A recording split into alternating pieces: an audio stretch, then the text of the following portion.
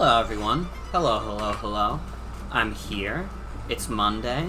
Welcome to tonight's stream. We're going to be playing more Mario Kart World. Apologies that I haven't streamed for the past few days. I said I wanted to get back on the streamer grind, and man, I said that at the dumbest possible point because shit is it's not great in my personal life. I don't want to get into it on stream because I don't think it's, like, appropriate. I just don't think this is the kind of atmosphere for it. But shit's kind of fucked. I'm still gonna try and stream as much as I can this week. But if I, like, take a day off because I have to go to Awake or something, like, don't be surprised. Okay? That's all I'll say about that. I'm okay. I'm not doing too bad. But shit's a little crazy right now. Mario Kart. Mario Kart World.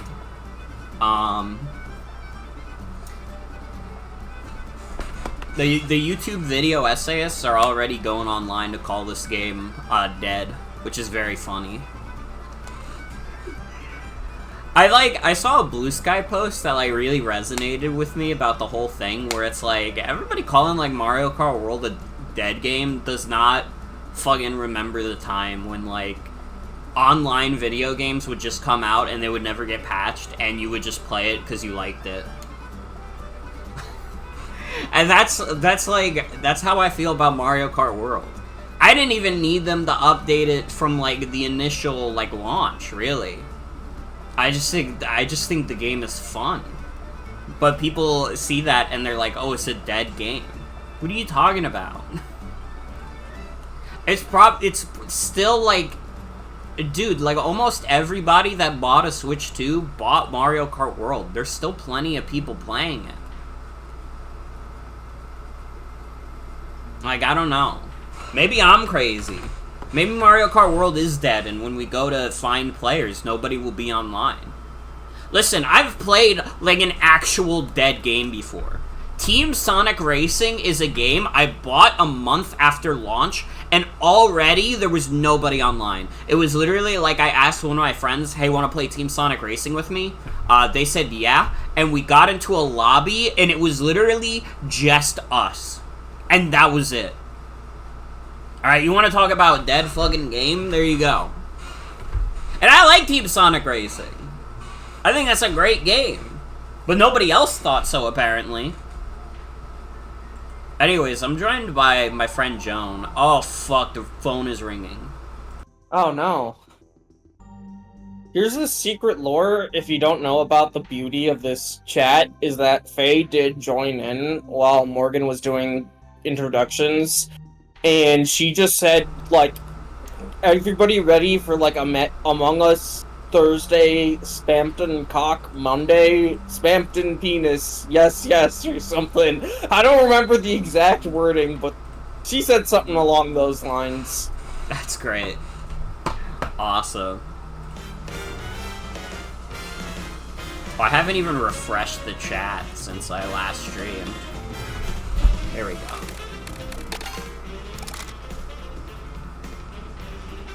Anyway, I feel like people online misuse the term dead game fucking all the fucking time. They really do.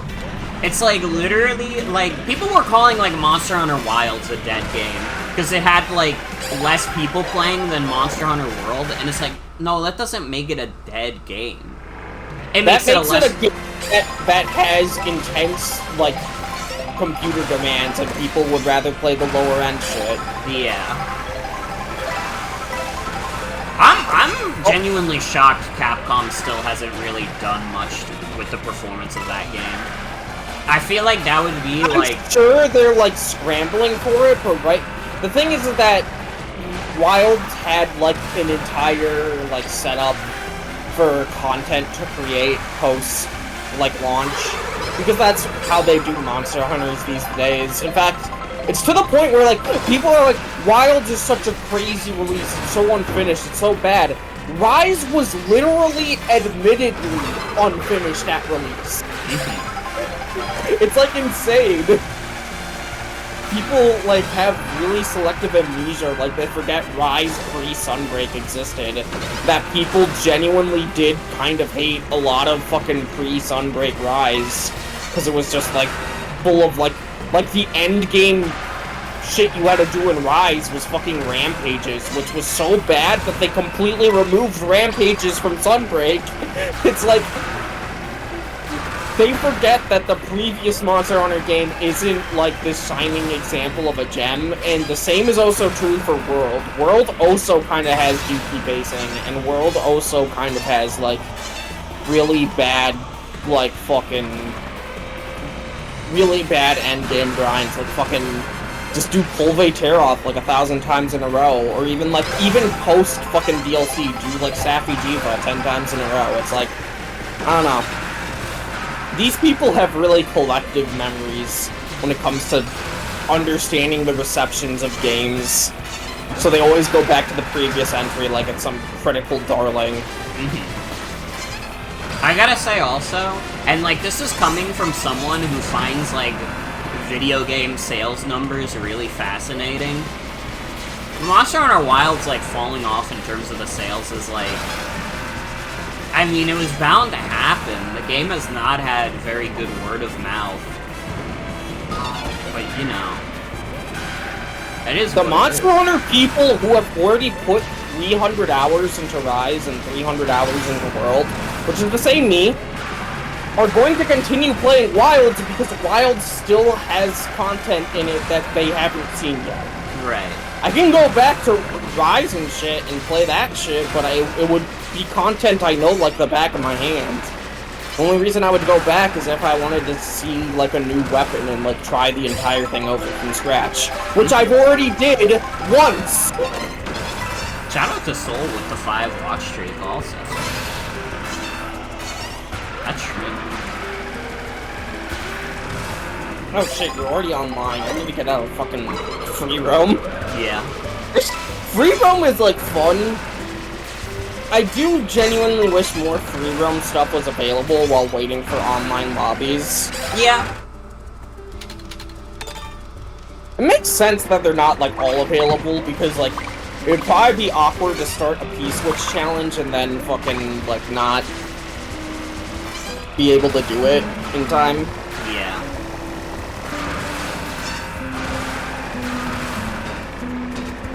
There's been a lot of stuff that's happened since I last streamed. They had the Indie World Showcase, which I did not stream. I did not want to do it. I saw it happen.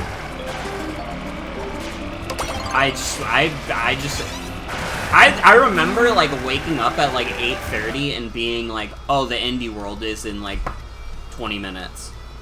I don't really want to watch the Indie World, though. I didn't realize I forgot to turn like, my playlist, also. The Indie World is very, like, I don't know.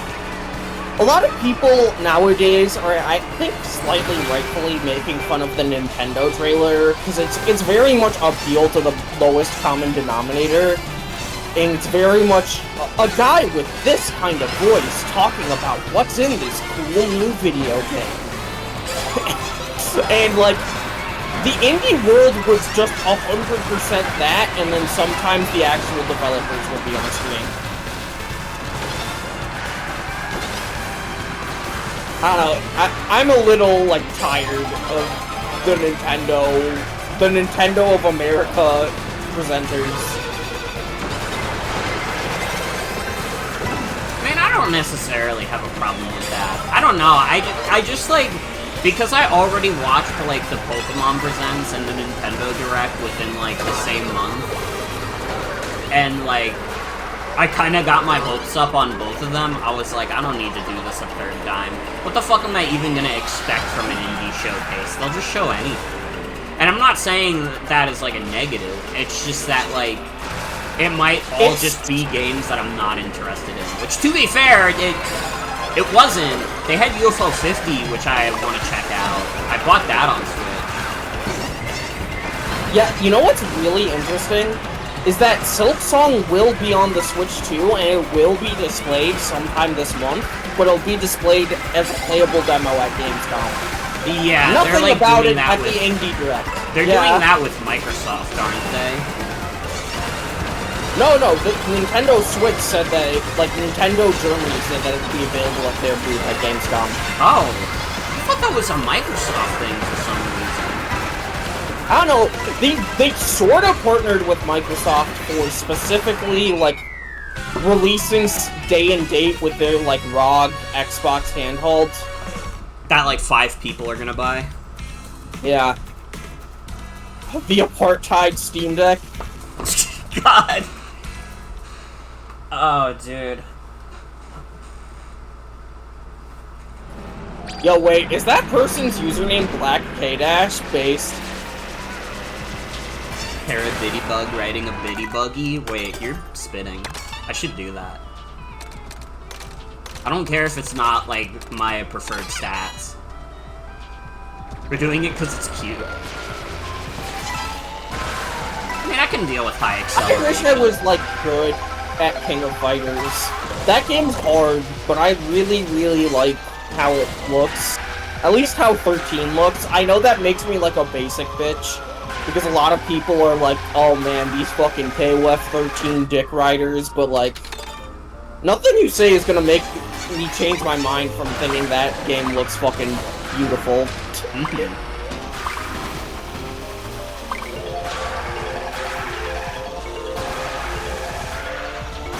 I can live with being a basic bitch. Yeah, I've played Street Fighter 6. I've played Guilty Gear Strive. Have I played the older ones? Not really. Does that make me a basic bitch? Absolutely. Do I care? Not really. Yo, you gotta... Wait, but you gotta hop on, SNK versus Nickelodeon. What are you talking about?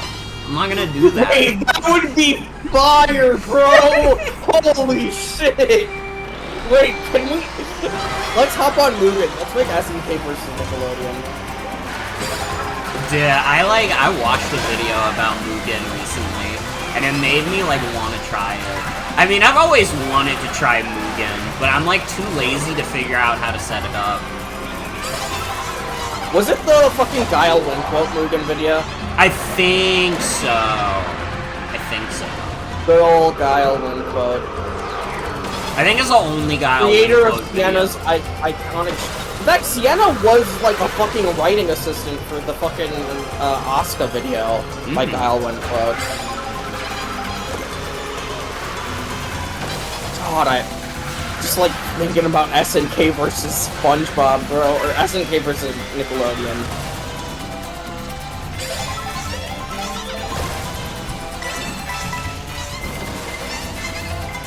Yeah, I was born to play normie fighting games.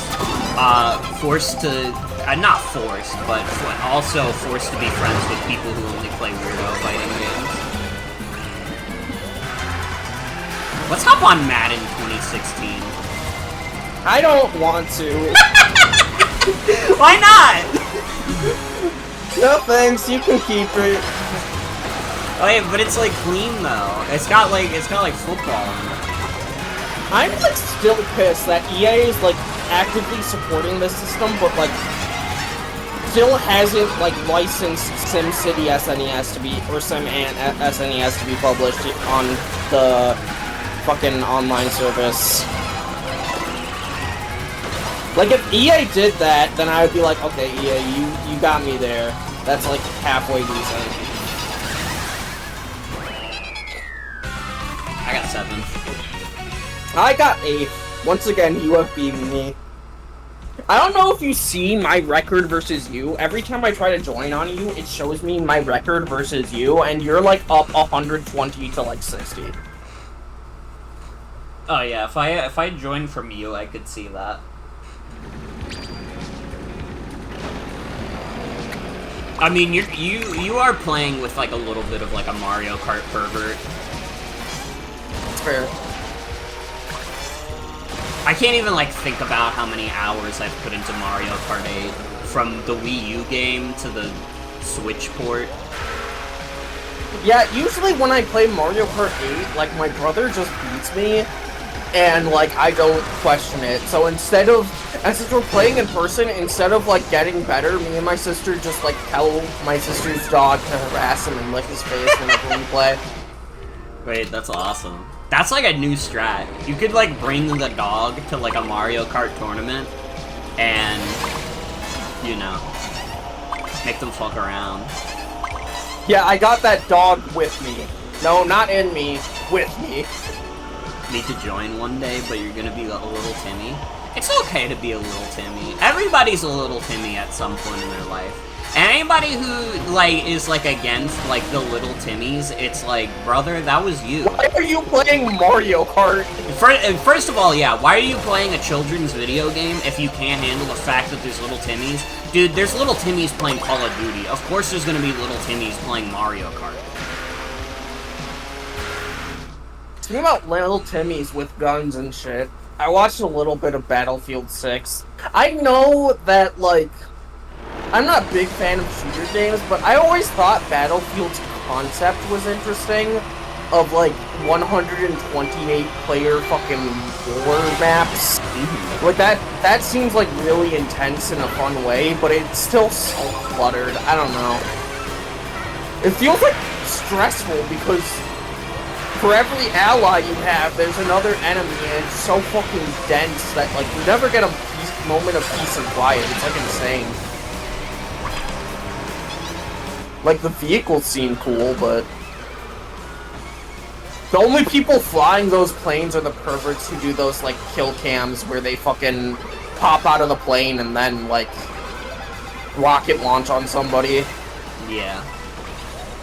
I've played Battlefield once in my life. It was when I was over, like, an IRL friend's house, and I just, like, he just had, like, Battlefield 4 open, so I was like, fuck it, I'll try it, and the first thing I did was get into a Jeep, and I used that Jeep to run over someone in a tank.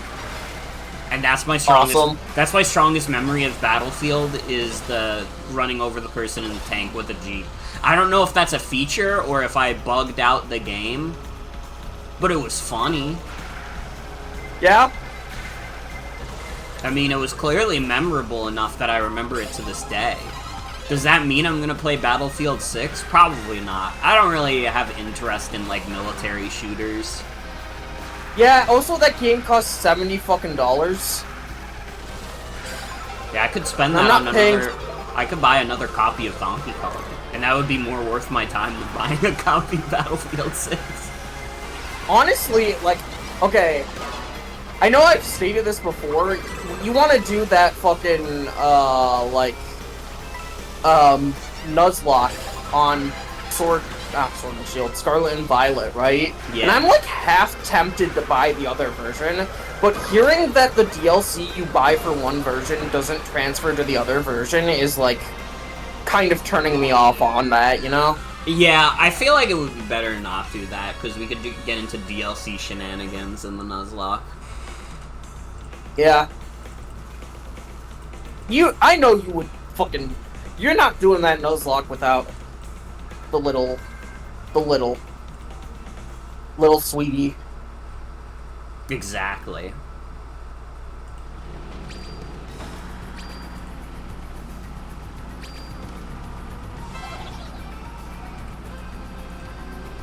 Dude, if you just want to, like, start that next week, we could. Theoretically. I'm willing to do that. Especially if I'm going back on the streamer grind, it could be fun. Plus, I have to, like, find some way to not be like, alright guys, it's time for Oraz, when I still haven't done Majora's Mask, which was the last game in that poll I did last year. I still have many obligations to do. I still have to do Tulip and Spore, although I don't think I'm getting those done before the whatever I do for September this year. I don't think I'm doing another subathon. But I think I probably will do something smaller. I want to join you for both of those streams. Those are both... I mean, Tulip isn't a game I've played. It's a game that I've experienced secondhand. So I'd be willing to, like, experience it on a closer secondhand for sure. Yeah. But fucking, Spore, on the other hand, that is a game that I was there for the release. It was the first video game that I was hyped for, probably, in my entire life. And I was 12. And everybody else hated it, but I was 12, and that game rules. Dude, that guy's named Bin Bon. Fuck your life.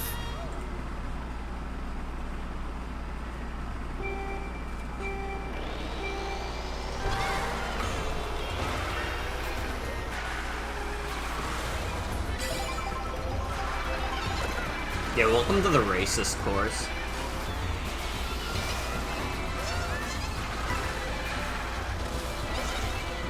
Now, why did they bring this one back?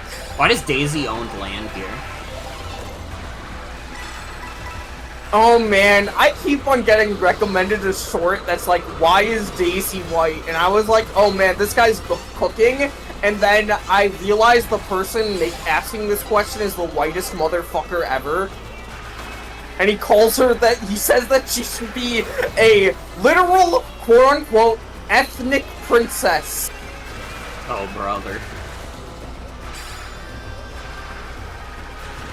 Image of Hollywood Hogan looking at his hand and it says, don't be racist, and he says, oh, brother.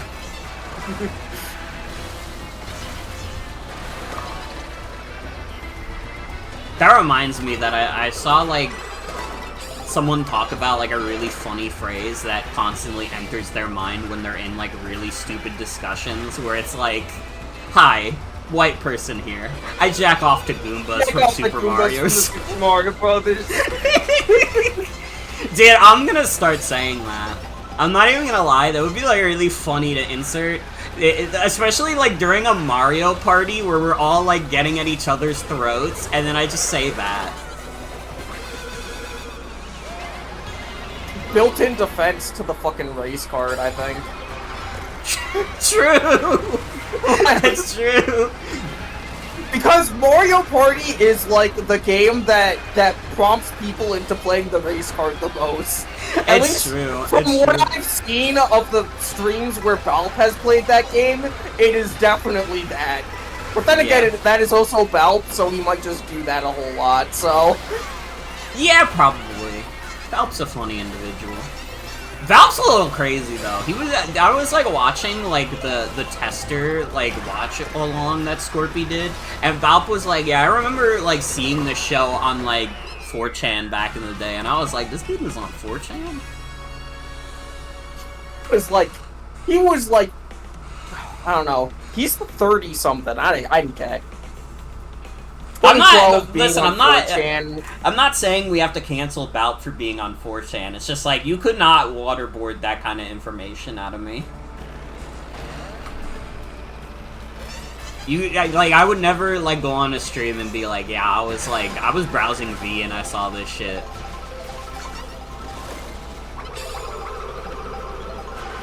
I once went on VP to look at memes about competitive Pokemon, and then I immediately left VP and never went back. For reasons... I was, like, 13.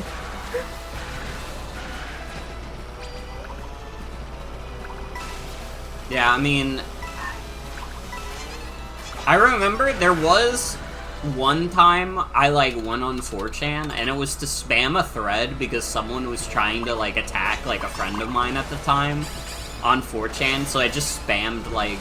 Me and a bunch of other people just spammed, like, Gangnam Style under this thread.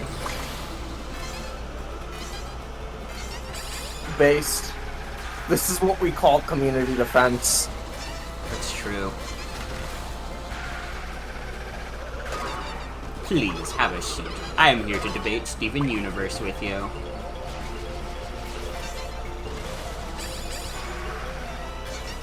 Man, I'm excited for the fucking Morgan Spore stream now that I think about it.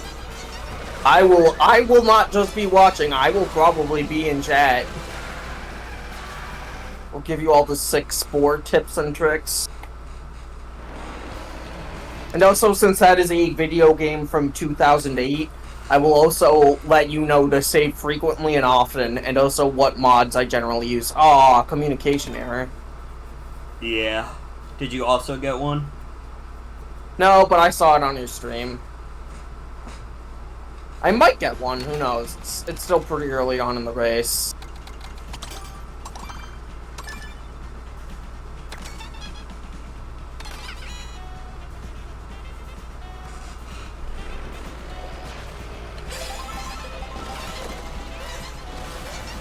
Scorpy's watch-along streams are really fun, though. It's really fun seeing, like, earlier YouTube stuff.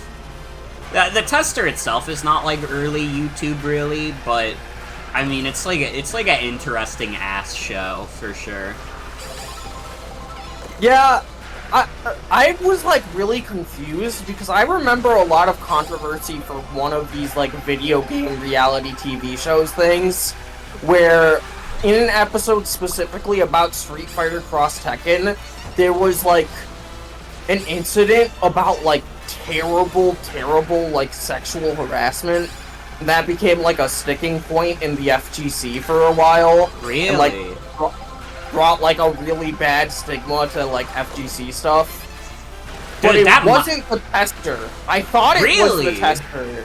But it's not the tester. It was a different TV show, because we saw the tester episode. The moment of, like, sexual harassment did not happen on that fucking episode of the tester. So I must have misremembered, because I remember, like, fucking, in this reality TV show, one of the team captains, like, commented on two of the female team members who were going head-to-head in Tekken and said, like, some gross-ass shit, like, oh, I wish they were, like, mud wrestling in real life, guys. It's, like, fucking gross and grody. I wish there was Super Mario in real life. Yeah, but apparently that wasn't this show, so there must have been multiple fucking video game-ass, gamer-ass reality TV shows happening at the same time, because this had to be around Street Fighter Cross Tekken's release, right? Like, I don't know why else you would be talking about Street Fighter Cross Tekken. Yeah, I don't know. I don't know if it's not the tester. It could be something they cut out of the show. But that might also be true. Because, I mean, they do explicitly have the Street Fighter Cross Tekken episode. Dude, the tester is, like, such a stupid show, too. Because it's like, you're going through all this shit to be a QA tester, and, like, half of the challenges aren't about playing video games. They're about, like, doing stupid shit, like, fucking, recreate, like, a fight scene. And it's like, what does that have to do with, like, being a QA tester for a video game? That literally doesn't mean anything. The thing is that it's not just a tester, it's like an associate producer position as well. Oh, which I thought it was is, like, pretty major. Some of the challenges there, like the fucking bugs in the helmet, obviously very clearly not related. Yeah, however, the bugs in the helmet was crazy. I, like, saw that, and I was like... creating characters and directing, like, a fight scene isn't, like, that irrelevant to, like, game production, especially if you're on the story side of things, you know? I guess my thing was, I thought it was just that they were becoming QA testers. Well, yeah, they are becoming QA testers with some associate producer, like, input, which is very strange. I don't think that's how QA testers work nowadays. Is that why Sony makes, like, 2 games a year? They, like, got their associate producers from the fucking tester?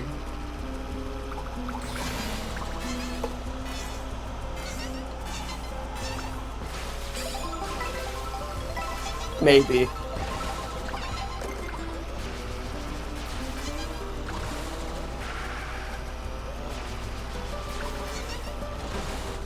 I can't wait for more games to drop on this system so I can go back to making fun of the PS5 without catching strays. Yeah, it'll happen eventually. And at least on this system, instead of the PS5, you can be assured that these games will stay exclusive. That is true.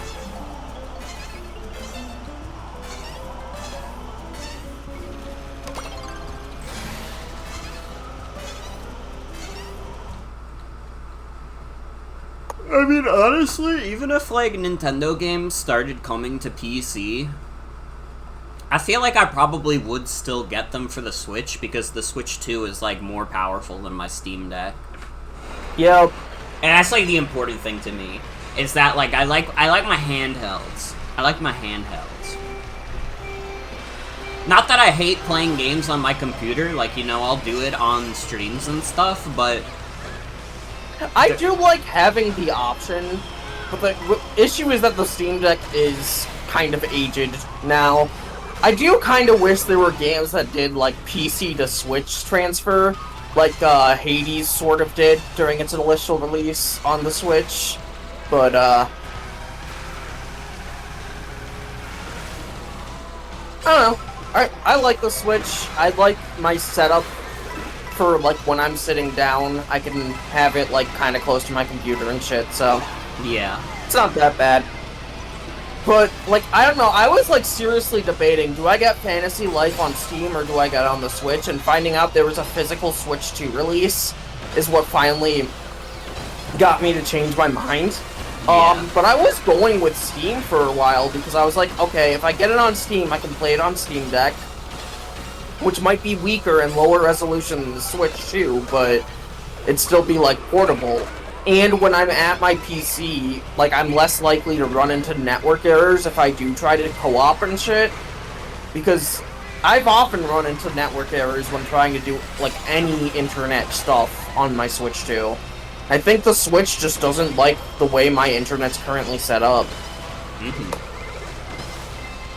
It's kind of like the DS era issue where, like, most Wi-Fi cards you got after, like, 2006, 2007 didn't work with a base model DS because the base model DS only supported insecure passwords, you know? Yeah. Except now it's, like, insecure internet connections. You need, like, a bunch of ports open that my fucking ISP doesn't let me open because it's a building-owned ISP.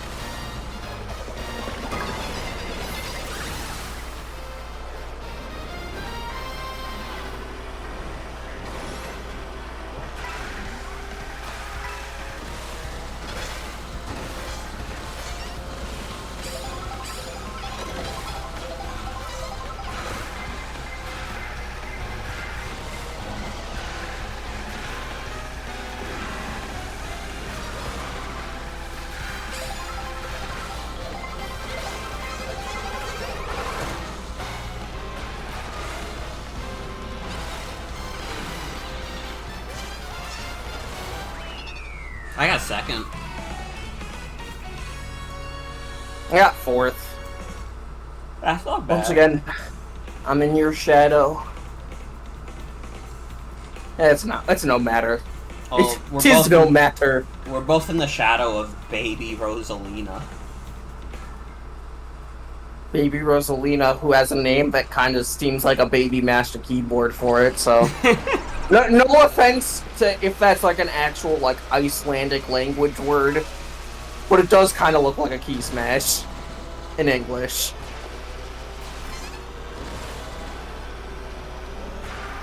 Talking about, like, Switch stuff also. I can tell this to the stream. I you know how I've been saying for a while, oh, I'll get, like, Puyo Puyo Tetris 2 on Switch 2 if it gets to, like, $10? Yeah, I found a way to get it for free. Oh yeah, that GameStop thing. I Yeah. also looked at the GameStop thing, but I didn't know if there was two games worth, like, mostly full price that I wanted to do for the buy two get one free used deal. Right. I got the new Rune Factory, which I think I'll enjoy. Now that I enjoy stuff like Fantasy Life, I'm like, yeah, I could probably get into a Rune Factory. It was a game that I was looking at. And then I also got Rydao, which is like the SMT action game. That's another thing. Yeah, it's Rido, I think. Oh, Rido. That's how they pronounce it in game, yeah. Go, Rido. Well, I got that. Says. And then I got Puyo Puyo Tetris 2. Because, man, did I really need a third copy of that game. But this one I got for free. By buying other stuff, but I still got it for free. Yeah, Rhino was, like, surprisingly really good, because while the core of it is very much, like, a fucking, like, a 2006 PS2 game, the actual, like, fight gameplay is, like, engaging, because they made it with 2025 player, like, conceptions in mind, you know? Mm-hmm. Why the hell are we in the sewer and they trying to get us with Rainbow Road? This is not a road that you go. This is a road that you go when you fart. True.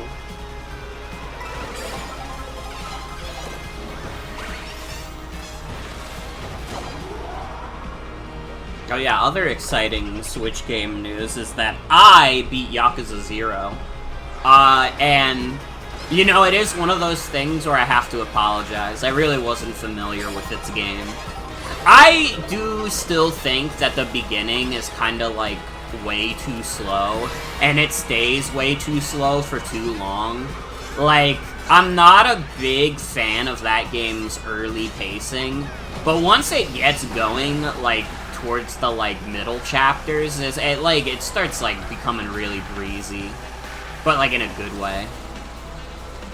And there's a lot of good, cool shit that happens. You fight Kuze in the sewers. That's what reminded me of that.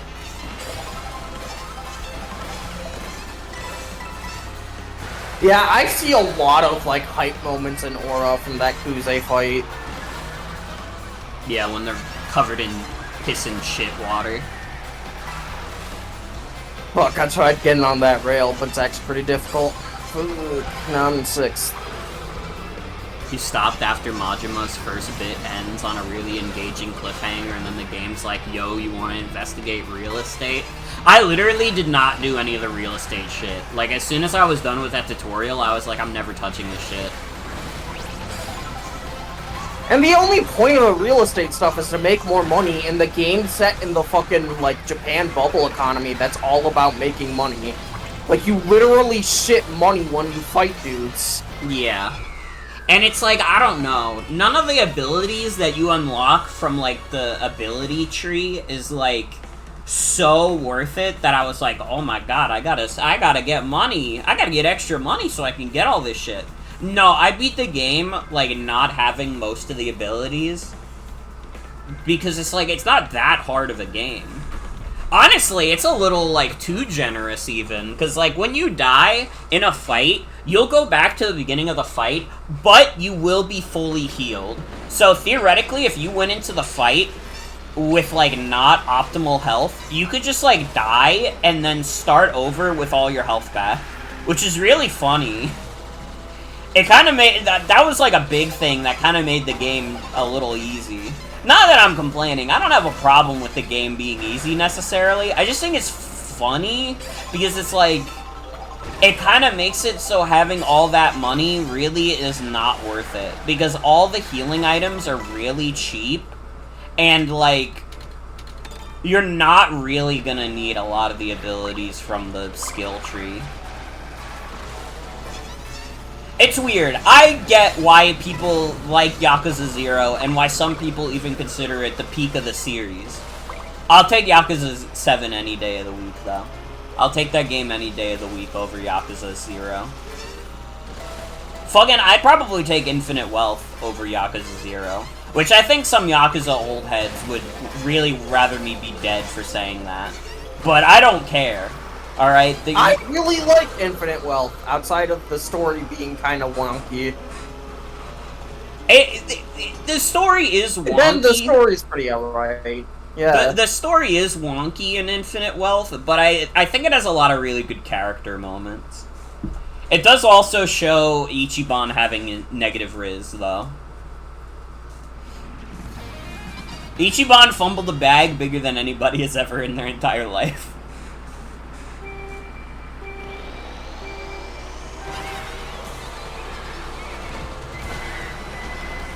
Hello, Splee. Hello. What is that image? Oh, I think it's, like, based off, like, an old, like, 90s, like, hip-hop song.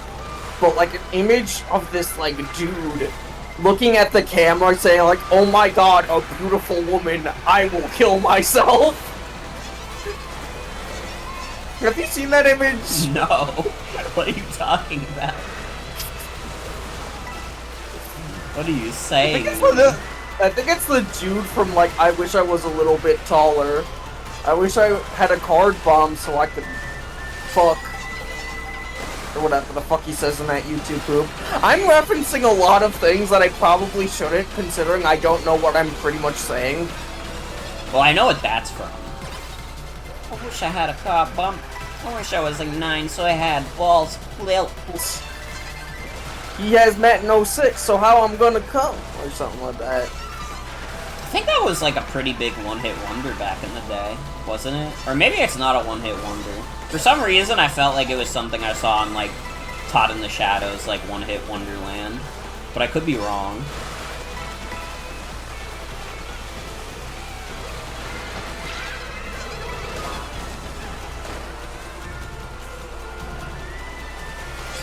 I love this one player who's also playing as Toadette, but their name is SpongeBob. Hi, SpongeBob. And Scooby-Dooby-Doo. We will be doing Battle for Bikini Bottom later this week, by the way. That will actually happen this week, I promise. I remember getting that game on Switch, like base Switch, and like the frame rate was so bad that I barely played it, but I got it on Switch because I wanted to try co-op with my brother, and the co-op sucks. Damn. I'm gonna play a completely different game mode that doesn't really play like Battle for Bikini Bottom. I'm gonna play it on the Steam version. The only other thing I know about that game is the small/big your crab glitch. Yes, dude, yes. I think that might be from the PC version specifically. Oh, is it not in any other version? Because I want to say it had something to do with the frame rate being uncapped, but I could be wrong. I could be, like, lying out of my ass. But I feel like I remember it being, like, exclusive to one version of the game. Hold on. Grow Mr. Krabs glitch.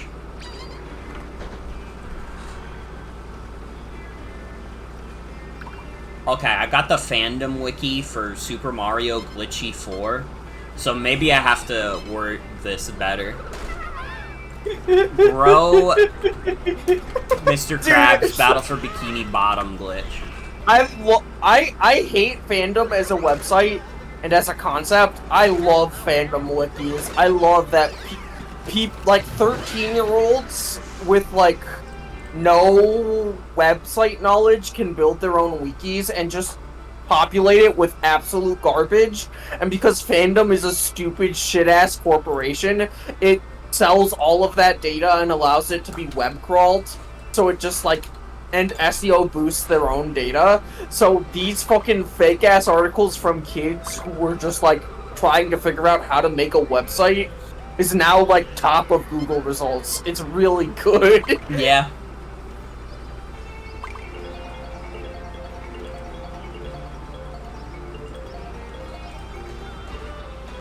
Hi, Tony. Hi, Tony. Welcome. This is Mario. Oh, by the way, seeing Tony reminded me that this week, on Wednesday, they're doing like a minor update. The only real things that they're adding, minor update to Wilds. The only real things that they're adding is like a new sort of end game item to hunt for. Not like a new monster or anything, but like as a reward in hunts, you'll sometimes get like talismans with randomized skills, which is kind of cool. And then they're also going to rebalance weapons. I don't know if they're buffing and or nerfing heavy bowguns, so I don't know. Oh, if they nerf that shit, I'm never playing again. I don't think that's true, but I'm gonna say it anyways, just to put it out into the world. Just to put the fear of God into Capcom. Because as we know, I'm the #1 Capcom influencer. I mean, I've played Monster Hunter, I've played Resident Evil, I've played Mega Man. Don't ask me if I've played any of that other shit. I will not answer. I've played Street Fighter on stream. You've also played Devil May Cry, didn't you? You were talking about playing Devil May Cry. I have played it, but I've never streamed it. Oh, interesting. You know what it was? I wanted to play more Devil May Cry, but the PC version of Devil May Cry 4 is, like, literally broken. Yeah, you were telling me it was, like, fucking broken. And it makes me upset because, like... Broken. You know, I did actually buy an Xbox 360 copy of the game, but, like, it's so hard to motivate myself to want to play on my Xbox 360 unless I'm streaming it. Which is really funny, because I think the only thing I've streamed on Xbox 360 is Sonic 06. Wow. You're truly a visionary. I'm a pioneering mind. At least it was the 360 version and not the PS3 version. Yeah. Honestly, it would be fun to stream Devil May Cry at some point. Maybe that'll be, like, something I do soon. I've thought about it. Yeah, I would probably want to do New Game Plus for DMC 1 and 3, because the beginning of the game is kind of slow, but... for Devil May Cry 4, I mean, since I've never played it, I guess I would just raw dog that one. I did bad on that one. Why? The Switch copy of DMC 3 has exclusive features? What are the exclusive, like, DMC 3 features on the Switch?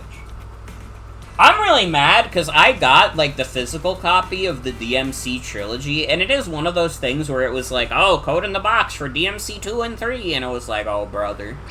But then I found out that the codes that are in there have long expired.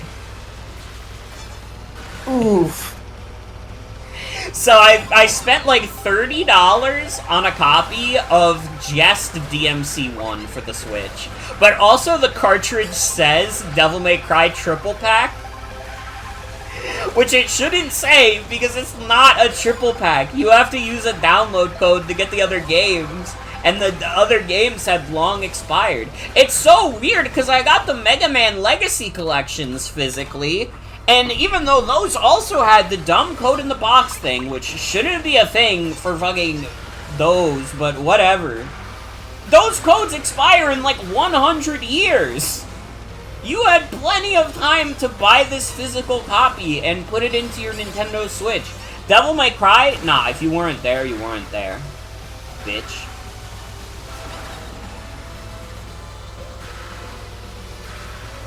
That's so fucking fucked.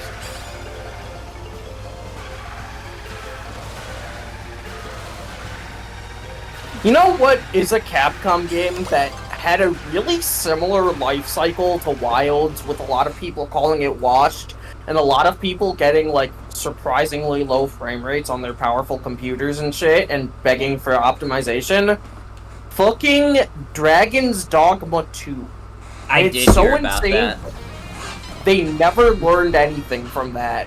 It's really funny how bad Wilds was at launch. And still kind of is. Yeah, it hasn't really gotten any better.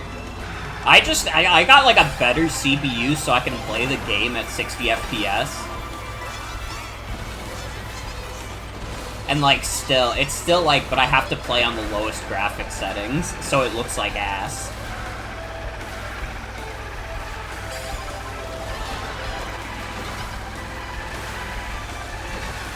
But how else would we simulate Rathalos' dick swinging in the air? True. If I've said anything bad about the DMC collection on PC for like the first 3 games, it would specifically be that it does not work properly on Steam Deck.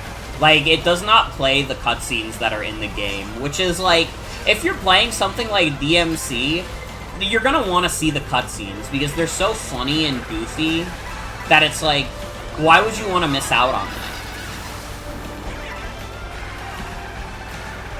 Like, the campy, goofy cutscenes are part of the appeal of Devil May Cry. So I would not want to play a version of Devil May Cry where I can't watch the cutscenes.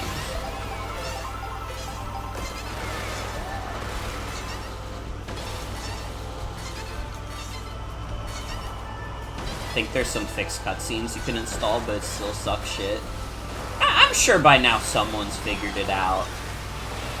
I just didn't see how to do it when I played it originally.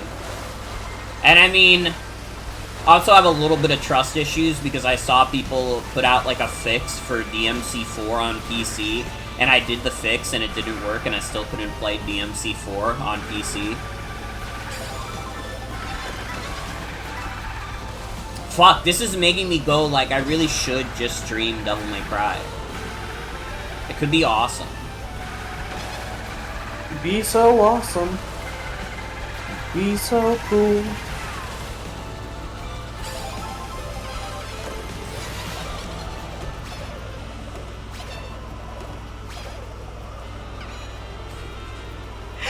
Beer Blaster is a crazy username.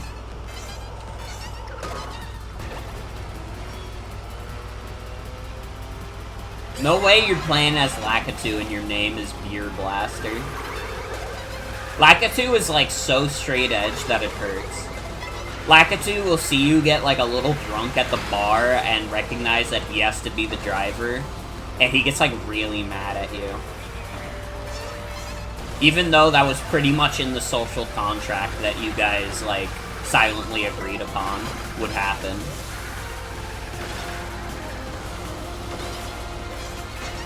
You would go to the bar and see, like, how dare you drink. True. I think maybe he could get wasted off of sake. But he's not beer blasting. He's definitely not beer blasting. He gets turned off one White Claw.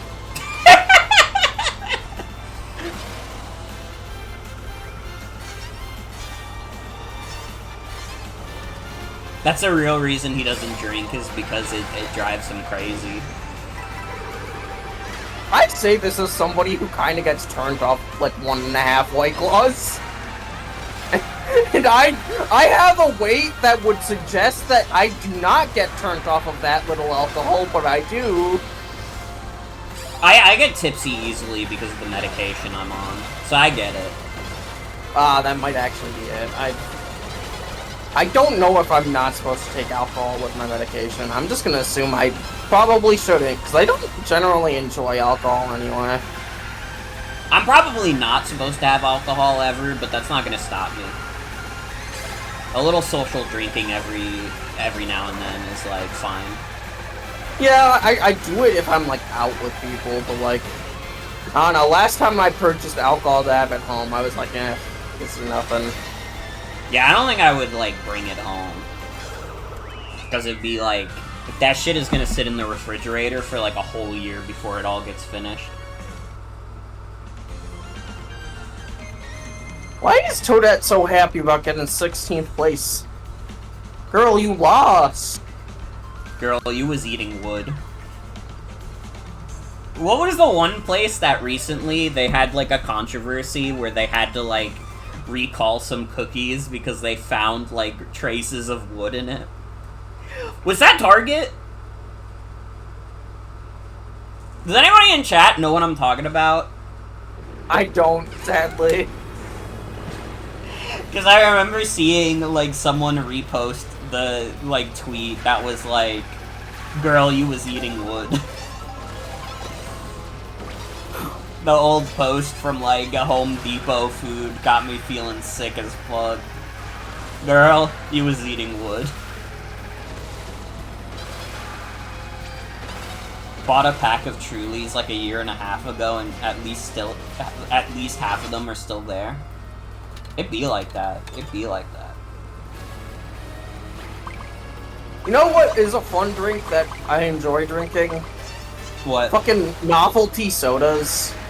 There's quite a few novelty sodas that I enjoy. Right now, A&W's doing a limited time run of something they call the ice cream soda, ice cream sundae flavored soda, and it tastes more like fudge and maraschino cherries than it does like ice cream.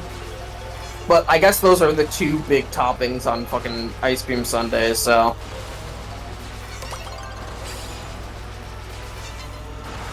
Don't tell me this is intermission track, fucking Koopa Troopa Beach. What are we doing? Who is voting for this? Why would you vote for Koopa Troopa Beach intermission course? So we can play one lap of Koopa Troopa Beach? What's wrong with you people?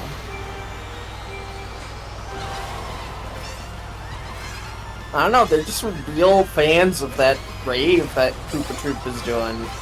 Banging those sick tracks from SNES Koopa Troopa Beach.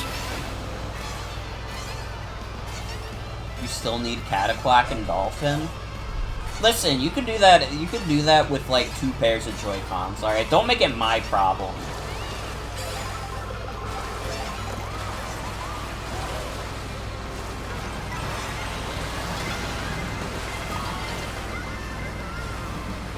So your Beer Blaster has switched to Toadette, and I think that is a more fitting character for that name. DJ Koopa Troopa has a sick set, don't make fun of him. I mean, the song is good. It is a good song. I don't have beef with Koopa Troopa's song. I have beef with his level, though. I think his level design, it insists upon itself. It's Baby Park without the swag. I will say, saying something insists upon itself sounds like you're insisting upon yourself. Like, it's like the biggest tell to me that you, like, either you're doing it as a joke, which, you know, knowing you probably are, or, I don't know, you say sweet summer girl, like, oh, sweet summer, what was it? Oh, you sweet summer boy, or whatever those Tumblrinas said. I love how you're getting this interpretation based off a quote from Peter Griffin. Like, what are you talking about? What are you saying? Peter Griffin said it. Yeah, it's literally from the Godfather bit. It insists upon itself, Lois. Ah, yes, that's the phrase. Sweet summer child. Yeah. I don't know where you got your interpretation of it when it's from Family Guy. Well, now that I know it's from Petey Griff, I'm totally okay with that because that man has never said anything bad ever. That's true. That's true.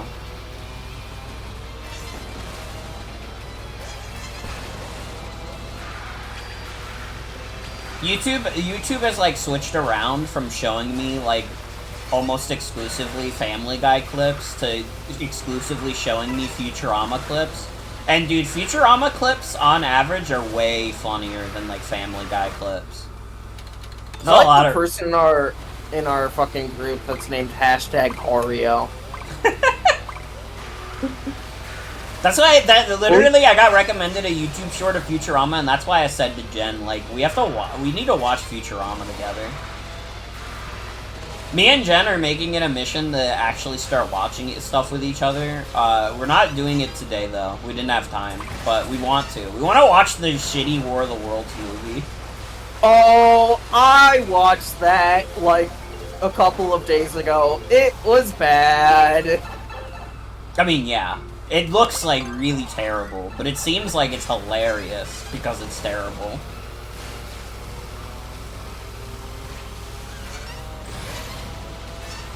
It's so politically confused. I'm not gonna, like, spoil it for you. You need to understand. You need to see how ass it is for yourself. But there's some fucking telltale signs of really funny ideas that the director has. Yeah. It does star Ice Cube.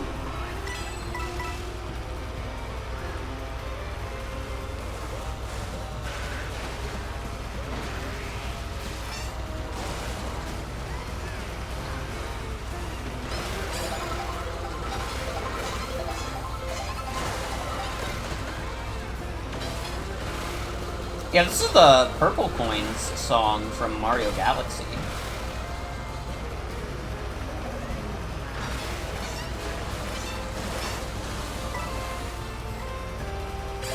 They should get the Seinfeld slap bass in songs.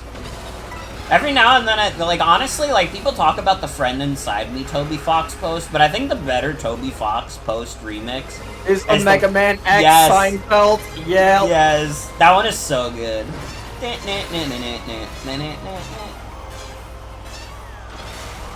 Dude, there's like so many tools to make like funny Mega Man levels for like Mega Man Classic. They need a mixture for that for X.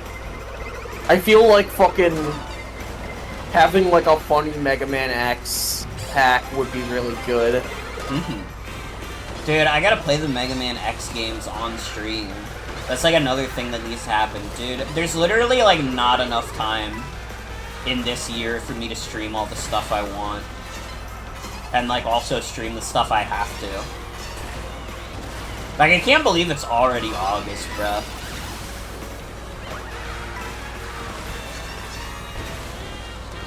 Yeah, you know, I'll be honest, I thought by this point I would be, like, moved out of my parents' place, but I'm not. And you know what? That's just where life takes you sometimes. And it's like, well, I'm still saving more money for the move, so I guess it's not all bad. And my parents are nice, and they do a lot for me, so it's not like I'm saying, like, fuck them. It's just that, you know, I want my independence. That's all. That's all. Yeah, I need to buy a table because I'm gonna have visitors over, and I feel like my sister would be really upset with me if I don't have a table and chairs to sit on outside of the 2 desks that I have set up. One's for pleasure and one's for work. Right. And they're both like 5 feet away from each other. Dude, my house setup is really funny. I straight up think I live in like an alternate reality, like Bachelor, like den.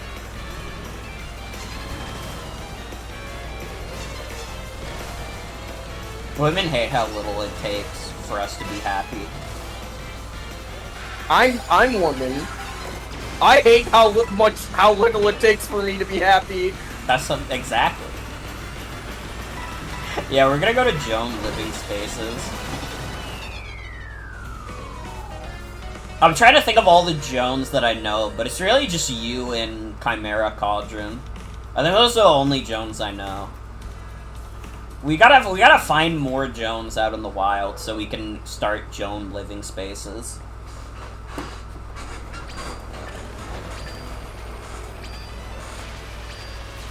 Oh man, speaking about my name, that reminds me of one of the funniest posts to me back in like 2018, just 7 years ago.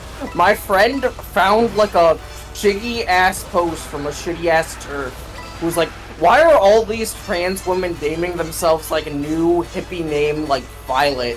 Shouldn't they be naming themselves more age appropriate things like Joan? And that post, I still think about that post to this very day, because fuck that person. What the fuck do they even mean by age appropriate? What does that mean? I don't fucking know. They JKR rotted their brain from the inside out. I don't know what's wrong with them. Violet is not very age appropriate. What are you talking about? It's just a name.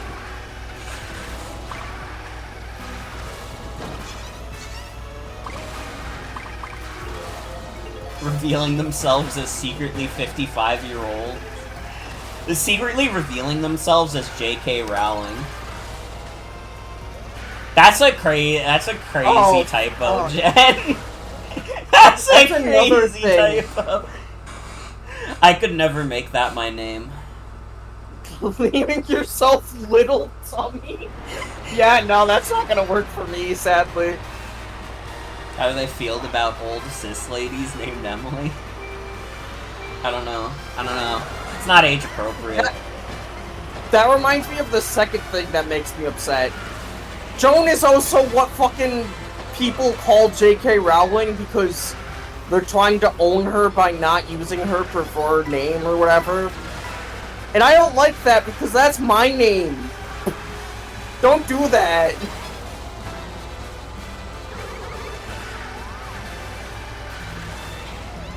Listen, I understand that you're tired, Jen, but you did make a crazy typo. You know, typo in the group chat, now you fucked up. Typo in Twitch chat, you really fucked up. Just kidding, Rowling. Dude, what if like when she's dying, she says I was kidding about all that stuff? I think I would kill her, but she's already dying, so like I don't know. She would have.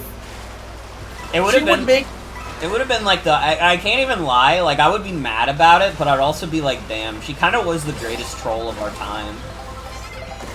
I don't know. I don't know if I want to give that to somebody who like materially makes lives of trans women in like England work. Being like, yeah, epic troll, bro. Like, oh man.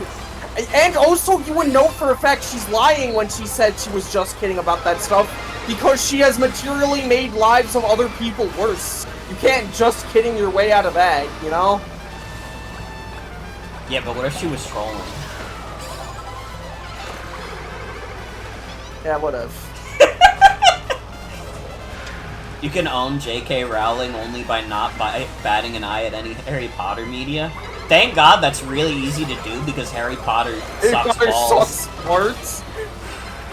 It's like, literally not even possibly good. like the most ass franchise in the history of franchises. No sauce. If I had one wish from a genie, I would replace all Harry Potter merchandise with Hunter x Hunter shit. I want to, like, replace Harry Potter in, like, the mental zeitgeist of the West with Hunter x Hunter exclusively. That show's got the sauce. Gotta admit, you got me pretty good when you made it illegal for me to use the restroom in public. That's what I'm saying. I would be like, damn, she really got me there.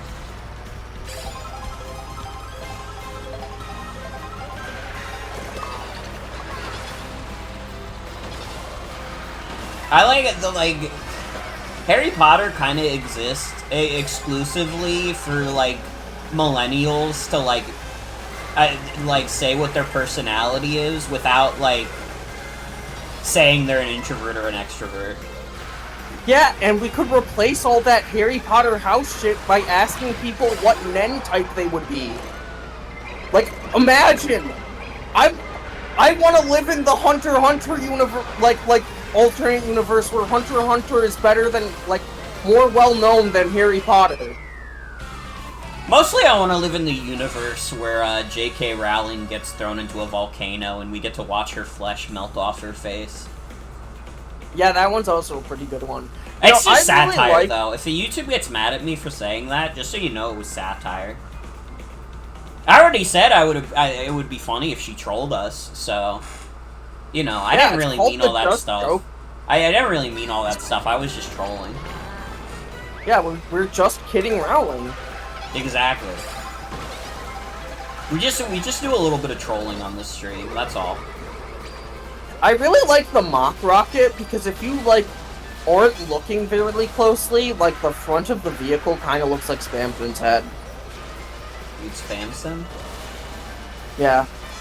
What if there was a TV show called The Spamtons? And it was like a parody of Simpsons. The Spamtons. Can we go to karaoke and sing the Simpsons theme song?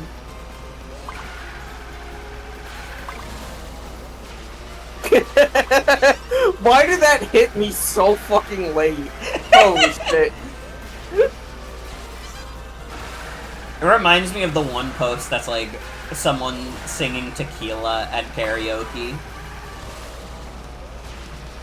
I've told this on stream before, but I don't know if I've ever told you this specifically, Joan. There was like a period at the place I worked at where like the music that plays over the loudspeaker at the store like didn't play loud enough for it to ever pierce the deli, except for when Tequila was on. So it would be like I would be doing like a 7-hour shift, and then like 5 hours in, I wouldn't have heard any music until in the distance I just hear ba-na-ba-ba-na-na-na-na, na-na-na-na-na-na-na, and it drove me fucking crazy.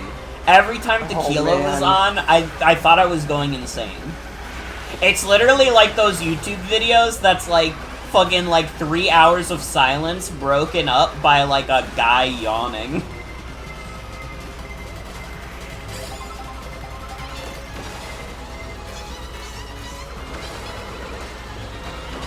I just imagine being like halfway through your shift and like you just hear Tequila play. Was Tequila in rotation that much? They have like one music playlist that they play at a time, which they don't have on currently, but it's like it's literally like about enough songs to play in like a 24-hour period. Probably not even that much. When they have like Christmas music playing, they have like maybe 2 hours of songs. It's pretty dire. It's pretty dire. I've heard many of the same songs over and over. And you know, some of the songs I do like. When I hear that guy say, I always feel like somebody's watching me, I'm like, hell yeah, brother. But I don't know. I don't know.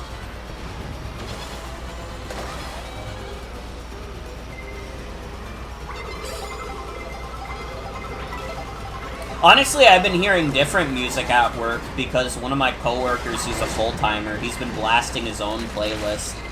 And it's like been overpowering the music of the store. And you would think this would be overstimulating, but honestly, not really.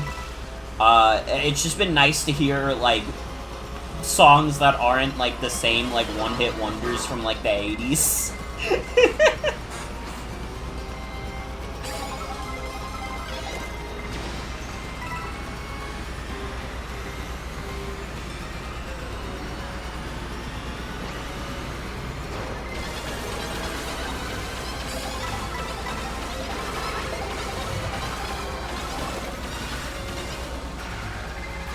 I just did a Carter's into a reverse Carter's.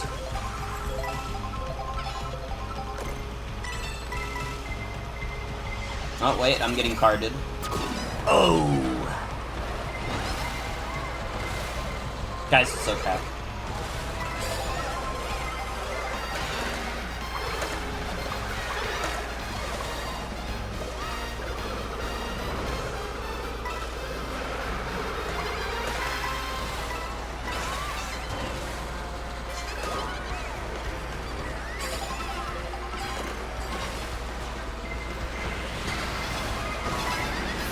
Fuck.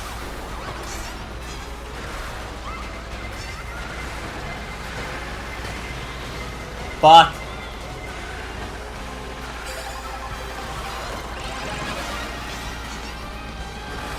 No, you sent the right emote, Jen. It worked on the Twitch display at least. I don't know why it didn't show up in the OBS.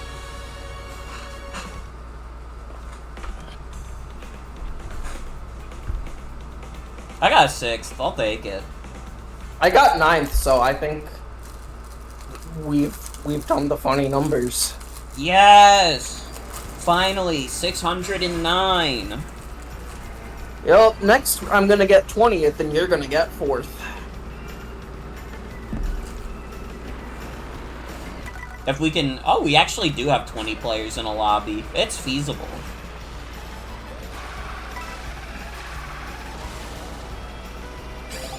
But guys, it's a dead game. Nobody's playing it anymore. Actually, these are the only 20 players left. Oh, fuck. Well, no, that's not true. We don't have the Trump guy in here. That's true! We'd know if it was the last 20 players if that guy was still here.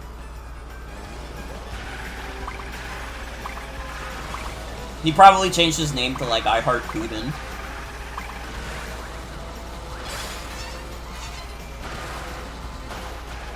His name's Stop Talking About Epstein. Could you imagine if you could put that as your name? Yeah, I'm not even gonna lie, I would make my name in retaliation start talking about Epstein. Dude, I wish more platforms let you have, like, Steam link usernames. It's true, it's true. It's, like, I would change my username on everything to trying to get Jack-in-a-Box, brother. Yo, look to the right.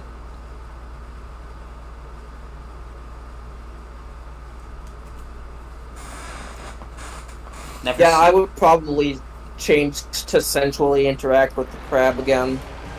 Which is a reference to a thing that I told my friend when he was saying that you could trick somebody into eating a hard-shell crab by, like, frying it and saying, oh no, this is a soft-shell crab. But, like, I told him that that wouldn't work because if you held the crab in your hands, you would be able to tell if it was soft-shell or hard-shell.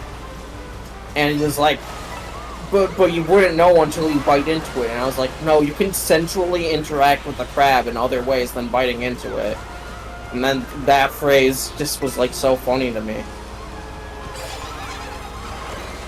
Anyway, Morgan, do you want to bite out of this crab? I'll think It's about soft it. shell.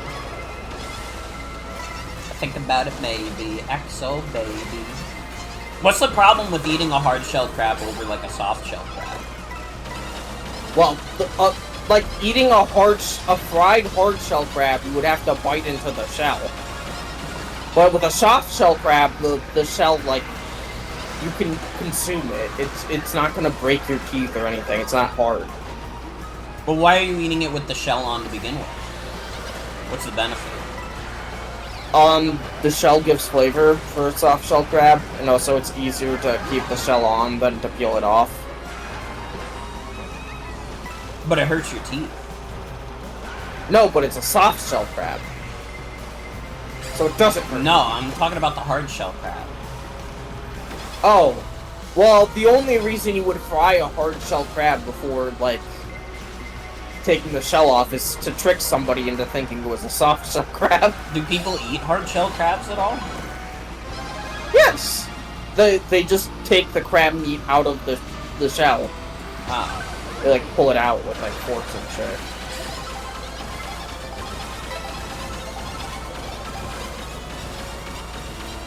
People do not eat the shells of hard-shelled crabs? Well, that's what I thought it was. I was confused. Dude, I'm 4th place, get to 20th right now. Oh, sadly I'm in 3rd. Not anymore. Wait, I'm getting quarters! I'm getting quarters. It might happen. Get to 20th now. I'll get back to 4th. I'm in 6th.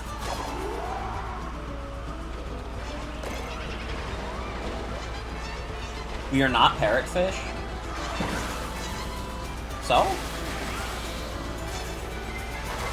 Oh, I'm in 4th. Oh my god, it's not impossible. No, wait, I'm in 7th. I'm in 8th.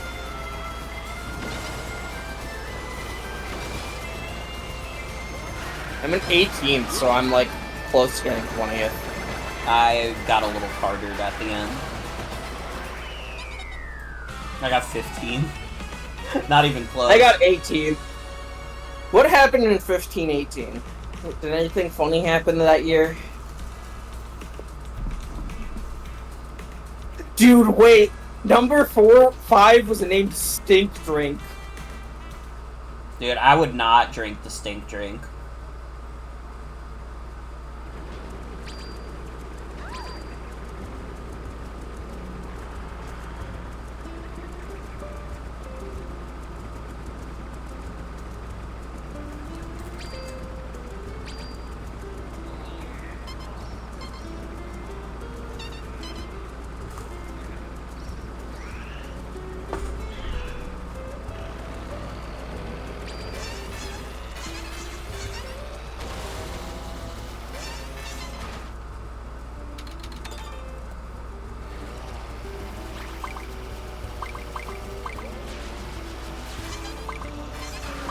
Parabitty is making, like, Togepi noises. That's true. Parabitty is a little sweetheart. There's not a single bit of malice in this creature. Honestly, they're like the most docile Mario enemy, quote-unquote.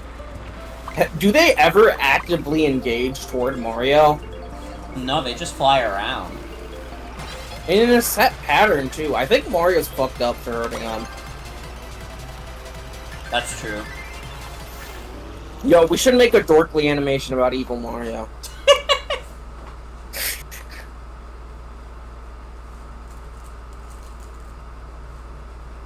Okay, but Captain Toad is like a colonizer.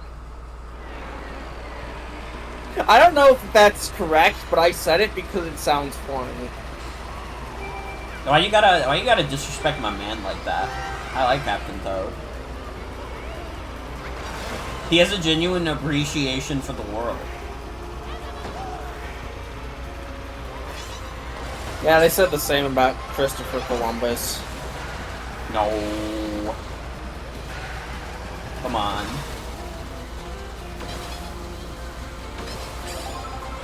We can't be throwing him under the bus like this. He did nothing wrong. He just fought like an evil bird.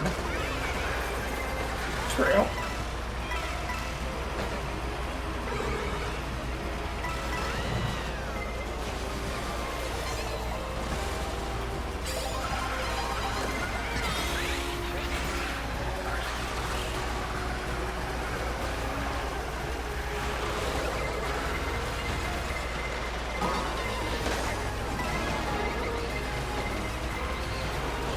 That's true. He's Indiana Jones. That's an unfair comparison too, because Indiana Jones is a colonizer. Is he? Yeah, very much so. That belongs in a museum. What museum, Indy? Is it the museum owned by the people, or is it a museum owned by like British people, Indy? Mr. White Boy? Also, there's like an entire fucking Indiana Jones movie about how scary and evil Hinduism is, which... oh boy. Damn, I guess I just don't know anything about Indiana Jones. I thought he was just a guy at a museum.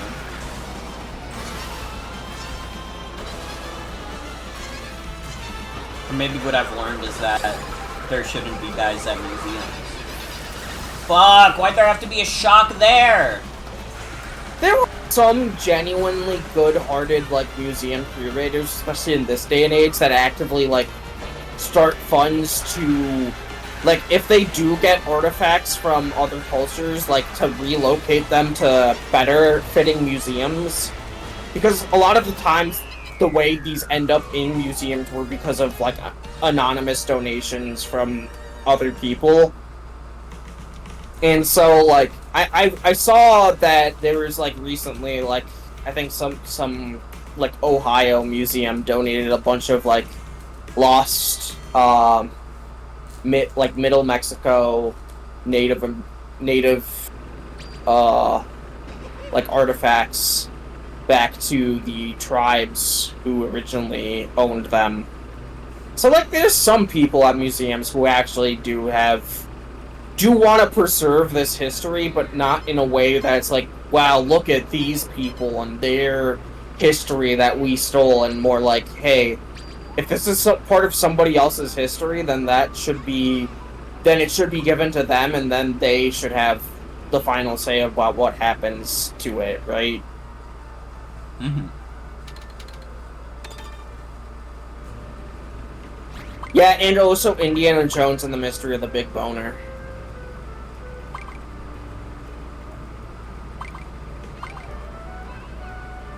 What is the deal with the big boner? It's from Shadows of the Damned, the Big Boner. Now that's a really big boner. Everybody's most favorite Suda51 game, Shadows of the Damned. The biggest Indiana boner I ever see.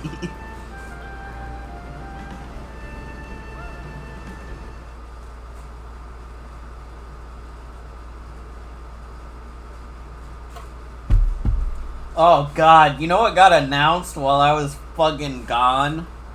I mean, everybody knows. The fucking Homestuck animation. Vivzy Pop in her studio. Oh, brother.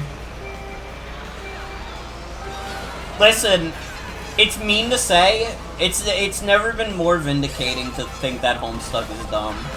It's literally never been more vindicating. It's like, fucking, now it's literally on the level of, like, Has Been Hotel, dude. Yeah.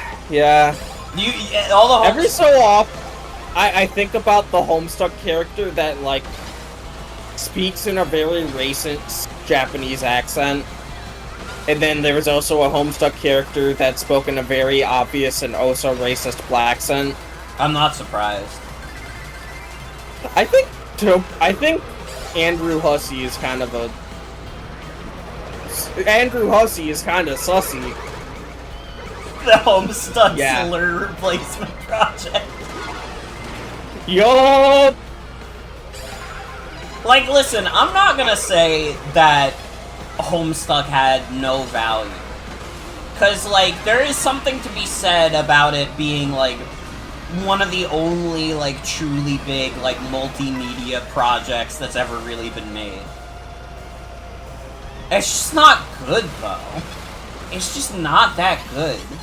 I've, like, read, like, the first 800 pages of it, which, if you're gonna tell me, oh, you didn't really get to the good part, like, I read 800 pages and there wasn't anything good? Do you realize how insane that is? Could you imagine if you read, like, fucking Lord of the Rings and you got 800 pages in and nothing interesting had happened? Do you realize how fucking insane that would be? Nobody would give a shit about Lord of the Rings. Everybody would call Tolkien a hack. You wouldn't be seeing half as many elves as you do now. Alright? Fuck. I don't wanna hear no bullshit.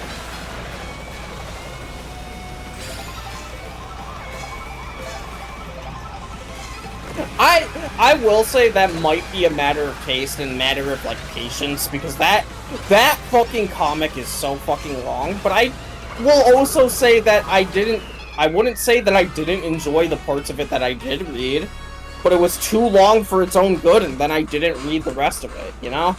I hate things that are paced poorly, and Homestuck is very poorly paced. Yep. It takes too long to do anything. And it's like, I'm not gonna wait until it gets good. Because honestly, based on everything I know about Homestuck, it probably doesn't get that good. Yep. Yeah, and also, yeah, what Jen said, because, like, I saw something about, like, oh yeah, like, during a fucking strike walkout of all of the composers, from Homestuck, walking out because they wanted to retain the rights to their own music, Toby Fox ended up siding with, Andrew Hussey, and people are like, oh man, that sucks, Toby Fox sucks, he's hashtag canceled, and then they don't know the greater context of, yeah, he lived in Hussey's basement at the time, I don't think he was at liberty to disagree with him. Yeah. And it's like, listen, you can still say that, you can still say that Toby's kind of shitty for that. I think he's a little shitty for that, even if, yeah, he was living in the basement at that time. But, like, I don't know. I've always said that one of Toby Fox's worst qualities is that he's never been good at choosing collaborators. Fair enough. He did sign up with fucking Game Freak during, like, the two least popularly received fucking generations of Pokemon ever, which is really funny. I don't know if I'd say least popularly received, because Sword and Shield and, like, oh yeah, they're very, very sold popularly very well. received, actually, yeah? Yeah, I think I meant, like, least critically received. Yeah.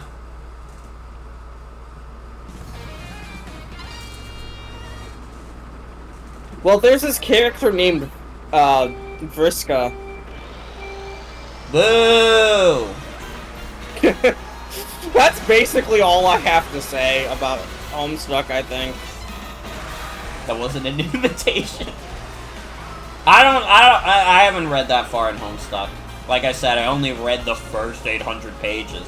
Which, by the way, Brawl in the Family was like 600 pages, and that shit is way better than Homestuck. And honestly, it kind of even did a little bit of multimedia stuff, because they literally did like YouTube video songs. Alright, Brawl in the Family mods Homestuck any day. Brawl in the Family had one transphobic joke in it, as opposed to Homestuck, which had 55,000. Exactly. Hey, listen, I'm willing to forgive the Brawl in the Family guy for that one joke, because it was one time.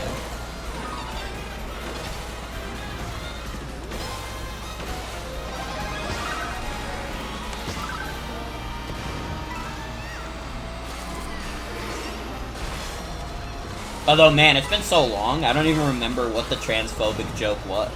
Oh, it's fucking pretty bad in hindsight. It's like fucking Link holding Eye of Truth to fucking Birdo going into a bathroom. Oh, that's not great. Yeah.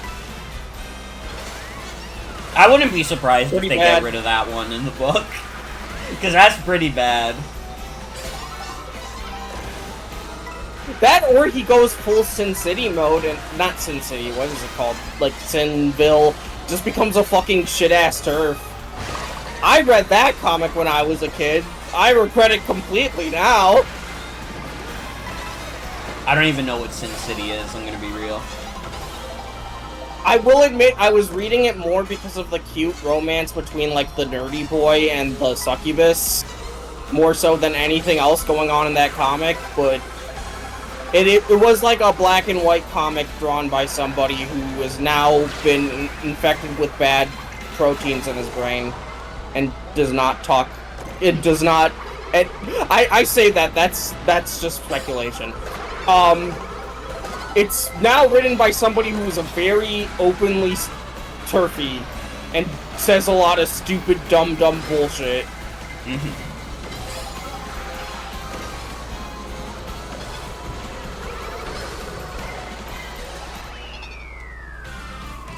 I got 4th. Wait, did I get 20th? I did! Holy shit! No fucking shot. Yes! Yes, guys, we did That's 420. the term. Not only did we do 69, we did 420 on stream.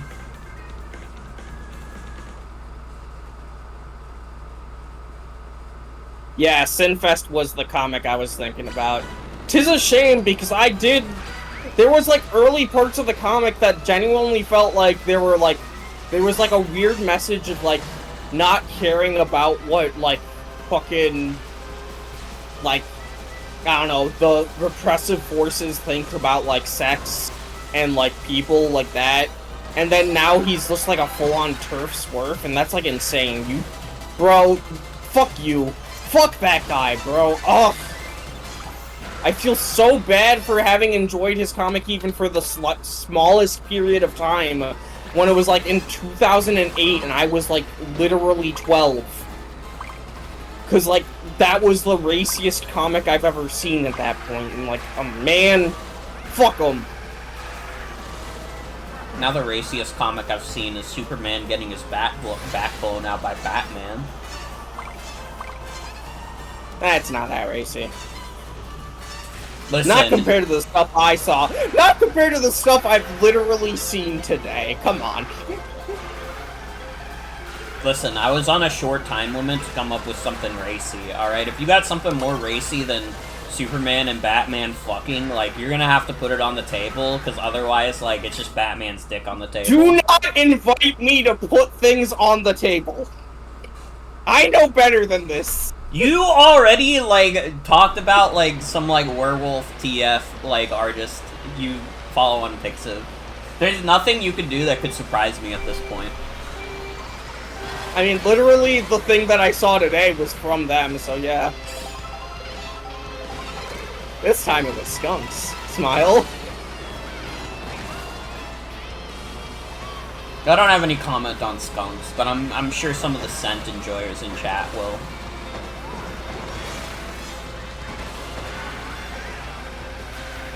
I don't know if that person would appreciate us blowing up his spot like this.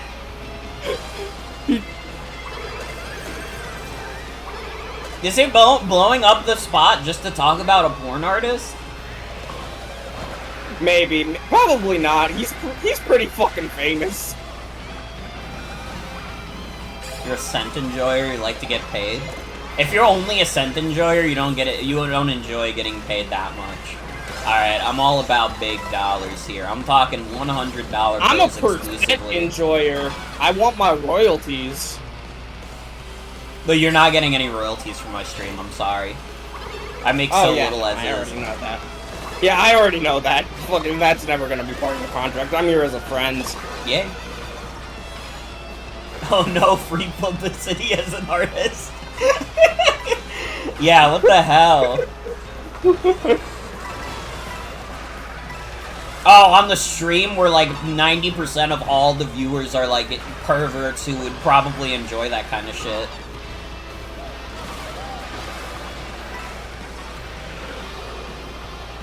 I mean, the fact that like multiple people in chat knew what you were talking about when you brought that up too.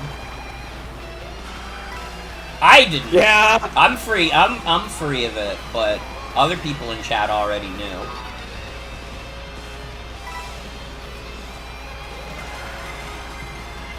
I had to look it up.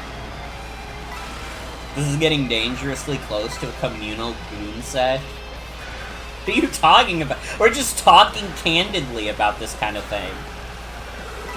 You know, you can say everything you can about Vivzy Pop's shitty cartoons, but you have to admit that, you know, Hasbin Hotel has some W-faps.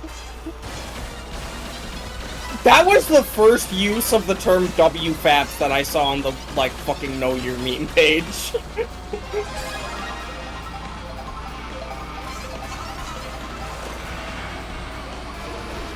I just imagined your skin getting melted off and I didn't even feel sorry.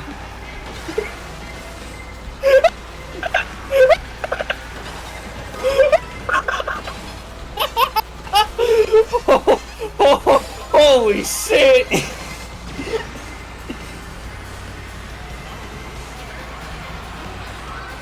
I'm happy you're around too, Tony.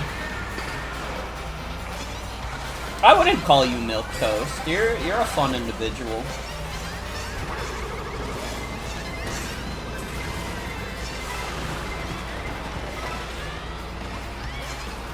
I'm doing very badly on this map. I'm in 13th place. I'm in 19th.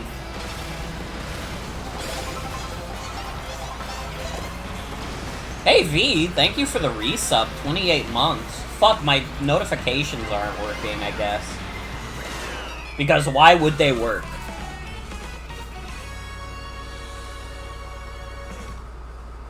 What some consider milquetoast, others consider tolerable. It's true.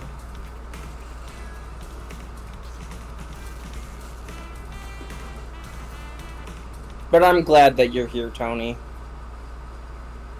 What if it was Wario Stadia and it ran at 480p with 50 milliseconds of lag? Dude, that would be how would love it. That would be how it'd be if this game did release on Switch 1. Do you not the other Eve, but the Eve from Chimp Dinner Live? Do you know that she was like a big ass Stadia proponent? I'm sorry. We can't have this discussion. That's just something that you can hold over her head forever, because that's something that I hold over her head forever. Dude, I didn't even know that. Dude, next time she does like haha stupid Americans bit, I'm gonna be like, you believed in Google Stadia, bruh. Not believed.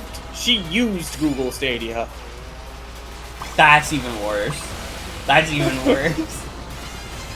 Going so far in your belief of Google Stadia that you actually buy Google Stadia is crazy.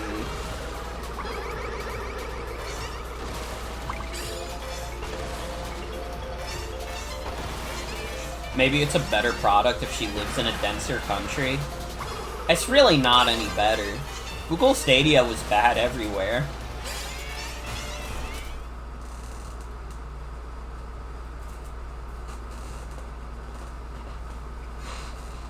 What the fuck is that username trying to say? 2M Alien TBB. 2 meter alien tuberculosis. Yup.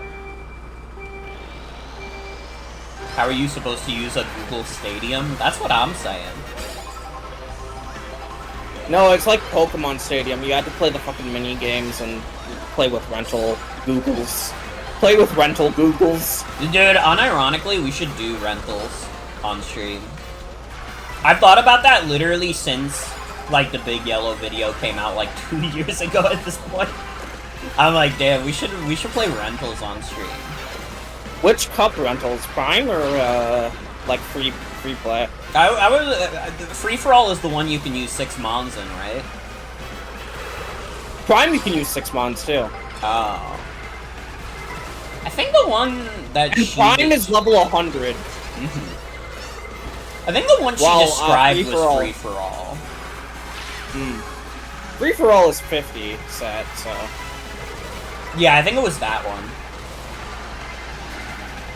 Finally, a tier where Dragon Rage isn't complete ass. Or broken, to be fair. You can't use that in Little Cup due to, it killing all babies on planet Earth.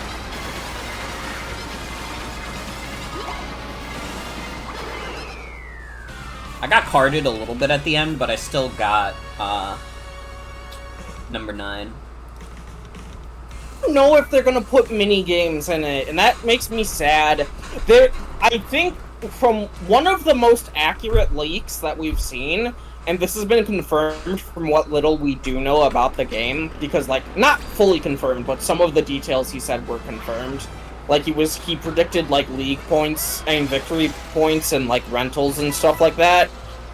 He said that there isn't going... He didn't say anything about minigames, but he did say that there was going to be a decent amount of single-player content of, like, you versus Com playing with your Pokemon. I also am pretty sure they didn't have them in Revolution. Yeah, Battle Revolution didn't have minigames. I would also say that fucking, I know Coliseum didn't really have minigames. It had different ways to go about battling in, like, a full-ass story, but I don't think any part of it can really be counted as a minigame. There's no, like, point of the game where you're issuing commands or doing actions that isn't part of, like, the main loop of gameplay. The closest is, like, the Battle Sim stuff. Yeah, but even then, that's still just battle, you know? Yeah. I'm just saying. We do be smoking that bitty, bud. Yeah, the mini-games in Pokemon on me were kind of dookie. I did like the one where you had to do the yarn headbutts. That one could have a funny flow to it that I liked. But other than that, I wasn't really a big fan.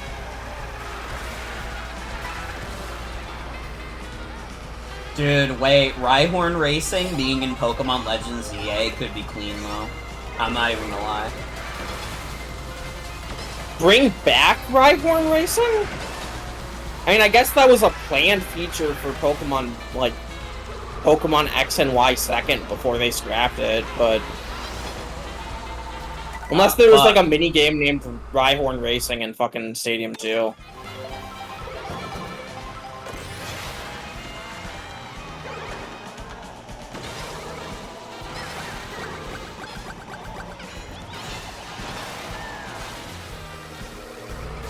Sorry, I had to mute on stream because of the phone.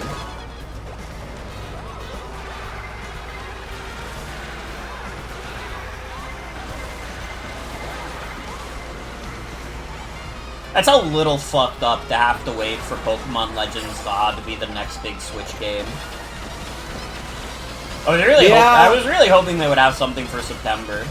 And, like, I know someone in chat's gonna be like, oh, you're not excited for Drag X Drive, bruh? If you say that, you have to, like, show me that you have that game pre-ordered, otherwise I will not be taking you seriously. Alright, I, like, downloaded the beta, the, like, demo they did, and then I was like, wait, why the fuck would I want to play this, though? And literally the first thing I heard was, like, oh yeah, it's, it, like, hurts your hands after, like, 30 minutes.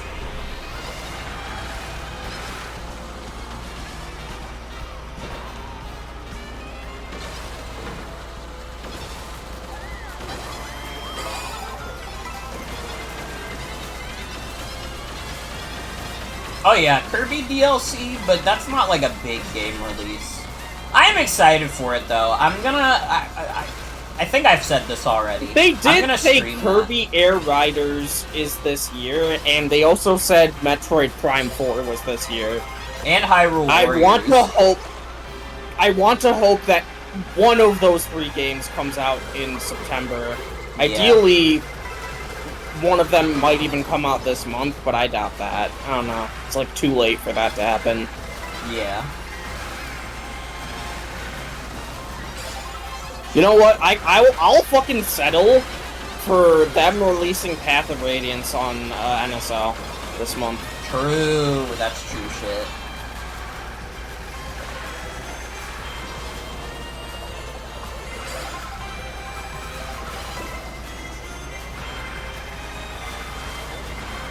What is Passion Puzzle?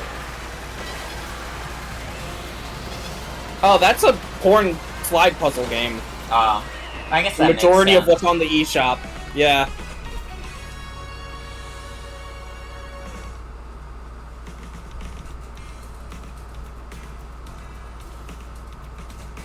What's so heavy?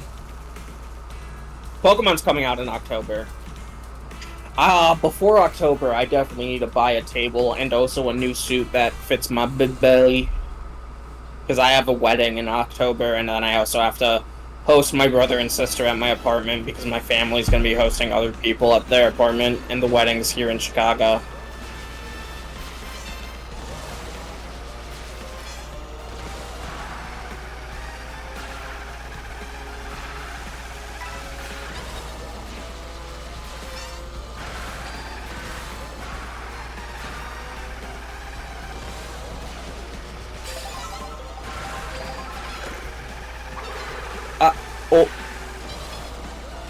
Oh. Do you think there's someone out there really mad this game doesn't have a new original Mario circuit? Is Mario Bros. Circuit not enough for them? No, but that one also belongs to Luigi, so they hate it. Fuck, I hate it. Dude, if Luigi's got enemies like that, I would be like, damn. That's like, I don't know. I kind of don't want to hang out with that person.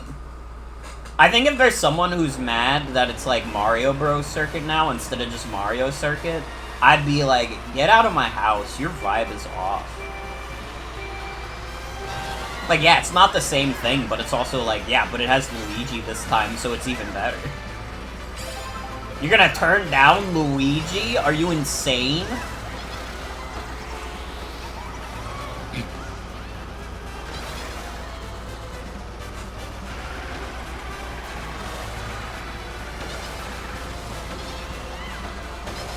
I don't know, that's why I realized isn't working on my stream. Fucking Fugi isn't working again. But I guess it's fine, because I think most people in chat recognize Joan at this point.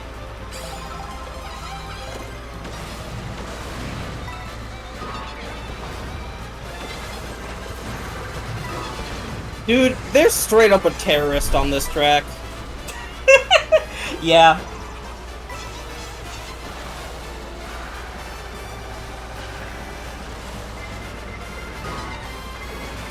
There's straight up Spike on this track. Oh no, that wasn't the terrorist. I was thinking about the motherfucker who was dropping bombs everywhere. Well, he's another one. Honestly, there's a lot of terrorists in Mario Kart World.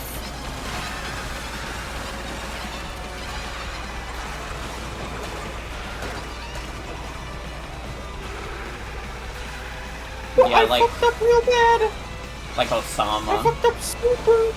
Osama is in this game. He's hiding in his hole.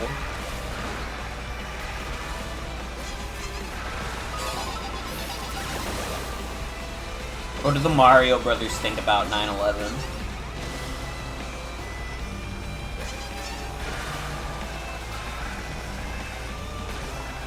Woo. Oh, I'm getting 20th in this race for sure. Holy shit.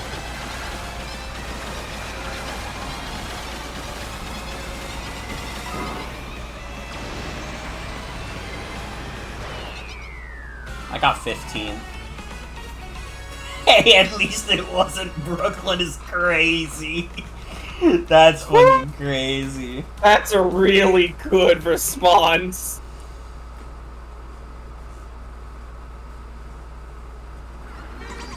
Yeah, A+ and Joan recognizing service class.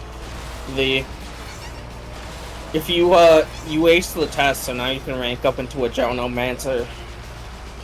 Alright, what are the abilities of the Jonomancer?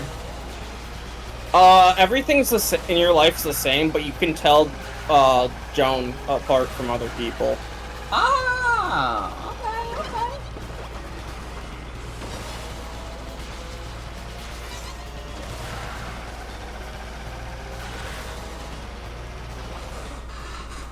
Fuck, the more I think about it, the more I really think I have, like, my hands full with stuff I want to stream. I might actually have to stop making Mario Kart weekly, because I have so many things I want to do, but at the same time, I like Mario Kart, so that's, like, a hard sell.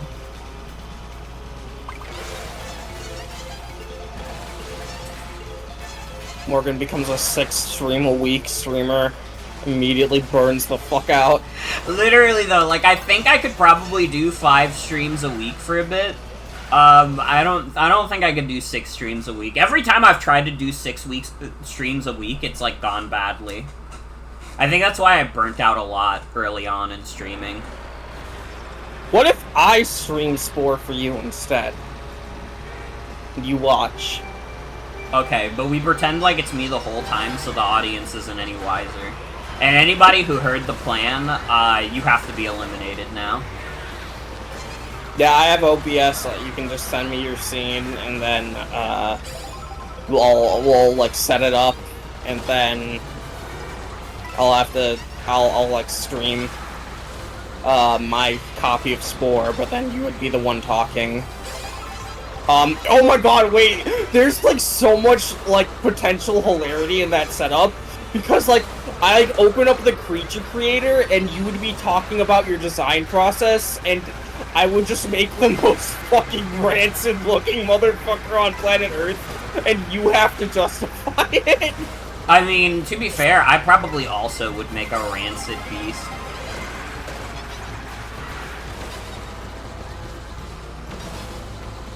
I think, like, if you're playing Spore and you're not making a rancid beast, you're not playing it properly. That's also true.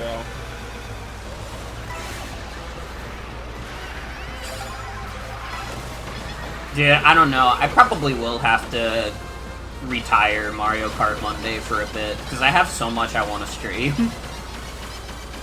Oh, but I like this game.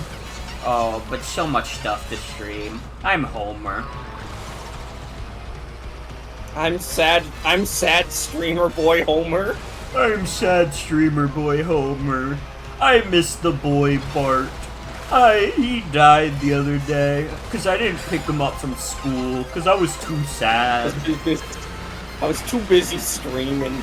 I was too busy streaming and being sad.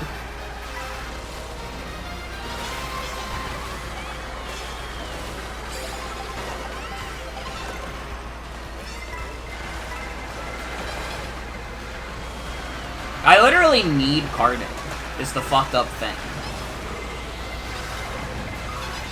It's been really fun the past couple months doing Mario Kart Monday. But it probably does need to, like, take a break, so I can stream more stuff. Honestly, the biggest problem is that I started Yakuza 7 in, like, March, and that playthrough is still going. That's the biggest culprit here, is that that shit has been going way too fucking long. It really is nice to have a new Mario Kart.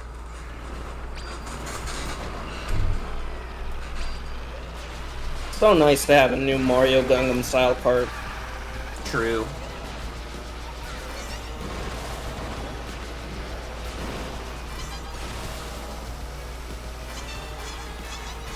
I'm also glad that they made it a weird pervert game. Like, they really could have just gone the route of making it, like, a souped-up, like, Mario Kart 8 Deluxe, but I don't think that would have been as good. I like that this is a weirdo game, in the same way that, like, it's very reminiscent of, like, Mario Kart Wii, which is absolutely a good thing, because I fucking love Mario Kart Wii. It's, like, a game that is, like, it is, like, so brutal with the items, but it also is, like, it's one of the biggest skill checks ever as well. Like, you have to be really good at Mario Kart World to place consistently.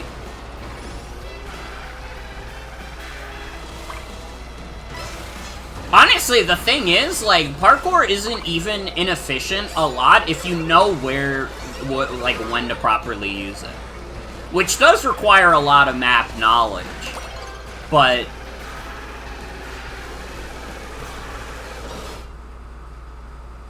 You know, I think the people who are saying that, like, oh, actually, you don't get as many 3-lap courses are kind of wrong, because I think they were wanting to see 3-lap courses in the course select, which is, like, more common now, but isn't, like, super common. But if you pick random, it feels like it's a 50-50. Yeah. I think people like to complain online. And, I mean, listen, I understand. It's very easy to want to complain about an $80 product because it should not cost that much.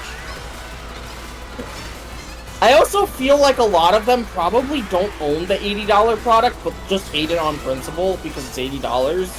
Which, like, I get it as, like, a trendsetter for fucking video games as a whole. But, like, I don't know. I'm still laughing at Microsoft, like, fucking doing the Outer Wilds 2 for $80 and then they had to take it back because nobody was pre-ordering that shit. That's like maybe one of the funniest things that happened. Fuck Microsoft, dude.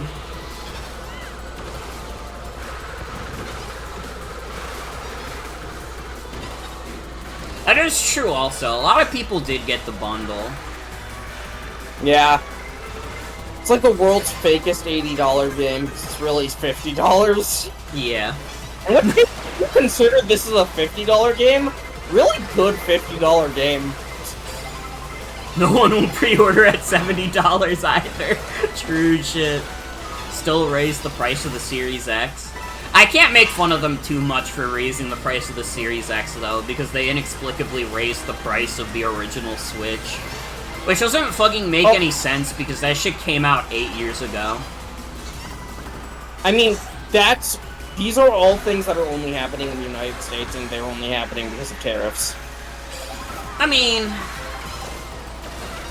they probably still could, like, afford to sell the Switches at the same price. They just don't want to. Nintendo is, Fair like... enough. Unlike Sony and Microsoft, Nintendo always intends to make money off of their consoles. They do not like being loss leaders. Yeah. Which, like, I don't know. Fair enough.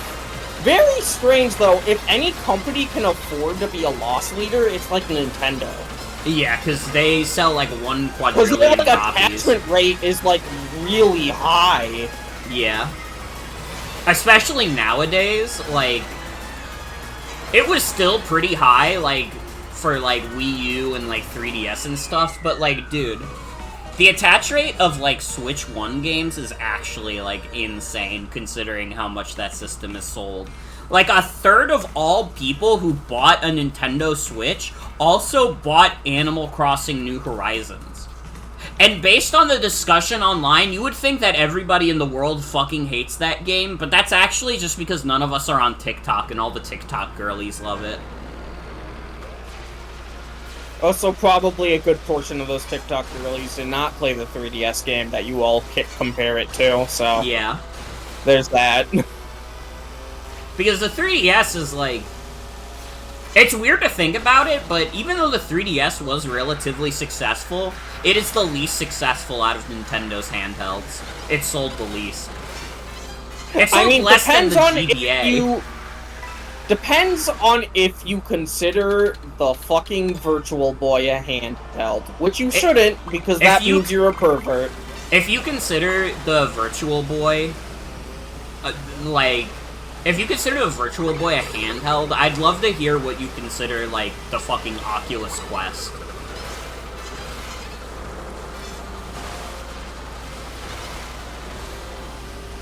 So many online complaints could be explained by you freaks aren't the only target audience.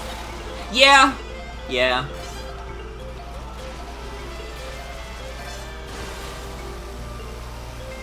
For Wikipedia puts Virtual Boy in the hybrid category. That's fucking bold. I think now that we have a terminology for these consoles, it probably should be considered a VR headset. Even if it's a really bad one and it has no tracking whatsoever and no motion controls, like, that's what it's trying to be, very clearly. Yeah. VR headset with no strap.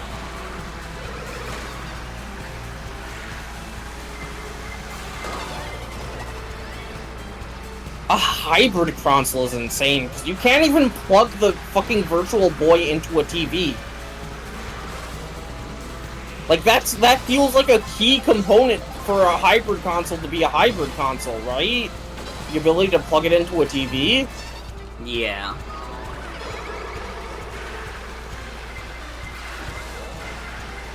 Like, the fucking Steam Deck is more of a hybrid console.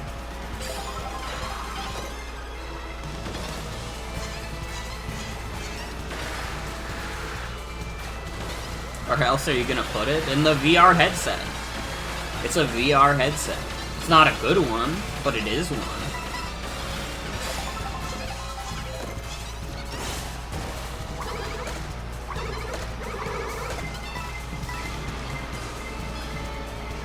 I still think about, like, the Sega planned VR headset that they had as an add-on for their Genesis, but they couldn't really get it to run at stable, like, 60 FPS frame rates.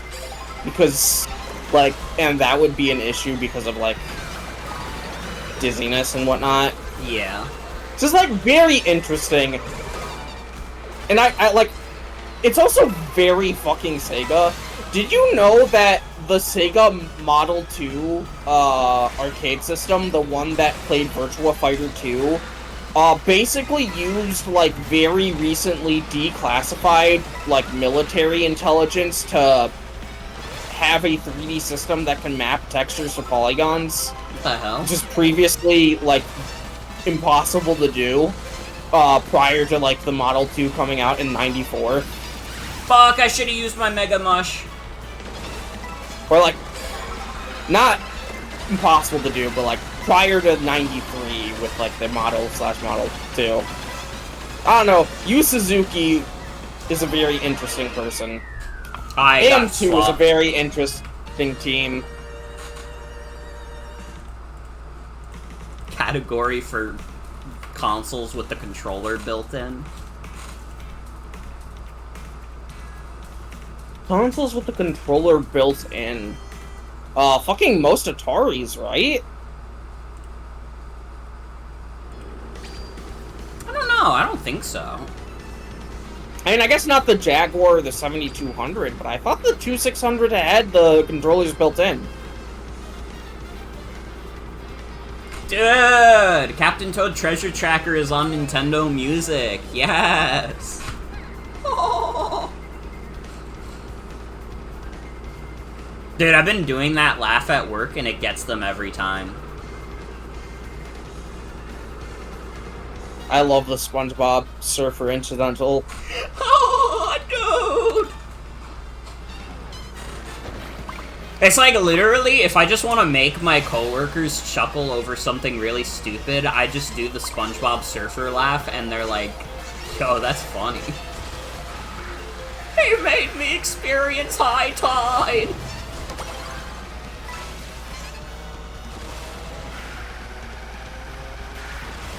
Jen, can we watch early SpongeBob as well? Can we add that to the list of stuff to watch? We watched the first 3 seasons of SpongeBob plus the movie. I fucking love the SpongeBob movie. I'm not even ashamed to say it. That might be one of my favorite movies ever. I probably wouldn't put it up as my favorite movie, but it was a decent movie. It's a nice animated movie. It's kind of beam. It is kind of beam. Based. I don't know what I would consider my favorite movie, honestly. I don't know what I would consider either. When I was an edgy, like, teenager who wanted to seem cool, I said Citizen Kane, but in all hindsight, Citizen Kane is only kind of okay. Yeah, I've seen Citizen Kane. If I had to name my actual favorite movie, it's The Thing. I don't even have to think about it, it's The Thing. Yeah, I might be there with you, because other movie that I was thinking is fucking Alien.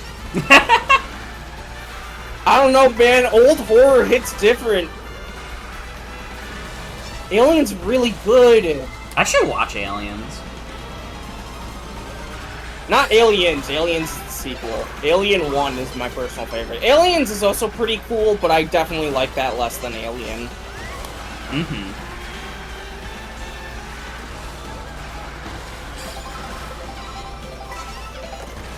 Fuck, what was the Orson Welles movie that we watched in Shimpton or Live recently? It's like the one movie that's like a pseudo-documentary that also like tells a little bit of a fib at the end. And it's like this F for fake. Yeah, that movie's pretty good. I like that one.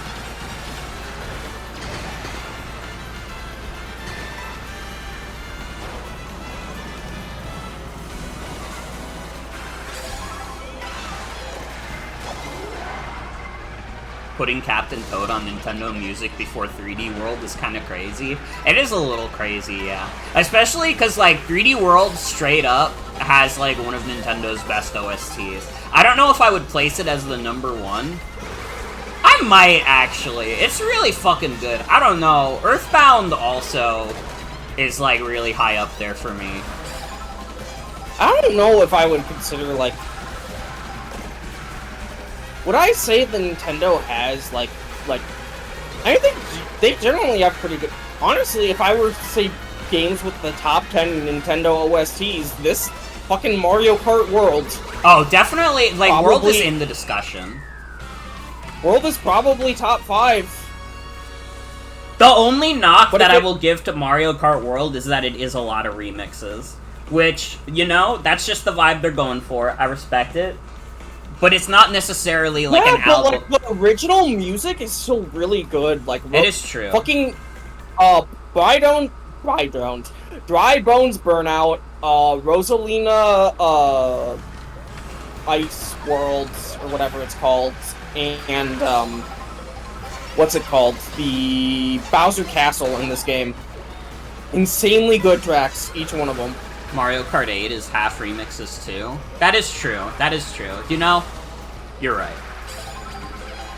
I'll give it to World. World. Like, does it have to be like Nintendo internal, like no secondary developers? I mean, if it's something they would put on Nintendo Music, I would consider it a Nintendo soundtrack. So if you're thinking like Pokemon or like Kirby, I think those still count as Nintendo Music. Okay, there's so many Pokemon and Kirby games, and there's also Donkey Kong Country too. Yeah. Donkey Kong Country, even though it's technically Rareware, I would still count it. Yeah. Because it's like, Nintendo obviously owns the right to Donkey Kong Country. Was it made by Nintendo composers? No, but it's like under their umbrella. I would... If I wanted to be a contrarian, and I know Rareware does own the rights to this one, I would also say fucking Killer Instinct. Mm-hmm. I think Killer Instinct would be in the discussion, because holy shit, the music in that game is really funky. At least that first one. I mean, the music in the fucking new one's really good, but that's definitely like a Microsoft Rareware thing. Yeah. I mean, not even Rareware, but whatever. It's a Microsoft thing. Yeah.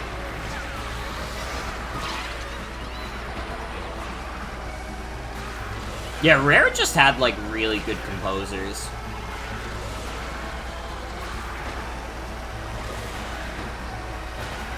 Oh yeah, Banjo...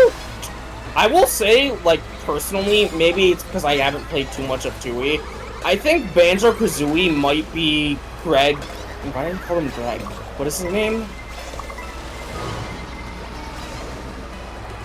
Why am I blanking on the fucking composer's name? Are you thinking of Grant Kirkhope? Grant! Yes, Grant Kirkhope's best work.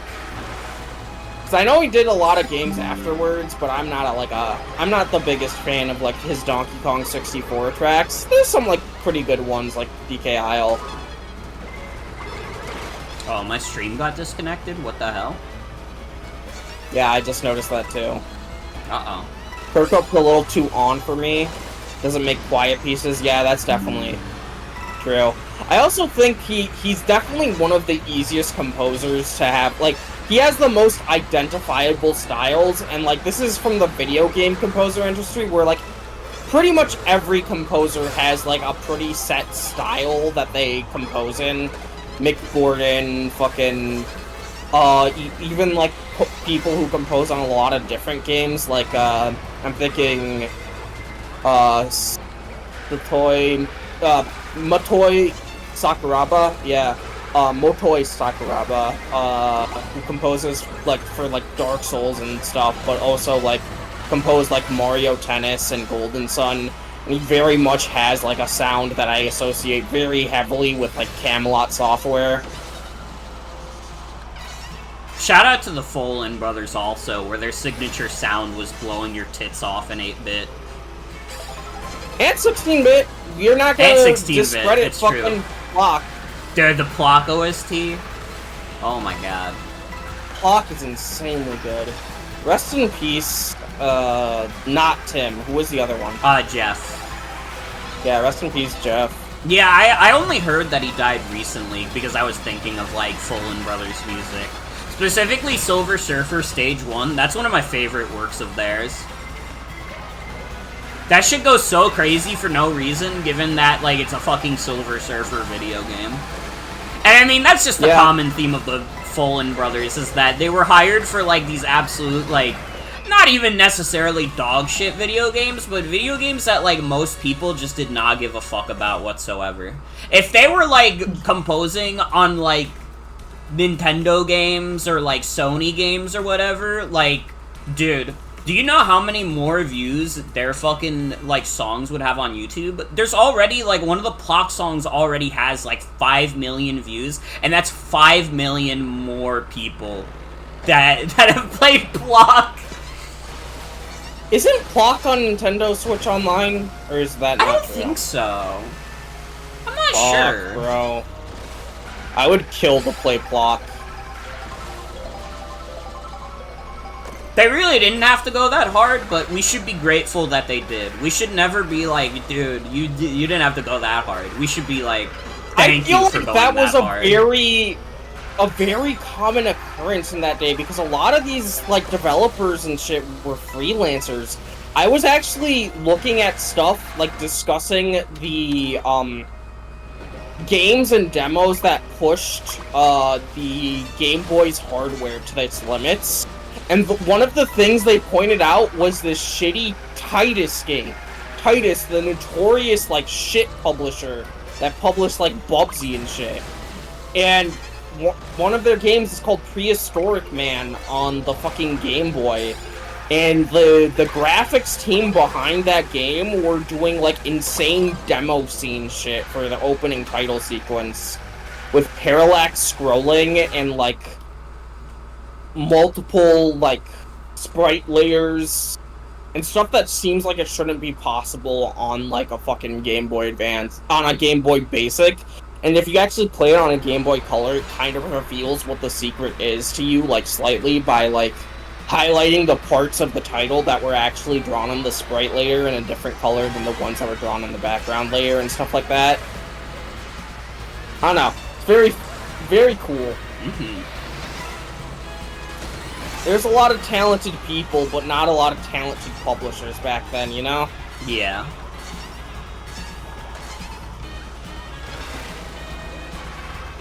Wasn't there something like that with a Lion King game? I don't know. All I know about Lion King games is Timon saying, "It starts." Like, in a very, like, upset fashion. It starts. You know what?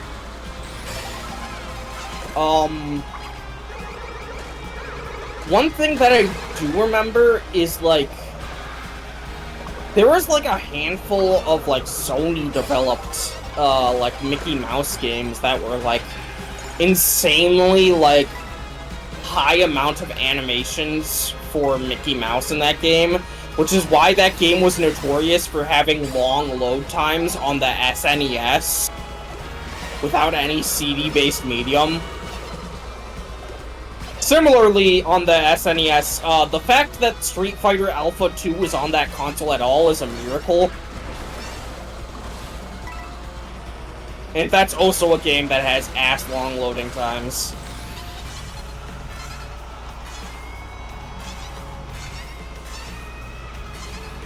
A few Disney games of that gen had Disney animators work on them. That makes sense. That makes sense to me. It's really funny that the Aladdin debate for, like, Super Nintendo versus Genesis still goes on when the Capcom people are like, yeah, like, we worked on Aladdin for SNES, the Genesis one is better. Like, that's so insane that they just straight up say that.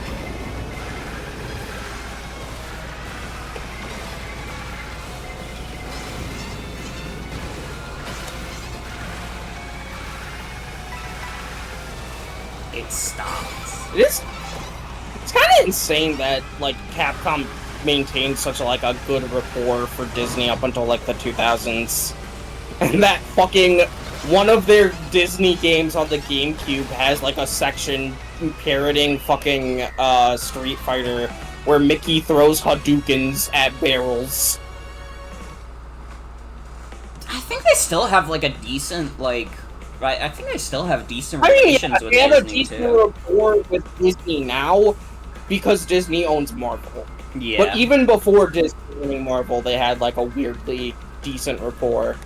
I mean, fucking, they weren't involved on that, DuckTales remake, even though they made the original game. That was all way forward, you know? Yeah, but I mean, it's still, like, a remake based on Capcom's work. So they probably had to say, like, hey, Capcom, what's up?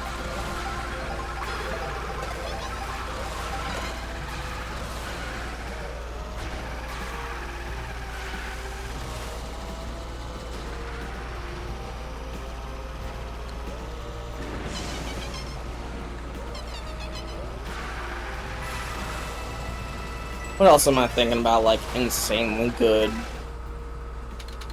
Fucking... Yeah, that was the Virgin Games one had Disney animators on it, and that's probably part of the reason why the Capcom people are like, yeah, that one's better. Because, like, it genuinely looks better.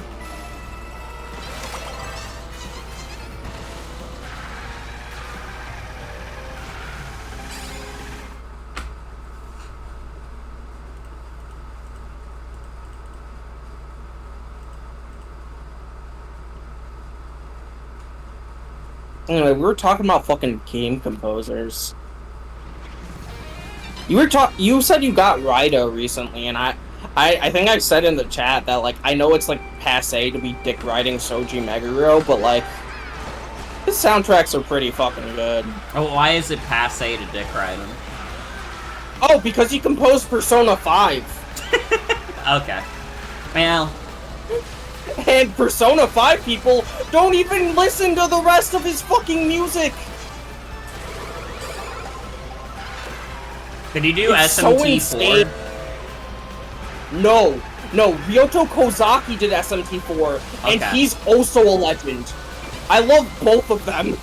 Because I know the shop theme from one of the games, because it was used in, like, a Not Sandwich Hobo vid, and I'm like, wait, that's just, like, a really good song.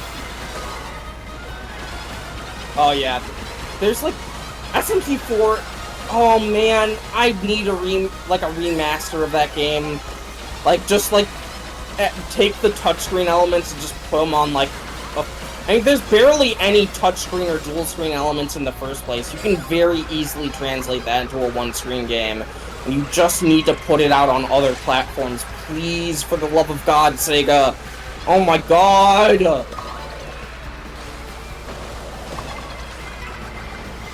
Yeah, that's like a mainline SMT game, and it's only on, like, the fucking 3DS, right? Yeah, but that's better than, 2 of the mainline SMT games, which are available on the, Japanese Super Famicom, and the Japanese PlayStation. And also the Japanese Nintendo Switch Online. So very clearly Sega is okay with putting that shit on, like, Nintendo Switch Online, but then not to the point of, like, translating it. Or even just, like, letting the Japanese version exist on Nintendo Switch Online, even if it would be very, very hard to play for Western audiences who don't know Japanese. I don't know.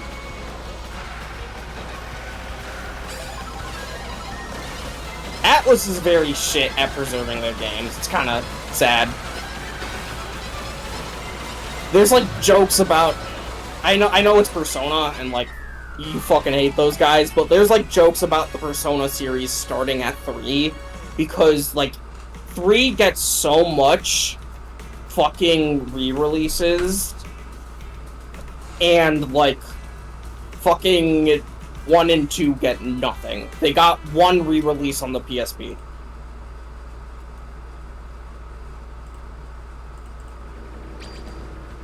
But if it's, like, from the games that were on the PS2 that Shoji Meguro composed, they're perfectly fine with porting those. So, like, stuff like Nocturne, stuff like P3, stuff like, fucking, Rido, right? Yeah. But nothing earlier than that, and that stinks, and nothing on anything more difficult to, like, translate than the PS3. I mean PS2, you know?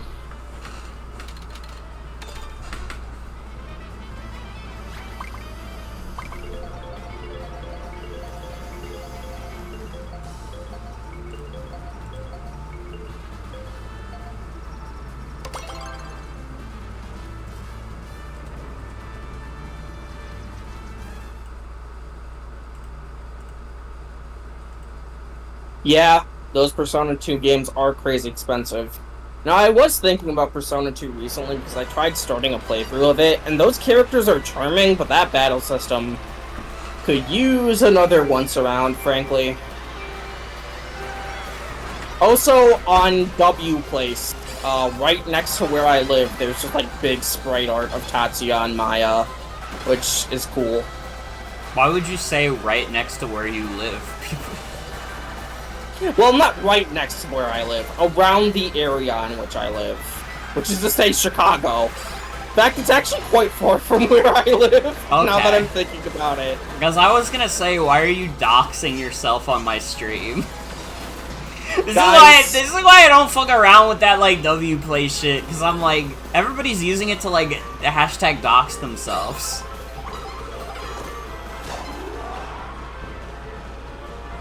It's, like, crazy. More like L Place. Oh. Guys, what are some W places?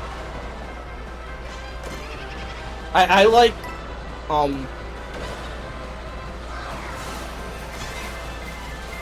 like Chicago. I like New York. I think that's a pretty W place. Our location data is getting stolen one way or another. Might as well draw some pride flags. That's like a... Yeah, listen, like disclosing it to advertising agencies, and then there's disclosing it on the internet for everyone to see, you know? Yeah, like, I'm gonna be honest, that's like a really dumb attitude to have. And it shows, like, no sense of self-preservation. Like, don't just fucking dox yourself to random strangers online. Listen, I'll go as far as to say, yeah, I live in Staten Island, but that's about it. Do you know how fucking big Staten Island is? I could live fucking anywhere. I live in Chicago. I like fire trucks and I like monster trucks. And honestly, when I move to Jersey, that's all anybody's gonna know, is that I live somewhere in New Jersey.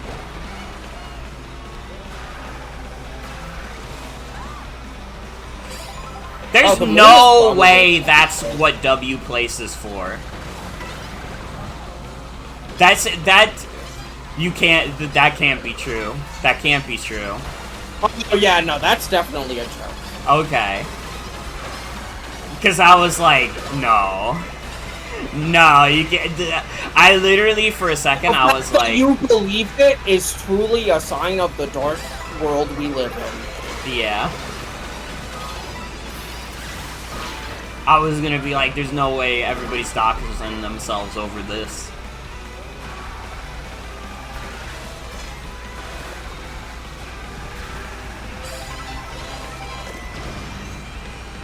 Listen, it's like one of those things where it's like I feel a little bad being like a cynic about it, but like I just don't fuck with like W place or like anything similar to it. I'm just like, a bunch of people are going online and they're like, oh my god, someone drew Ralsei near where I live, and it's like, why would you say that? Well, oh, it's okay. They only know I live in Illinois. How many Ralseis are in Illinois? There are a lot of Ralseis in Illinois. There are a lot of Ralseis in Illinois. But it's still like, don't say that shit. Don't even like let people narrow it down. Yeah, me saying that there are Persona 2 characters like near my city is like pretty big, considering that's not a popular franchise that's everywhere.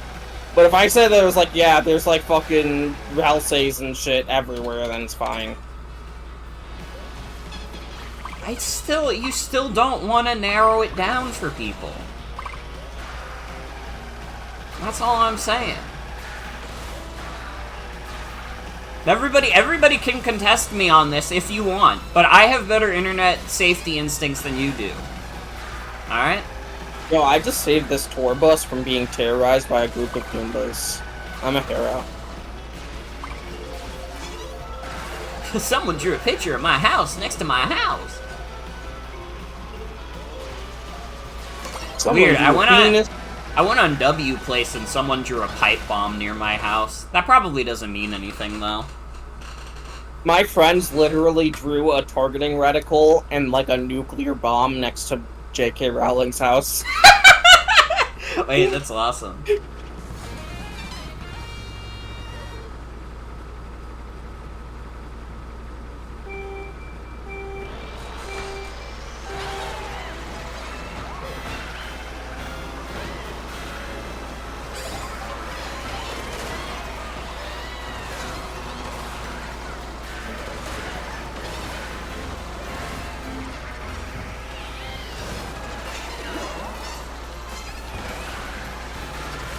There's a big red dot on my forehead right now. Hashtag funny, hashtag, red dot, hashtag anybody else see this? Hashtag red dot. Post your hype moments in Aura on red dot, hashtag.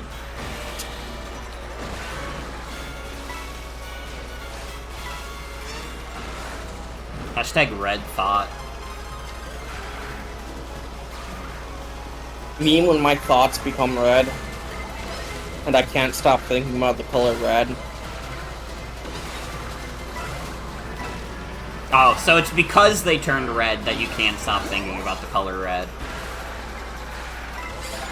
Yes. Wait. What do you... So thinking about red would turn my thoughts red.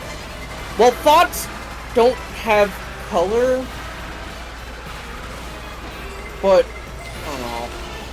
I made, like, a joke, and then I don't really understand it anymore. Scary. I thought we were talking about thoughts. That's why I got confused when you said thoughts don't have color. No, I'm saying thoughts with GH. Thoughts. I think your thoughts not having color is also, like, your experiences are not universal. My thoughts have color. Well, there might be color when you're when you're, like, daydreaming inside of it, but there's not, like, a specific singular color you can assign to a thought. What are you talking about? I can literally visualize something in my head and that's color. I mean, yes, but, like... your visualization of that color isn't inherently that color because there's no physical form to a thought. Can you guys imagine an apple? I don't think Joan can imagine the apple. That's what I'm getting from this conversation. I can imagine an apple, but the apple in my imagination is red. The act of me imagining an apple is not red.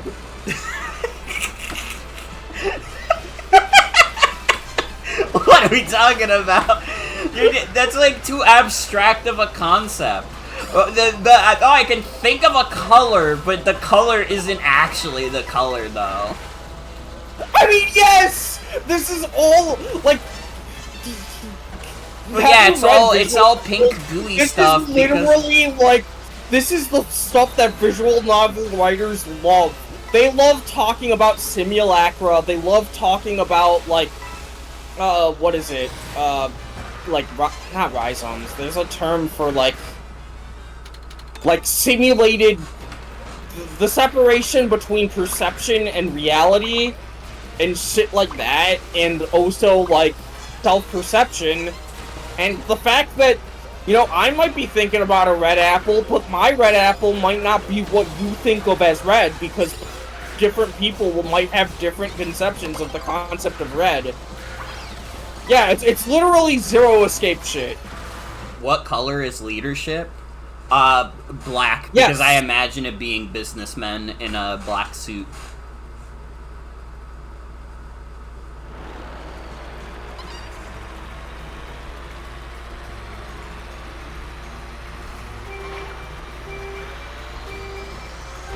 Of course, asking all of this about, like, what color it is, I'm like an oppressed person. I like Magic the Gathering, so I do end up thinking about that, sadly.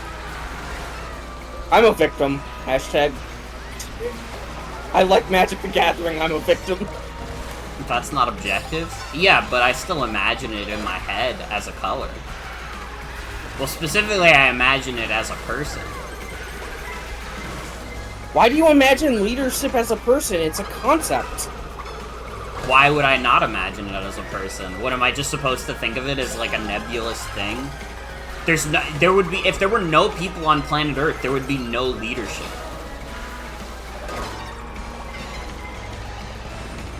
What are we saying? Do you believe that?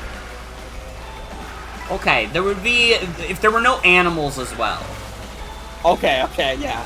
Even then, do you truly believe that? Because, like, fucking... Oh my god, are we gonna get into fucking bacteria, too? Do I have to start imagining leadership as a fucking microbe to satisfy you people? What are we doing? Well, I bet if microbes were conscious, they would think of leadership as a microbe. Well, they're not! So who cares? I said that leadership, I imagine it as a person in a black suit, and everybody was like, oh, it's not objective. That's what I think of, though! You can't say my color is wrong. You can't be like, oh, no. It's literally what I'm seeing! Your color is wrong. They're saying your experiences aren't inherently universal. Well, yes, that's true. But, like, that's also true of you saying the shit about colors and stuff. That doesn't contradict my point at all. If anything, my point has only been proven further.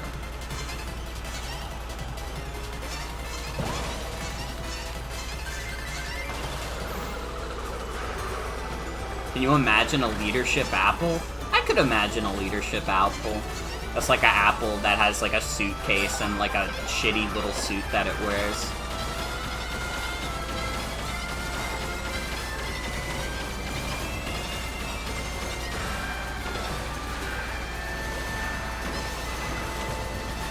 This whole bit makes me feel like I'm Northern Lion and it's chat telling me to take an autism test.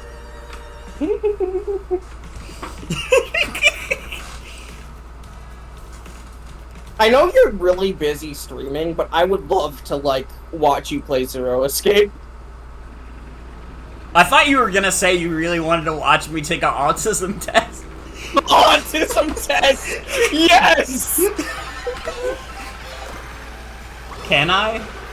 I'm not gonna do that on a stream.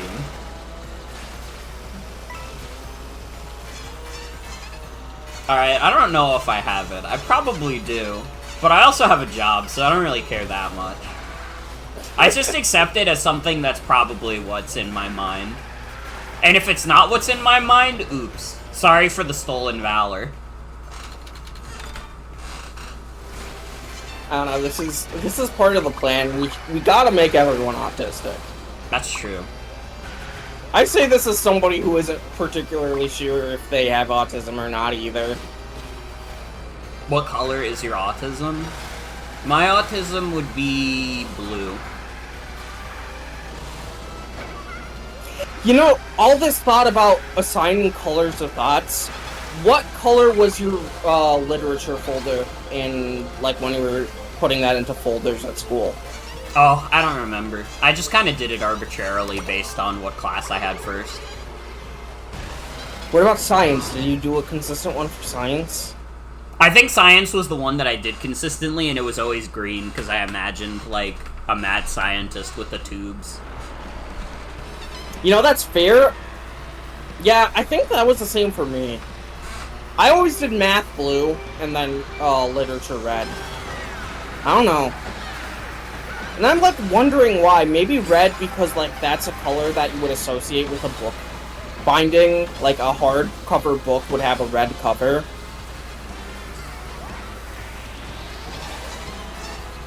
Dude, I don't know if I've heard this remix before. This one's really good.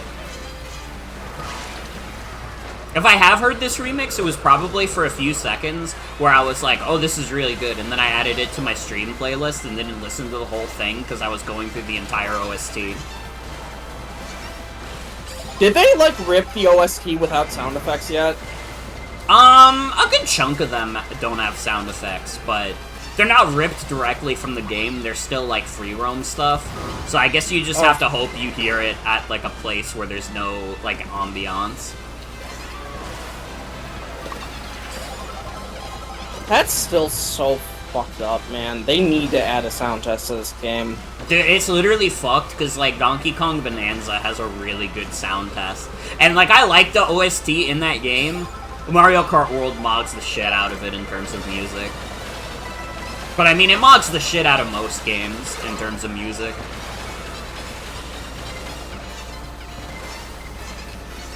Oh, you know what game I would genuinely put as, like, a soundtrack of all time for video games? Honestly, Guilty Gear Strive. I respect that choice.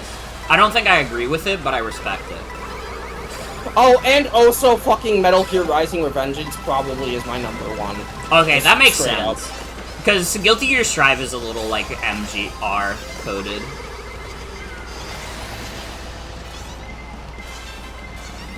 I do like me a few of the songs from Metal Gear Rising. I will also say Katamari Damacy is probably pretty high up there, too. Oh yeah, Katamari is like, yeah, that has to be in the conversation. I feel like even if I am... Okay, go ahead. I was just gonna say, I think even people who haven't played Katamari have to agree that Katamari's got one of the best OSTs ever. Namco's really good at that shit. Fucking Ridge Racer, Tekken, like especially the old Tekkens, even the new Tekkens are pretty good.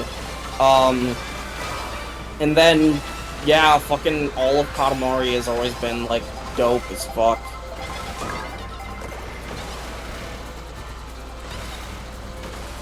The other thing I was gonna say is that if there was a fucking Soji Meguro OST that I think deserves to be, like, in the video game OST Hall of Fames, it's fucking, Strange Journey.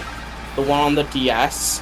Which does seem a little weird because you would think, oh yeah, DS compression makes it worse. They did release, like, a CD track for it, and that does make it a lot better. And fucking, Strange Journey has some of the most interesting orchestration of any orchestral, like soundtracks I've ever heard. It's like, you could definitely see his fucking, like, butt rock, like, dad rock influence in, like, orchestral music, and that's probably why it's, like, one of my favorite, one of his, like, OSTs ever. Fuck! Fuck! Fuck! Fuck! I got 8th. I'll take it. It did get a 3DS remake. It basically uses the same music as the DS version.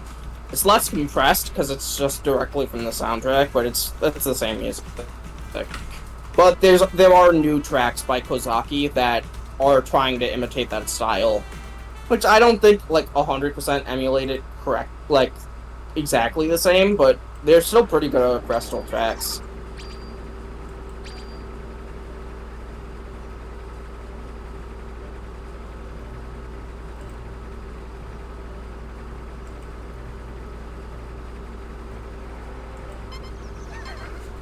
I feel like it's probably obvious to say, but there's definitely a lot of Square Enix games that qualify for best OSTs ever. My pick from Square Enix is The World Ends With You. No questions. I feel like a lot of people would agree with that. The World Ends With You is probably fucking one of my favorite OSTs ever, and arguably, like, a sleeper pick for one of my favorite, like, base DS games, and that's, like, an insane thing to say for one of the best consoles ever made. Yeah. Also, good night, Tony. Thanks for hanging out. Have a good night. It's probably like a this is the most, like, making me sound like a normie answer ever. My pick would probably just be FF7. And I know it's probably not literally their best OST, but it's the OST that makes me feel the most. I fucking love Final Fantasy VII's OST.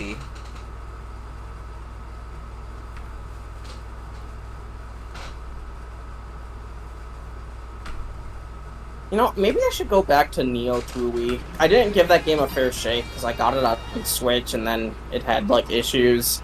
And if I want to play it on PC, I think I still need to go through the fucking Epic Store, so... No, it's on Steam game did now. Not... Okay. It's that just that nobody did not knew. sell well. Yeah.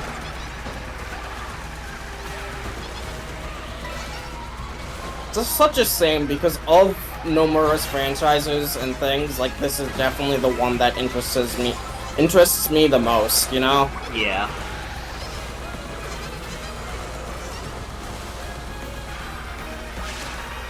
Honestly, that seems like the easiest sales pitch ever is literally say from the director of Kingdom Hearts.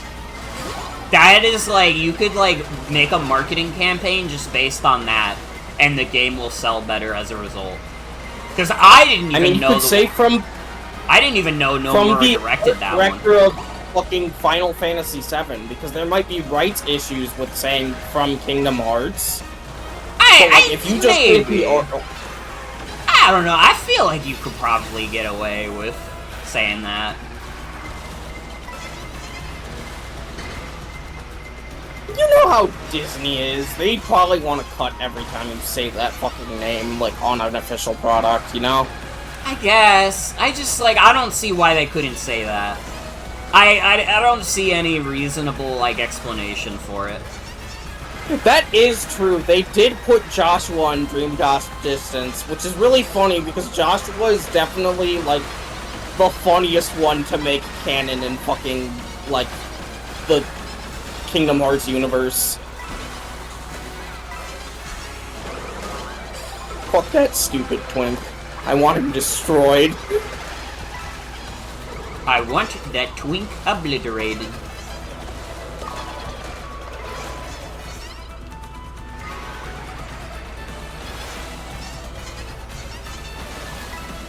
Well, Joan, since you're the frequent guest of Mario Kart Monday, should we do, like, weekly Pokemon Nuzlocke, maybe, on Monday? Yeah, that's fine. Oh, man. It'll be like... I'm, like, kind of excited for that. We'll be the new Game Grumps. It'll be Morgan and Joan Mondays. It will be better than Game Grumps because we'll go for quality over quantity. And we won't be racist. Yeah.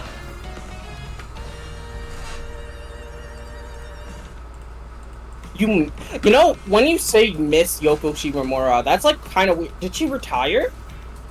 Is she not going to be composing KH4? Because I know she didn't compose Brothership, and that's actually one of my minor gripe points with Brothership. that the music is nowhere near as engaging as the Shimomura originals, you know?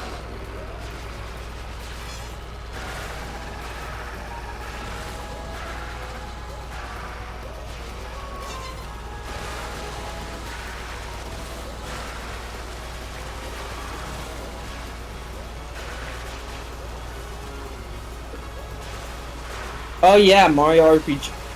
The Mario RPG remake, I don't know if that was fully her, though, because, like, she did all the original compositions, yes, but I'm pretty sure other people probably just, like, remixed some of those, I don't know. Maybe it was all her, though.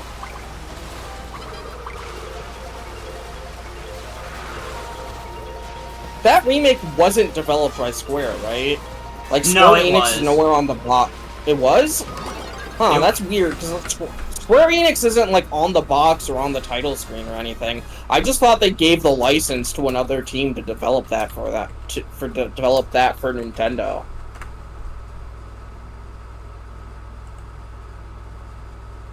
I mean, yeah, I'm not sure. Maybe she did do the arrangements, but, like, if she did the original compositions, of course they're gonna sound Yoko Shimomura-like when other people do over them. Especially if they're trying to be faithful and not do, like, a heavy remix, just like higher fidelity versions of them, you know? Okay, I was wrong. It was done by Art Piazza, which I thought was owned by Square Enix, but it doesn't look like they are. Yeah, that's what I thought. I mean, Art Piazza has worked with Square Enix a lot. It's kind of like it's a little bit like a Nintendo HAL Laboratory situation. Or a Nintendo Game Freak situation. Yeah. Honestly, Game Freak probably does third-party work more often than HAL Laboratory does it. The only one I can think of is fucking UFO...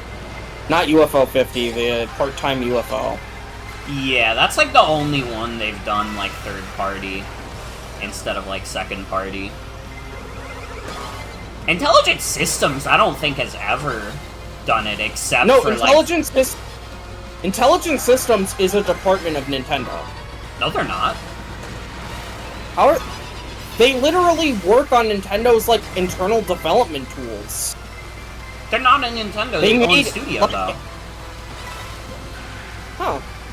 Hold on, I'm gonna have to look this up now, because I swear to God they're not They made, like, Ensata, which was the development suite for fucking the Nintendo DS, and they also made 3D Ensata for the 3DS. So I was thinking, since they were working on Nintendo development tools for their systems, that they would probably be more internal than, like, external. No, I'm pretty sure they're external.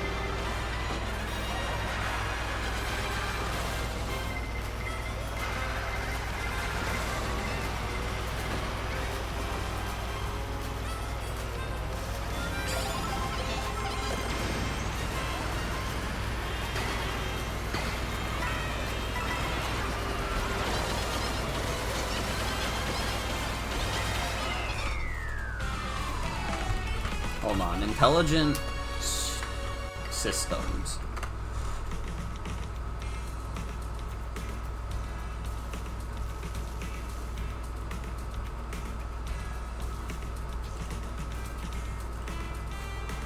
Yeah, no, they're not owned by Nintendo.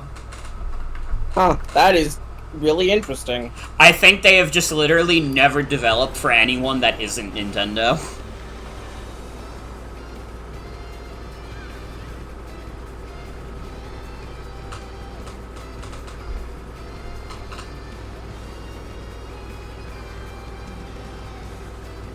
Y'all excited for Beast of Reincarnation? What is Beast of Reincarnation? That's probably Game Freak's, like... That's the main Game Freak team, the one that usually does, like, the fucking RPGs, probably next release. Or it might be a tertiary release, I don't know. Oh, that's the game that I saw and I didn't care about at all. Yup. Sorry to all the people that are like, oh, dude, this game's graphics totally mog Pokemon. Yeah, but it's probably not as fun, though. Like, sorry. Game Freak does make some pretty fun third-party games. I still do think personally hold Solitaiba as the better horse racing game to play. If you wanted to play a horse racing game on a phone. But I feel like if I said that out loud, people would have me killed in the street. Dude, I'm not afraid to say the things that other people are afraid to say. Did I call it Solitaiba? That's the Japanese name. Its name is fucking Pocket Card Jockey.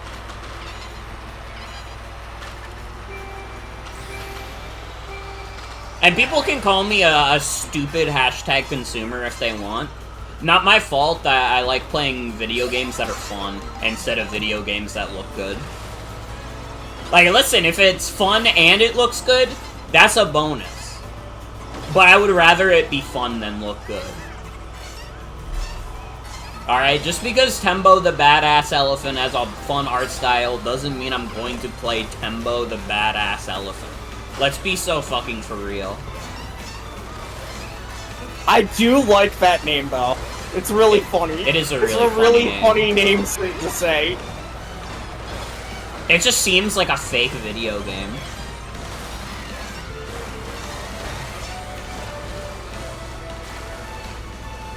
I literally do think that pizza and having a good time with your boys should be illegal. And only mom should get to play video games. Tembo the Epic Sauce Elephant? Wait, you're spitting. You're actually spitting. Oh, you know what else is a fucking banger track in this game? Fucking Rainbow Road. True.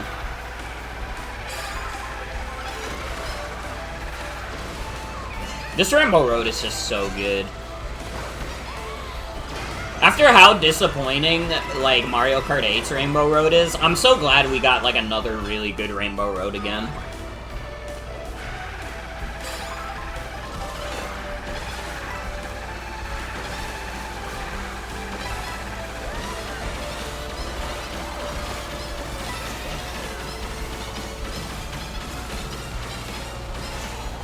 Hasn't played the game voice, it looks okay.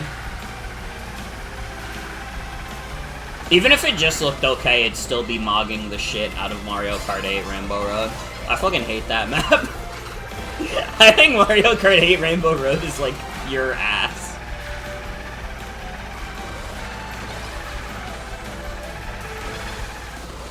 I'm sorry to all the big Mario Kart 8 Rainbow Road players.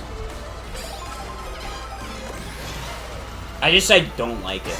I don't like it. I don't think it's that fun, and I think it looks kinda ugly.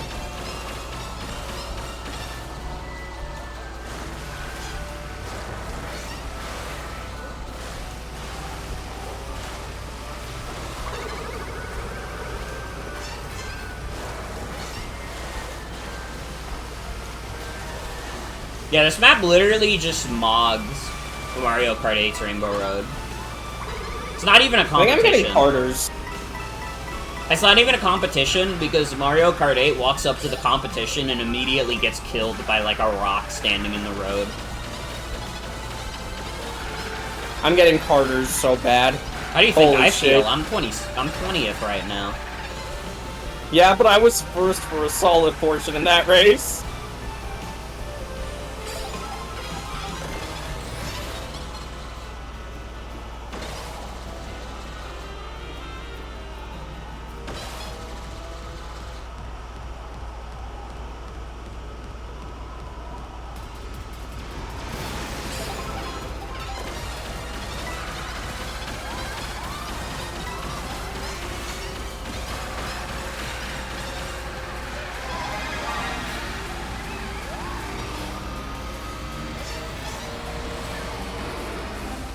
Fuck, I thought the Mega Mushroom would let me go through the swamp.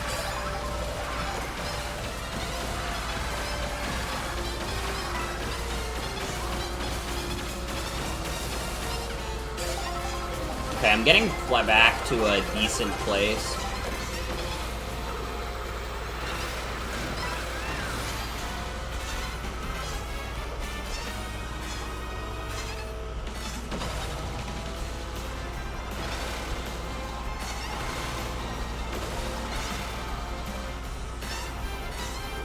Dude, there's literally a train with all your friends on it in this level.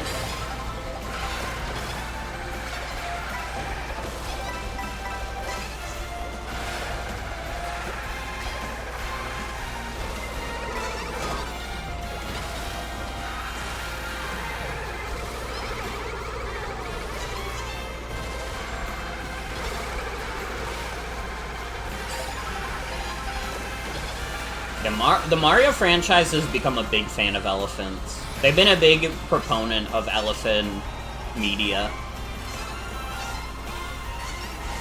Why the fuck didn't I go into plane mode after going over that slide? Was it because I was, like, hit by a fucking fire? Almost certainly, yeah. Damn. Well, I got completely carded from first place to 21st. Maybe you're too much of a Mario Kart masochist, but you like it when Rainbow Roads try to kill you. I mean, yeah. Mario Kart 8 Rainbow Road doesn't try to kill you, though. Alright, if that's supposed to be a complaint that this one has that Mario Kart 8 doesn't, Mario Kart 8 Road doesn't try to kill you. It would be a better course if it did try to kill you. Yeah, the Wii one is really good. That's probably the best one.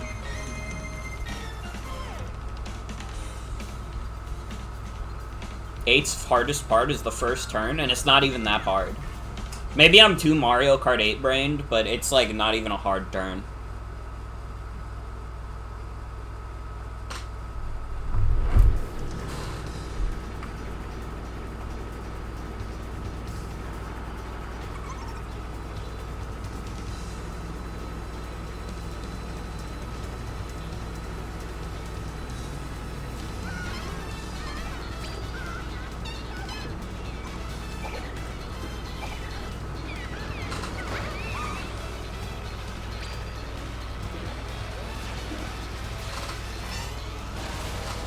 Alright, chat, question. Would you rather smoke with Stewie or Brian?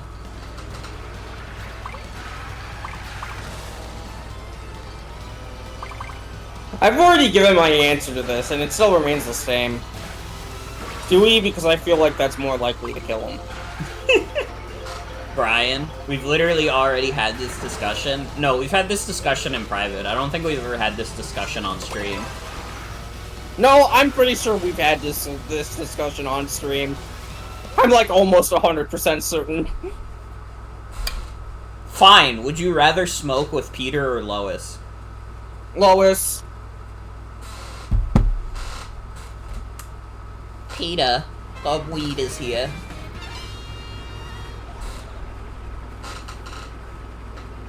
I feel like I can convince her to become a lesbian. That's fucking crazy. Not even to, like, have sex with me, but just to ruin Peter's life more. He deserves it. He's a bad man. He's a bad man. Maybe weed would chill him out? Maybe. But he's too busy doing crack. Peter is already a lesbian! What did she mean by this? What did she mean by this?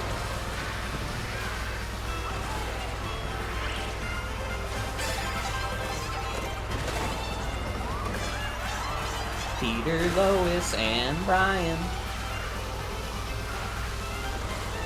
Well, no, I don't think it's that he might be transgender. I think it's just that he's the #1 transgender fan. He might be a chaser.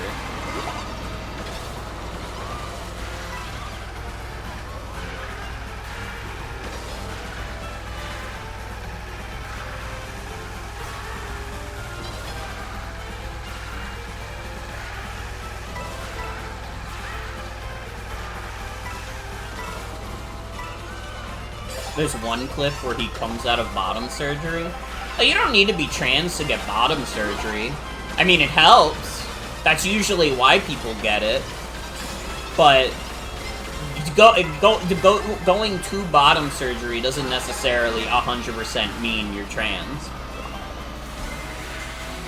Genuinely speaking, like, I don't know, I feel like if you had, like, an issue with your genital organs, you probably would go to bottom surgery. Though I guess, generally speaking, it probably wouldn't be called genital replacement surgery, but it would be a surgery you have on your penis.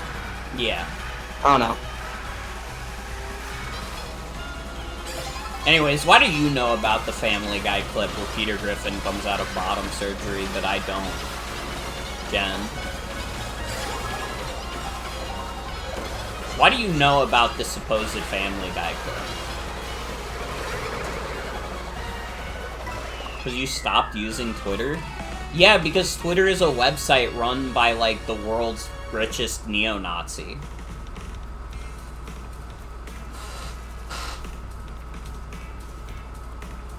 I'm supposed to feel bad about the fact that I didn't see the Family Guy clip where he gets bottom surgery.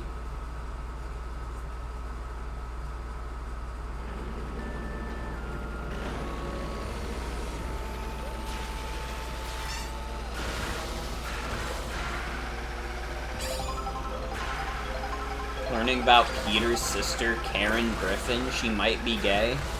Dude, based on Family Guy clips I've seen, Peter just, like, has, like, siblings added to the show arbitrarily. There's, like, one clip I saw where, like, they showed Peter Griffin's dad, and he was just, like, a Irish guy who lived in Ireland. And I think they just did that because they were like, fuck it.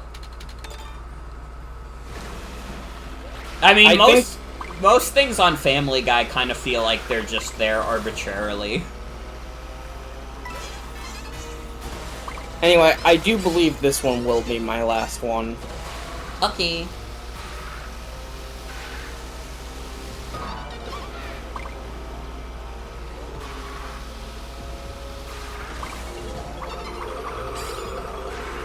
Lois's removed brother. Again, like, Family Guy just kind of does things arbitrarily.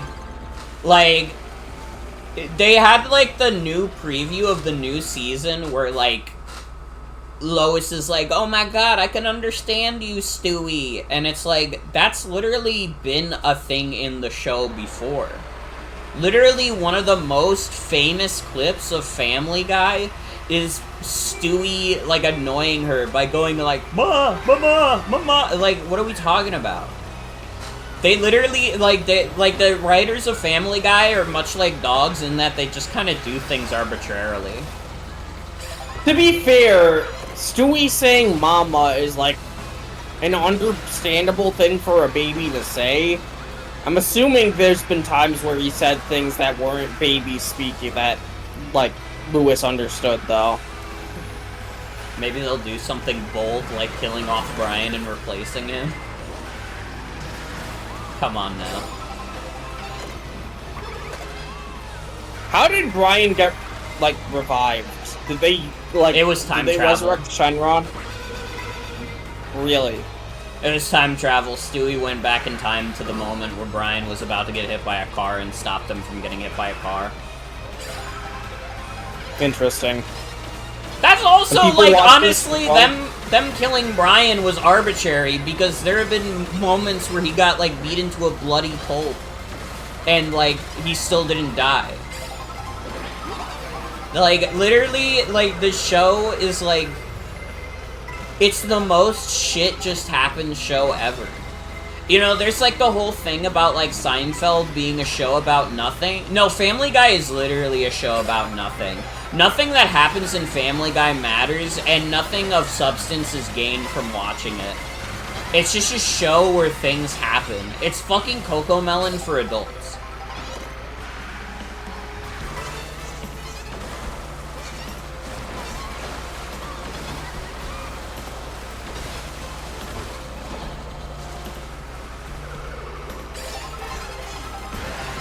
I don't know why I got so passionate about that.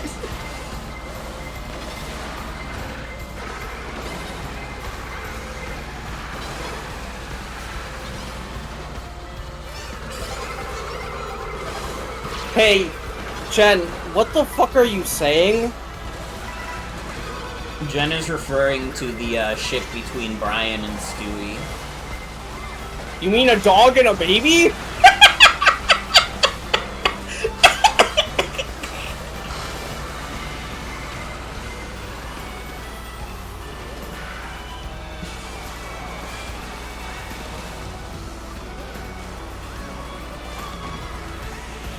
This is why this stream will never be sponsored.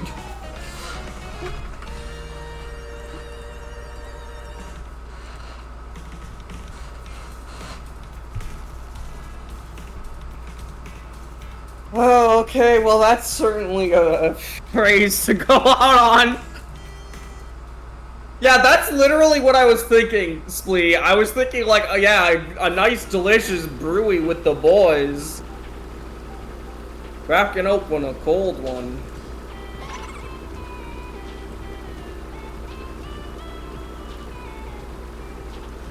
Good night, Mord. Good night. Enjoy the rest of your races. Thank you. I will. Goodbye.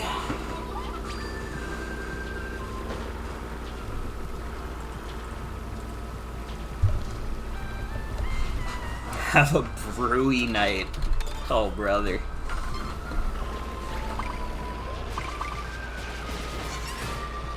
Imagine if Family Guy had a huge, unironic fandom that you see fan art and think pieces that are far divorced from the show itself. I don't have to imagine it, I've seen it. It already exists.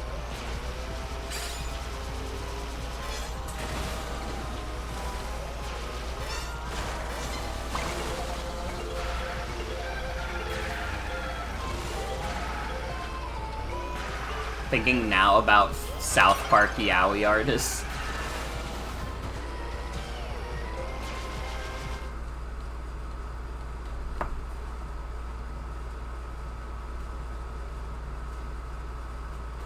I mean, it's true about Family Guy also. It's more true for South Park, but it is true of Family Guy also.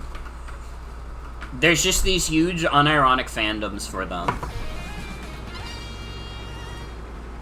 South Park shippers have God's greatest minds. Man, if they're God's greatest minds, then we as a society are fucked.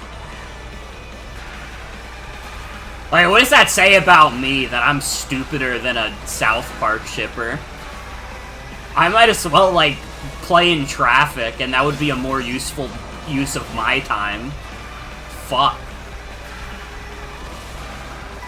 Well, why are you looking at Family Guy Twitter? What did you think you were going to see?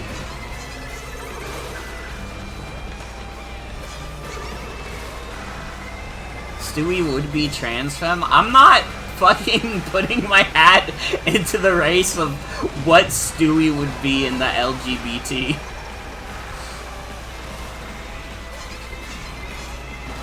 Just checking. Yeah, Bitch. Why are you still looking?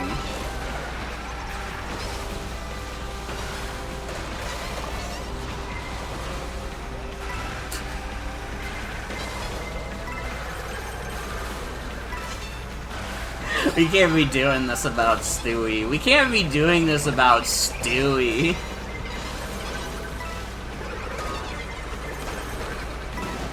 Can we start coming up with motherfucker Morgan lore character headcanons? Not about me, because I'm a real person, but about the characters.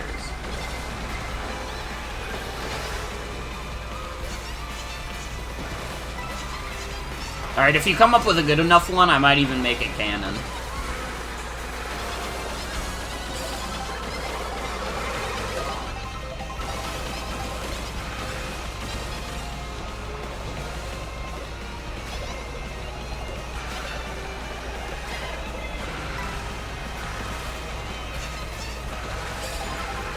Noah's looking for my Hida.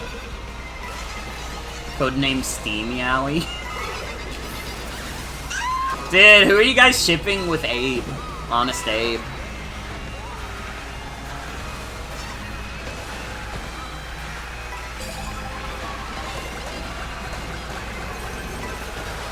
Asgore? Wait, that's true. That is true. Due to Tamagotchi life. It's, like, honestly, like, very surreal that there's, like, a new meme associated with, Asgore. I assume everybody here has already seen the, like, Asgore, like, driving the truck and he's trying to run over Des. like, meme video. Dude, back in the day, all we had was fingers in his ass. And they would post it every Sunday. We didn't even have a reason to post it every Sunday. We just did that.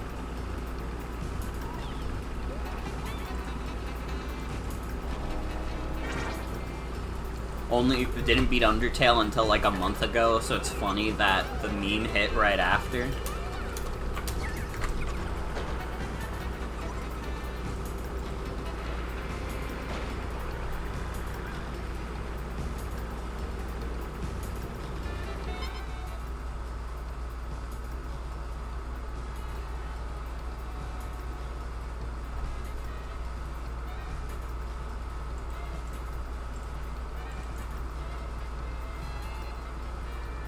Dude, Asgore pissing?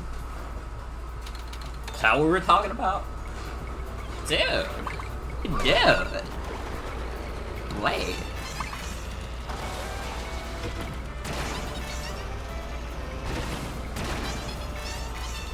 I've never even seen anybody say Asgore pissing before. But maybe they should say it more. I would probably think Asgore pissing is funnier than the Asgore truck meme. I don't even hate the Asgore truck meme. I think the face he makes is very funny.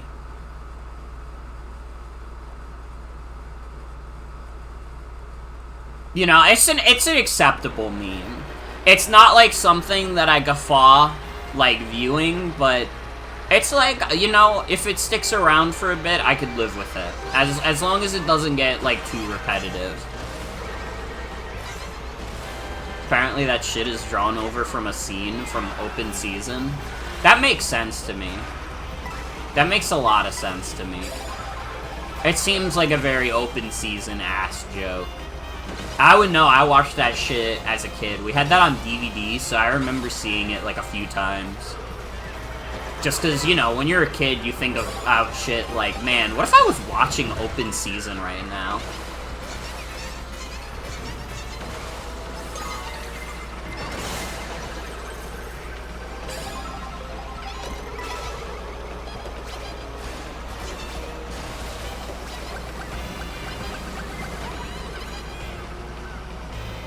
You remember the part where they made silly faces? I, like, vaguely remember that. I haven't seen Open Season literally since I was a kid, so the details are fuzzy to me. I can't believe I ran into that and it didn't count as me getting hit. Like, I might be God's favorite. I'm not even gonna lie.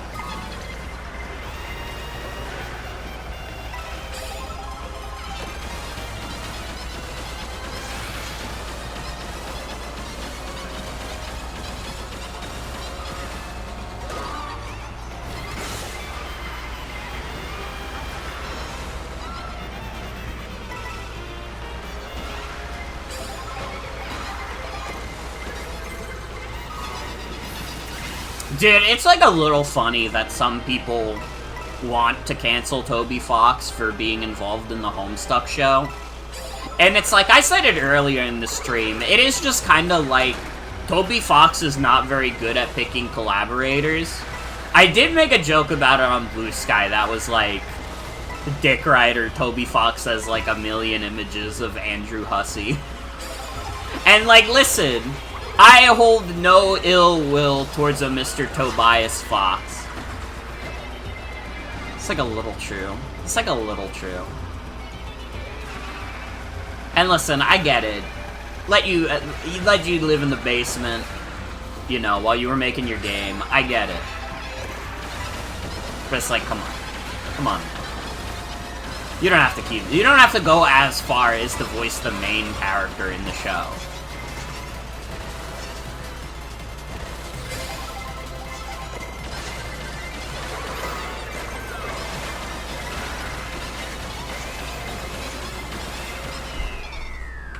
Dick Rider.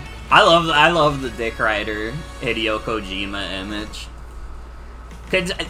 Does anybody like have that image on hand? Because I have not been able to see it for a while. And it makes me sad because it's a really funny image.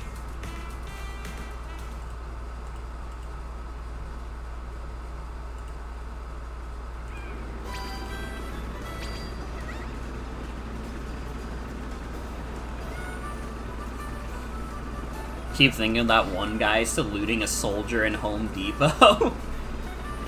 420 Fuck Ice is a really good name.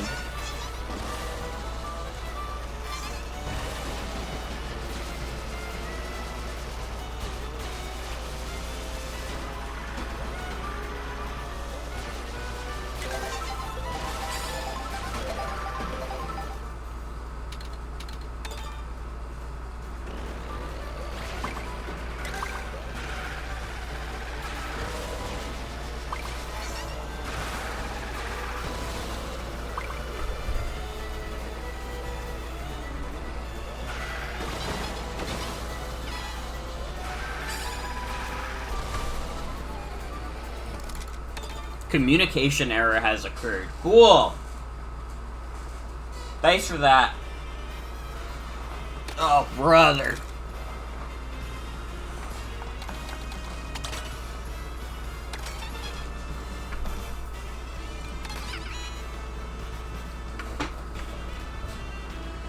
Not piss.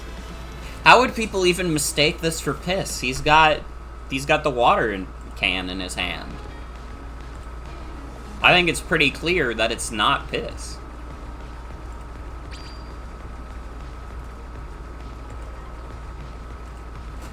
In Undertale, he didn't. Ah, I see.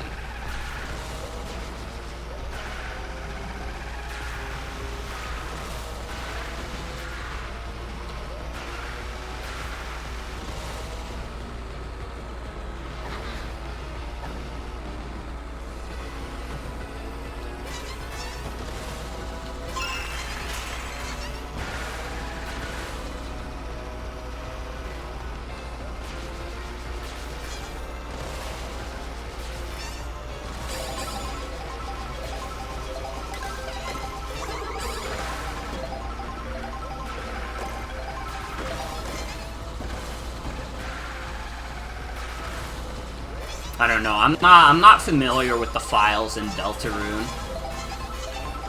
I don't even own the PC version of Deltarune at the moment. I probably will get it at some point, but I'm fine just having the Switch 2 version for now.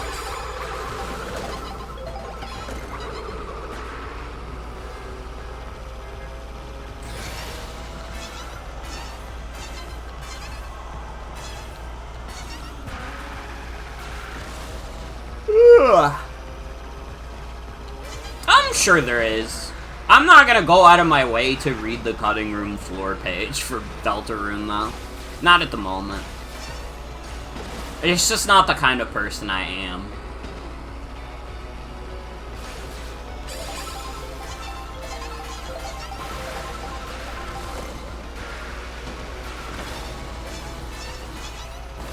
Can I tell you guys about, like, a cool mall that I went to recently? That was why I didn't stream on Thursday, and it was unrelated to why I didn't stream Friday, Saturday. I went to this mall in Queens that's, like...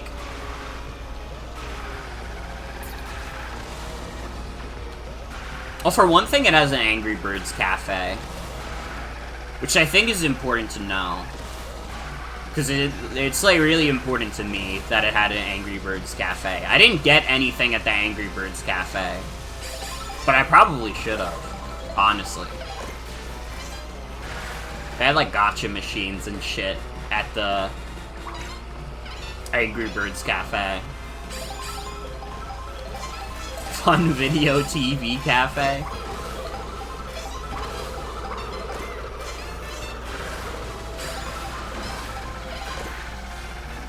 I don't remember the mall's name off the top of my head. I know it was in Flushing, Queens. And it had, like, a lot of, like, Japanese, like, Chinese, like, stores and stuff. It's, like, a very, like, it's a heavily, like, Asian populated area. This is a permanent establishment, also. As far as I know, the Angry Birds Cafe is there forever. Tangram.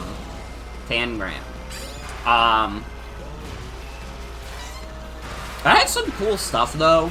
My siblings wanted to go there because it had, like, a One Piece pop-up store. I didn't really care about that because I don't care about One Piece.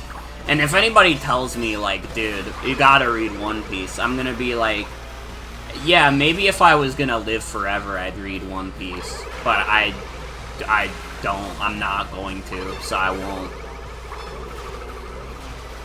Sorry. You're gonna have to figure out how to make human beings immortal before I read One Piece. Like, you know, maybe if in, like, 8,000 years I got, like, really bored, I'd do it.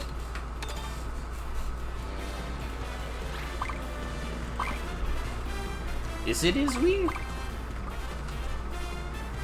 Yeah, Isui. For the Angry Birds Cafe.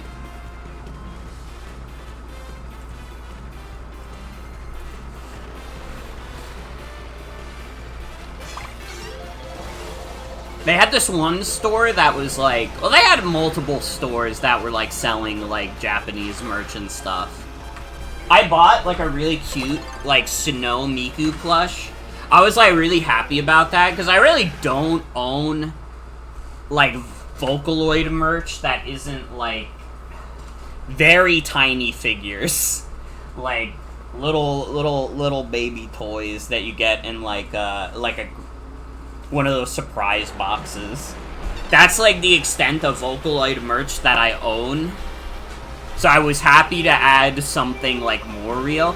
I kind of still wish well, no, that's not true. I have a Rin figure.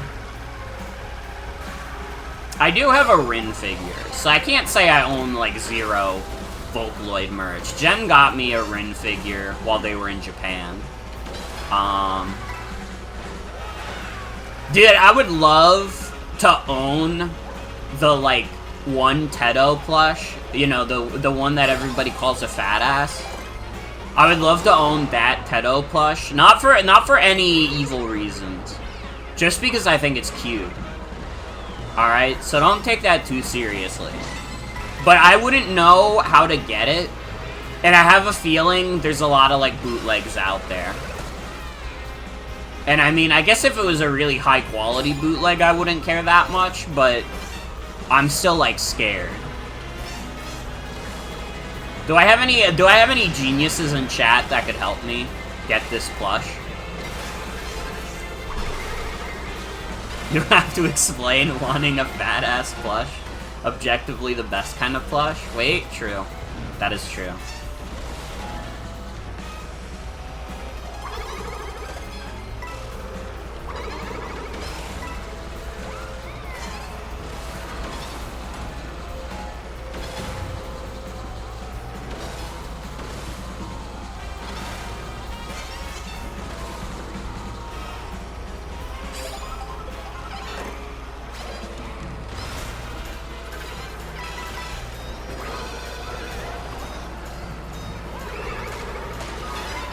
I don't know, it's also one of those things where I'm worried, like, what if that specific plush is, like, really expensive? I don't know, I want to own Tedo merchandise.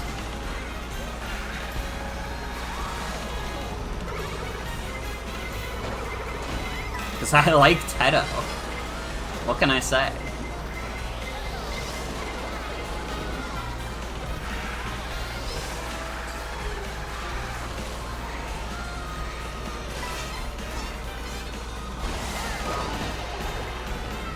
Anyways, sidetracked. Sidetracked because I was thinking of the Snow Miku. I also got...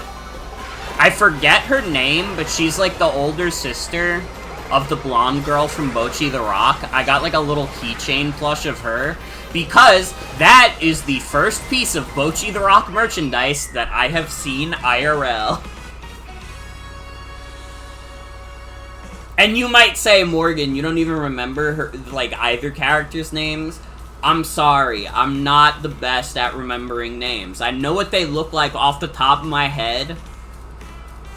You have to keep in mind, I don't watch a lot of anime to begin with, so it's not like I immediately, like, remember, like, Japanese names super quickly.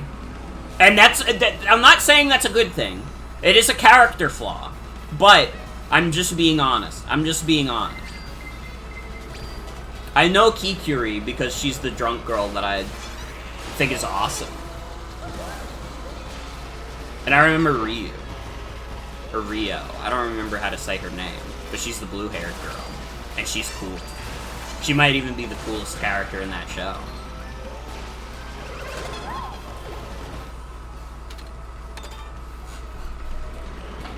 But yeah, that's the only piece of Bocchi the Rock merchandise that I have seen IRL since I got into the show. And it was like $15, so I was like, fuck it. Why not? I like her character, so it's fine. It's like, man, I remember, like, one time being at, like, the comic store that's at, like, the Staten Island Mall, and, like, seeing, like, a piece of Bocchi the Rock merchandise, but I couldn't justify it because I hadn't watched the show yet. Or read the manga. I haven't read the manga in general. Which I know, another character flaw, hasn't read the manga. I know. But I didn't do either before I saw that, like, thing in the store. I think it was a figure. So I didn't get it. And now I regret it. I'm like, man, I should have gotten into Bocchi the Rock sooner, so I could have gotten it. I'm trying to think what else I got.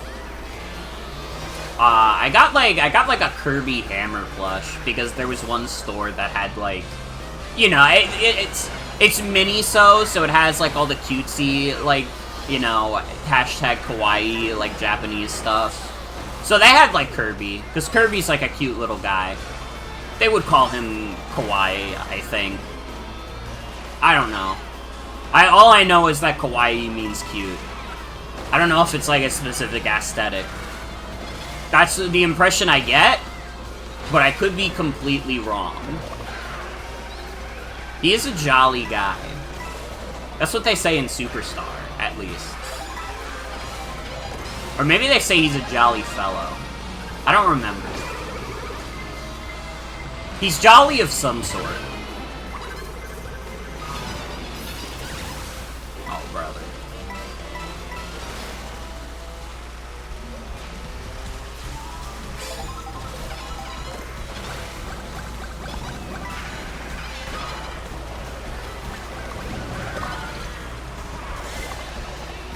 Yeah, I got that. I also got a little, like, Kirby surprise box that has, like, little, like, cute little figures of, like, Kirby. I got one that was, like, King Dedede fighting Kirby, and I was like, yo, that looks sick.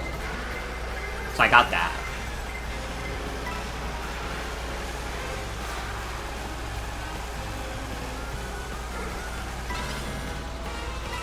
In a surprising twist, I didn't get any Pokemon merch. They had, like, a lot of Pokemon merch there, but it wasn't anything that I was specifically looking for. I did notice that. They did have some, like, Harry Potter shit at the Miniso, and I was like, what are we doing? Is Harry Potter really that popular in Japan? That they have, like, cutesy merch of the little shit? Like, what are we doing?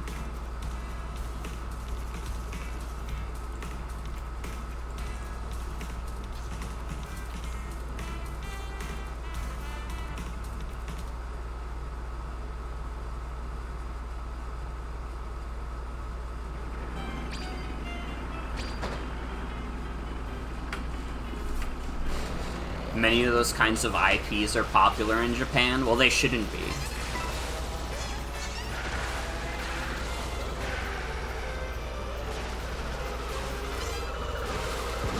They shouldn't be, is all I'm saying.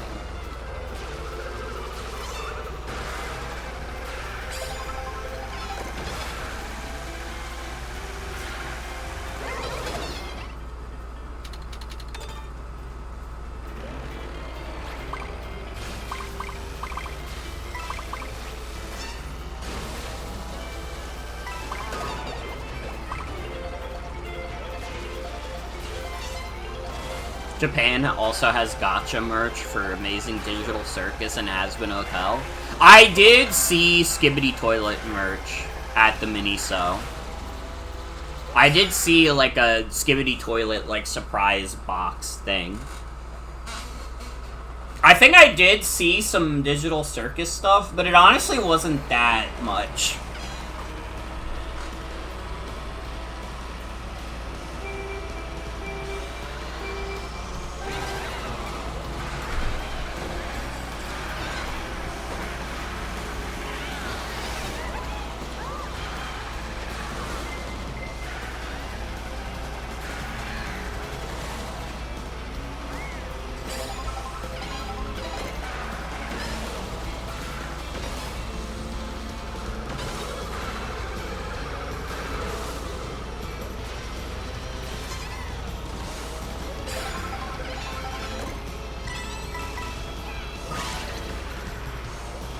You saying Has-Been Hotel literally just brought back the memory of the Homestuck animated show, done by Vivzy Pop.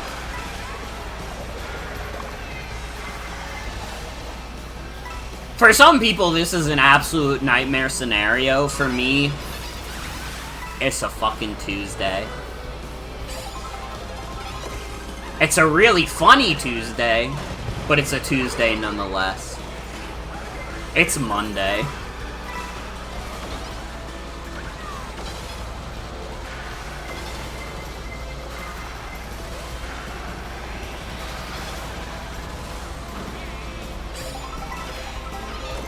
Like seeing people's reactions.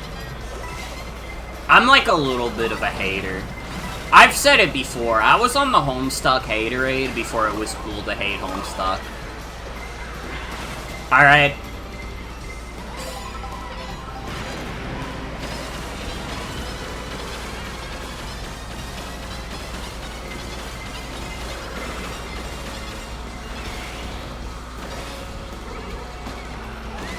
You can't just say that in Twitch chat. You can't just say that. I'm not gonna do it on stream.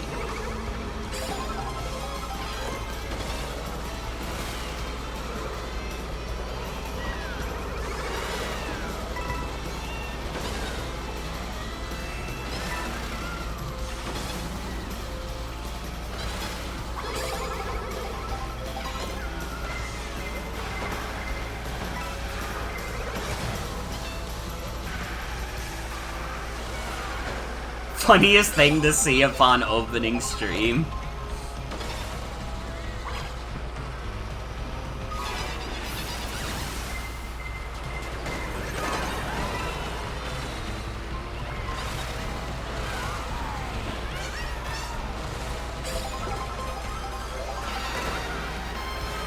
I should just remake the one post I made in 2012 when I thought a Homestuck anime was gonna be real. And I just posted, like, I don't really care about Homestuck, but the Homestuck anime looks kind of good. Like, funniest thing for me to post at age 12.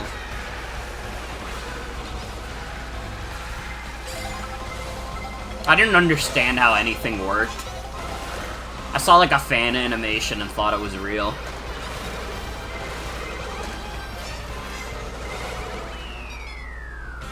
Didn't know shit from fuck.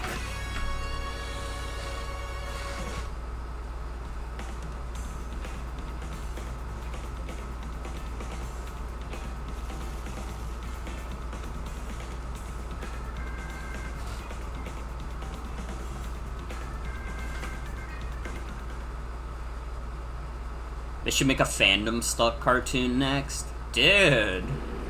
Dude.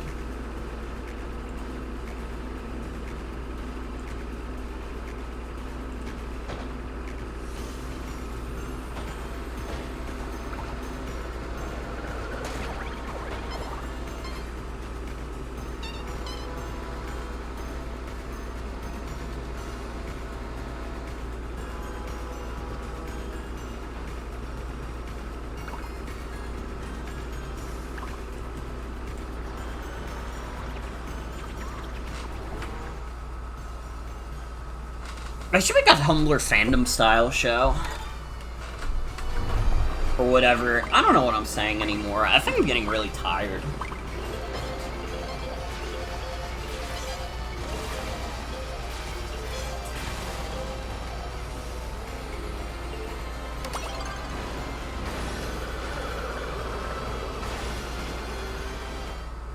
Someone said something like the Homestuck animated show by the creators of Has Been Hotel, and like said like, oh, this is just this is like Tumblr's version of like Dubai like Labubu chocolate, and I was like, what are you people talking about? I didn't understand what they meant by that at all. I like barely know what Labubu is. I know it's like a toy. I guess I just don't know about Labubu as the phenomenon. You know, I don't know Labubu the person.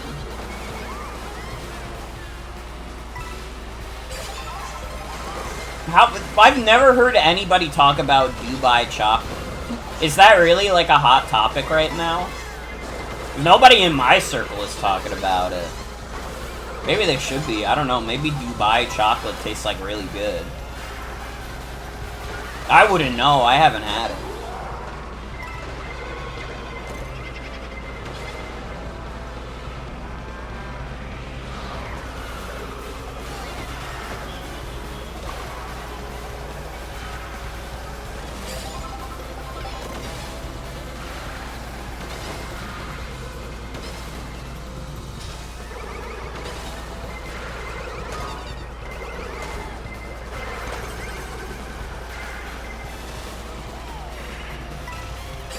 I do like Northern Lion giving his kid the Labubu stare, though.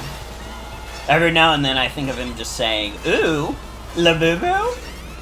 And I'm like, yeah, he's a cool guy.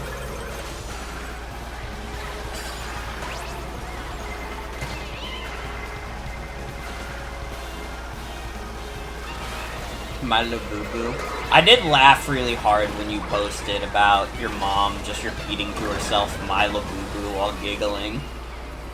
It did have me saying to myself my Labubu for like an hour. And then I stopped because it stopped being as funny. But it was really funny in the moment.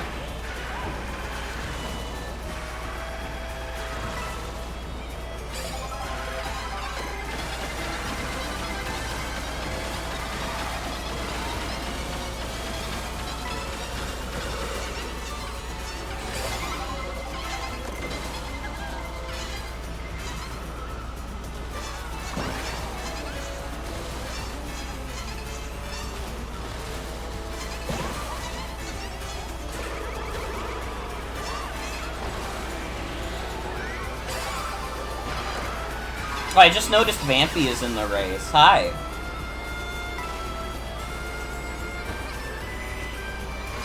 Love your mama. Ugh!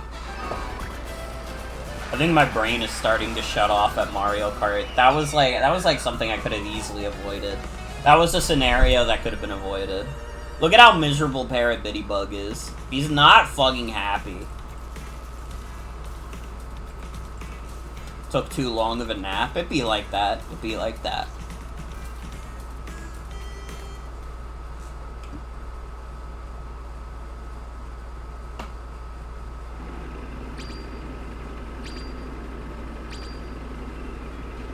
Ooh. Labubu?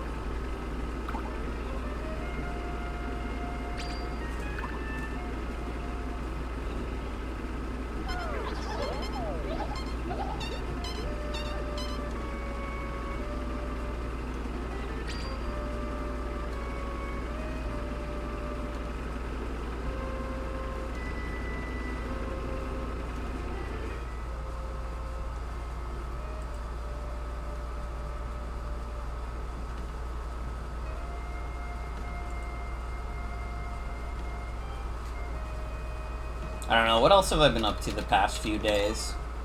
Aside from dealing with the horrors.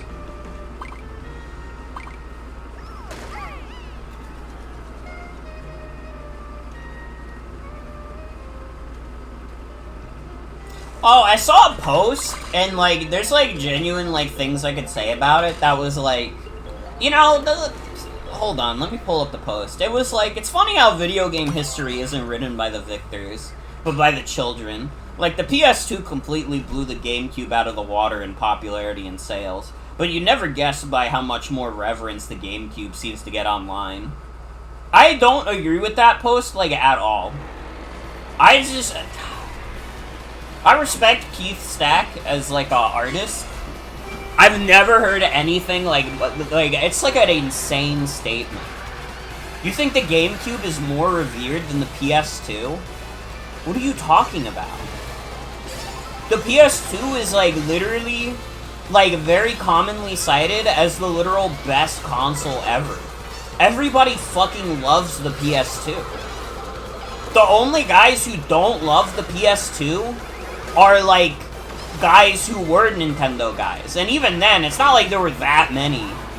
The GameCube didn't sell really well. I think there's something to the statement. Maybe not more revered, but it's certainly disproportional. It's only disproportional because the PS2 was owned by, like, normal people who aren't going to spend their time talking about video games online. That's the only reason it seems disproportional, is because a lot of the people who own a PS2 are, like, the kinds of people who, like, have, like, an Instagram and only post to the gram.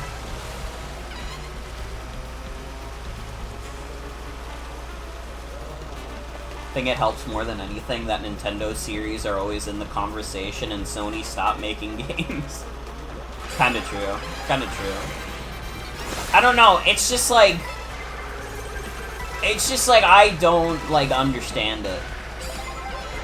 I have met very few people who are genuinely like, oh yeah, GameCube over PS2 any day of the week. Would say the PS2 fanbase is split across different games. I could literally just say, though, that, like, Grand Theft Auto San Andreas is, like, an extremely popular video game that, like, you would have way more people go to bat for than, like, Super Smash Bros. Melee. Like, dude, people fucking love San Andreas. And that was a PS2 exclusive! At least I think it was. I guess it could have been on Xbox, but it sold really well on PS2 specifically.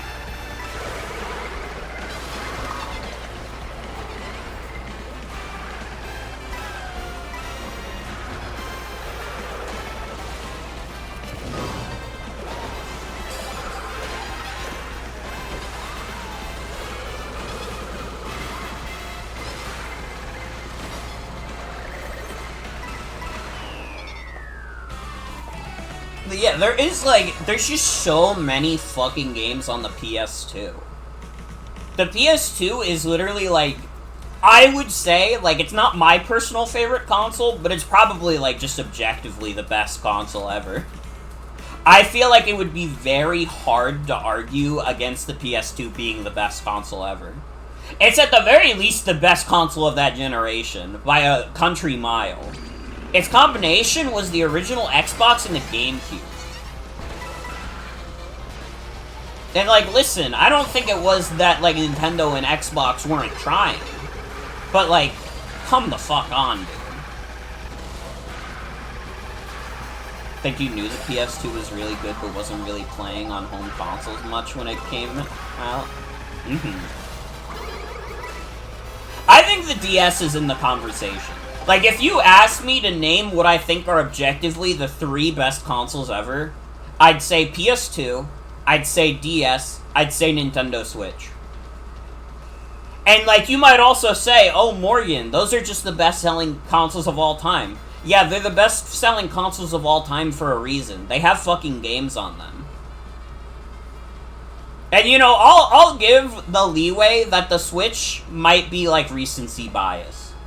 I'll give at least that much, but I still feel like you would have a hard time arguing against that, like, being, like, a fantastic console. Anytime someone's ever tried to give an argument for why the Switch isn't good, they've always, like, been wrong. And you could call me a Nintendrone if you want. But, like, fucking, the sales don't lie, is all I'm saying. The sales don't lie. There's a reason, like, everybody owns a Nintendo Switch.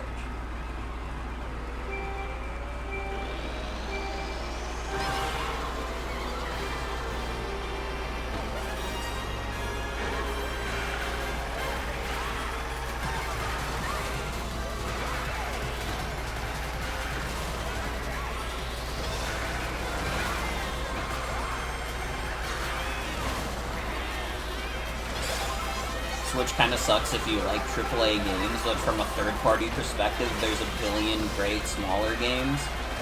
Literally, there's just, like, so much on there. And, like, yeah, you're not getting all the latest games, necessarily. You get, like, a few Miracle ports every now and then, but it's still, like, dude, you know how much fucking shit is on the Nintendo Switch? You wanna just, like, go to the fucking eShop for a second?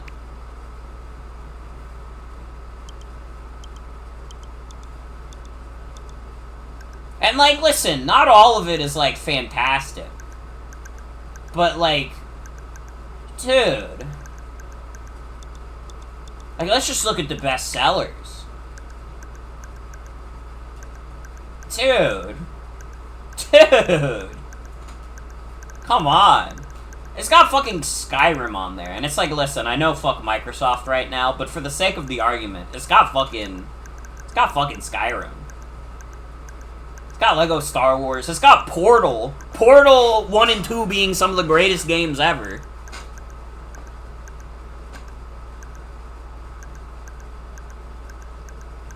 It's got Cuphead. It's got Epic Mickey. I say Epic Mickey like that's one of the amazing ones, but you know, stick with me here. It's got Tony Hawk. It's got fucking Marvel vs. Capcom, My Sims. It's got Jackbox. It's got Batman. It's got Fantasy Life. It's got hot steaming garbage served to you on a platter. It's got Monster Hunter. Mortal Kombat. Tetris. Fucking Red Dead Redemption. The GTA trilogy. Like, it's got fucking Undertale and Deltarune. The Switch is like... The argument I think you could make for the Switch not being one of the best consoles ever is like, it is a bit reliant on being a port machine. And I think that is a fair argument to make. A lot of what makes the Switch's library as strong as it is that it has a lot of ports. And some of those ports are bad, to be fair, but a lot of those ports are also great.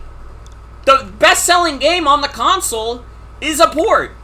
It's literally a port of Mario Kart 8 that fixes, like, the problems people had with the original Switch, with the original Wii U game.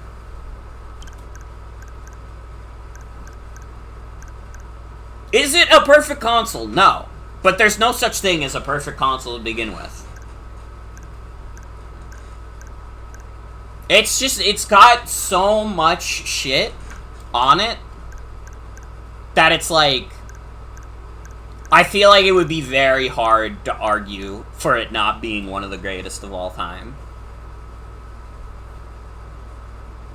Like, it has so many games from so many different generations, and it's also just, like, on the Nintendo side, a lot of what they put on the Switch is some of the best they've done.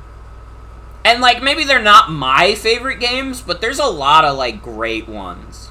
Like, Mario Odyssey is great, Luigi's Mansion 3, Super Mario Party Jamboree, Pokemon Scarlet and Violet, you know, controversial game, but it's, you know, I like it.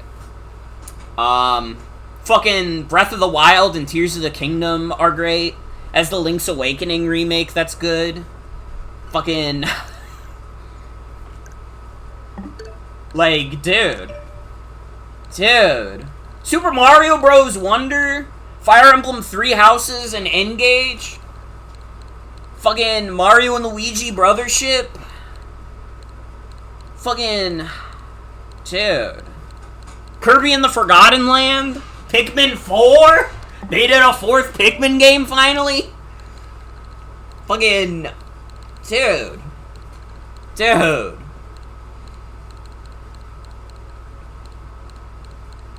Echoes of Wisdom is okay.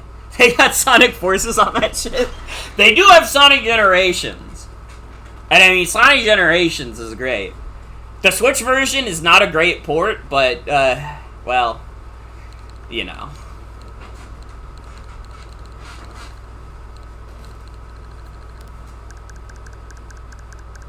Like, let me just, like, dude. Clubhouse Games, Clubhouse Games, F-Zero 99, Hyrule Warriors, Age of Calamity, fucking Mario and Rabbids, fucking Metroid Dread. They finally did Metroid Dread, Tetris 99, Origami King, and if that's not your thing, Thousand Year Door Remake, Snipper Clips, Ring Fit Adventure, Splatoon 2 and 3. Come on, dude. Smash Brothers Ultimate? Come on, dude. Yoshi's Crafted World is a game that exists and is not a part of the discussion for why the Switch could be one of the GOATs. Yoshi's Crafted World is not even, like, allowed at the club anymore. It's really quite sad.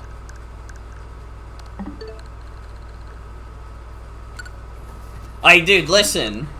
If you want to call me a Nintendrone cocksucker, whatever, I can live with it. But there's a reason this is like the Switch 1 and probably the Switch 2 as well are like my favorite consoles ever. I think the concept of the Switch is like fucking genius, and I think they've really done a good job, like, you know, supporting the system. It really is like that, yeah.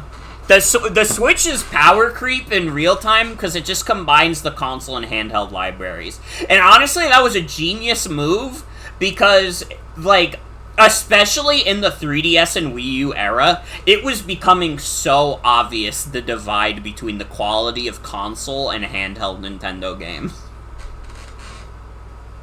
Like, and, like, the thing is, I wouldn't even say the 3DS has, like, Nintendo's best library, but I think the 3DS library beats the shit out of the Wii U library.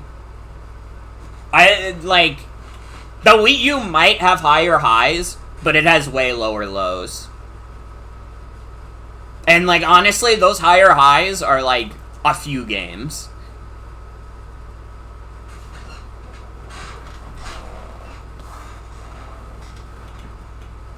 They clearly didn't have the capacity to support two systems anymore. Yeah. And I mean, they made the right move supporting the 3DS more. Because, like, the 3DS was, like... Again, it's their least successful handheld, but that still means they sold, like, what? Like, 70 million 3DSs? Oh, boo-hoo! The 3DS only barely got outsold by the PSP. Boo fucking who. They were still the winners of that generation in terms of handhelds because the Vita, like, sold like shit. The poor PS Vita. Killed before its time. Sony took it out back and shot it. And yeah, it's true. 3DS being lower fidelity meant they could just make games faster. And you know, sometimes it did show. Sometimes they would put out a game on the 3DS and you would be like, did they spend like 3 days on this? Sony also didn't have the capacity. Yeah. One thing that has always, like, made me, like, a little iffy on, like, Sony's handheld specifically, I think Sony's handhelds are the best competition that Nintendo's had in the handheld market. My problem with the Sony handhelds is that it's always been too obvious that's where they put what they consider the lesser games. Like, Nintendo handhelds have always had, like, you know... You've always, at the very least, had Pokemon. And, like, that's not a small thing to have. That's a really fucking big thing to have as, like, a flagship series. But the PSP... It had some of its own original games, you know. I could think of, like, Patapon off the top of my head. But, like, a lot of their in-house studios is, like... Just, like, here's, like, a smaller version of a game you could get on the PS3, bozo. Here's Uncharted, but worse. Here's, like, God of War, but worse. It was a lot of, like, games that felt, like, more obviously lesser. And, you know, Nintendo's handhelds have had their share of that. Especially, like, early on.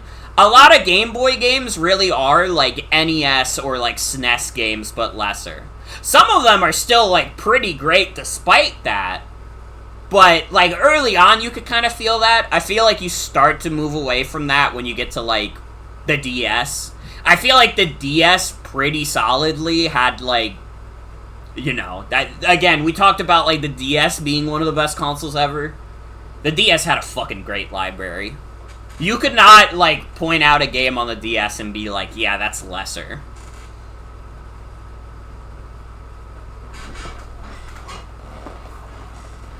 I don't know. Shout out to PSP, though. Shout out Pretty Small Penis.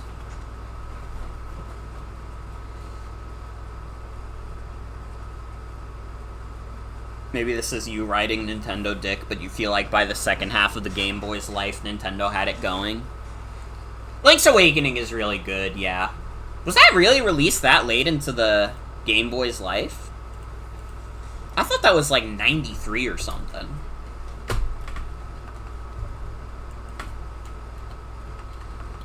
Okay, yeah. That's not really late. That's not even like second half. That's like 4 years in. The Game Boy lasted like 12 years without a successor. That's like kind of crazy. And you could, I know some people will say, oh, what about the Game Boy Color? That's literally not a successor. Is the fucking PS4 Pro a successor to the PS4? Be for fucking real. I hate guys that are like, oh, it's a separate system. It's literally not. Okay, it can play slightly more powerful versions of those games. Oh, where have I heard that one before? Is the new 3DS its own separate console now? Is the Xbox Series X a separate console from the Xbox Series S? Nobody says that, even though, honestly, you have a stronger argument there. What are we talking about?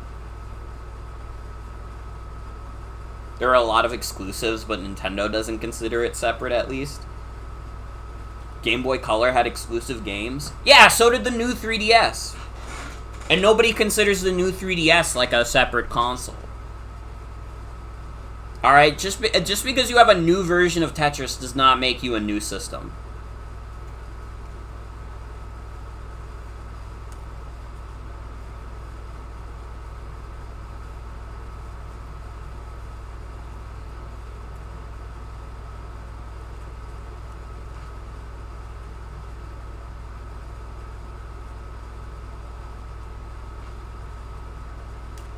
Honestly, I think a big reason Game Boy Color even had, like, a bunch of exclusive games is because of how long the Game Boy's life was.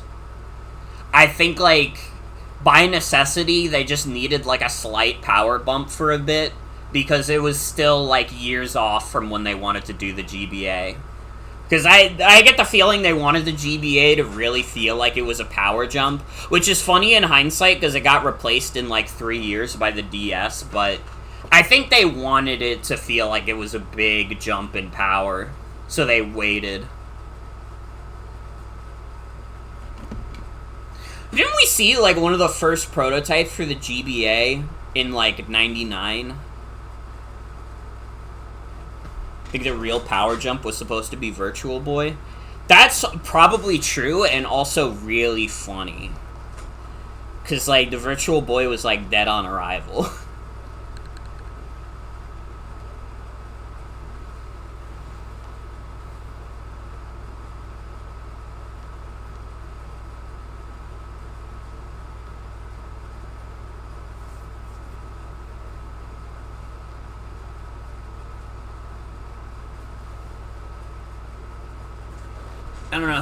I don't know.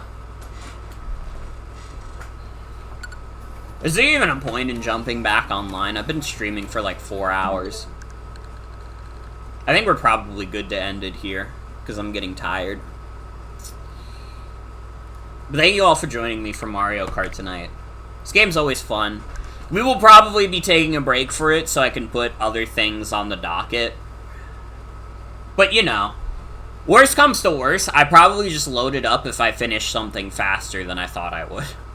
Like, Mario Kart World is not going anywhere. It's gonna keep being part of the stream. Good night. Fun stream. Thank you. I appreciate you saying so. Well, that's gonna be it for tonight's stream. I want to thank you all for coming. Hope you all have a good night and take care. I'll be back tomorrow. I am doing Yakuza 7 tomorrow. Yakuza 7. Wednesday, we're gonna do TF2 with Mimo and maybe other people. Thursday will be Battle for Bikini Bottom, and then Friday will also be Yakuza. And Saturday will be, like, in case any of the streams get delayed. Any of the important ones, anyways. Like, if TF2 got delayed, I wouldn't really care. But anything else, that would happen on Saturday. Who are we gonna raid? Should we raid Dynamo? Dynamo is playing Toy Story 2 Buzz Lightyear to the Rescue.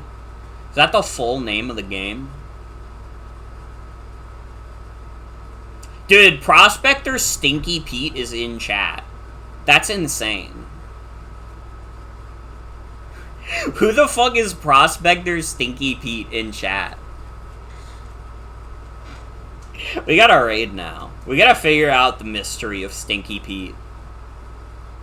I think. Yeah, I'll be back tomorrow with Yakuza 7. I'll catch you all later. Bye-bye, everybody. Bye-bye. There, don't smile because it happened. Cry because it's over!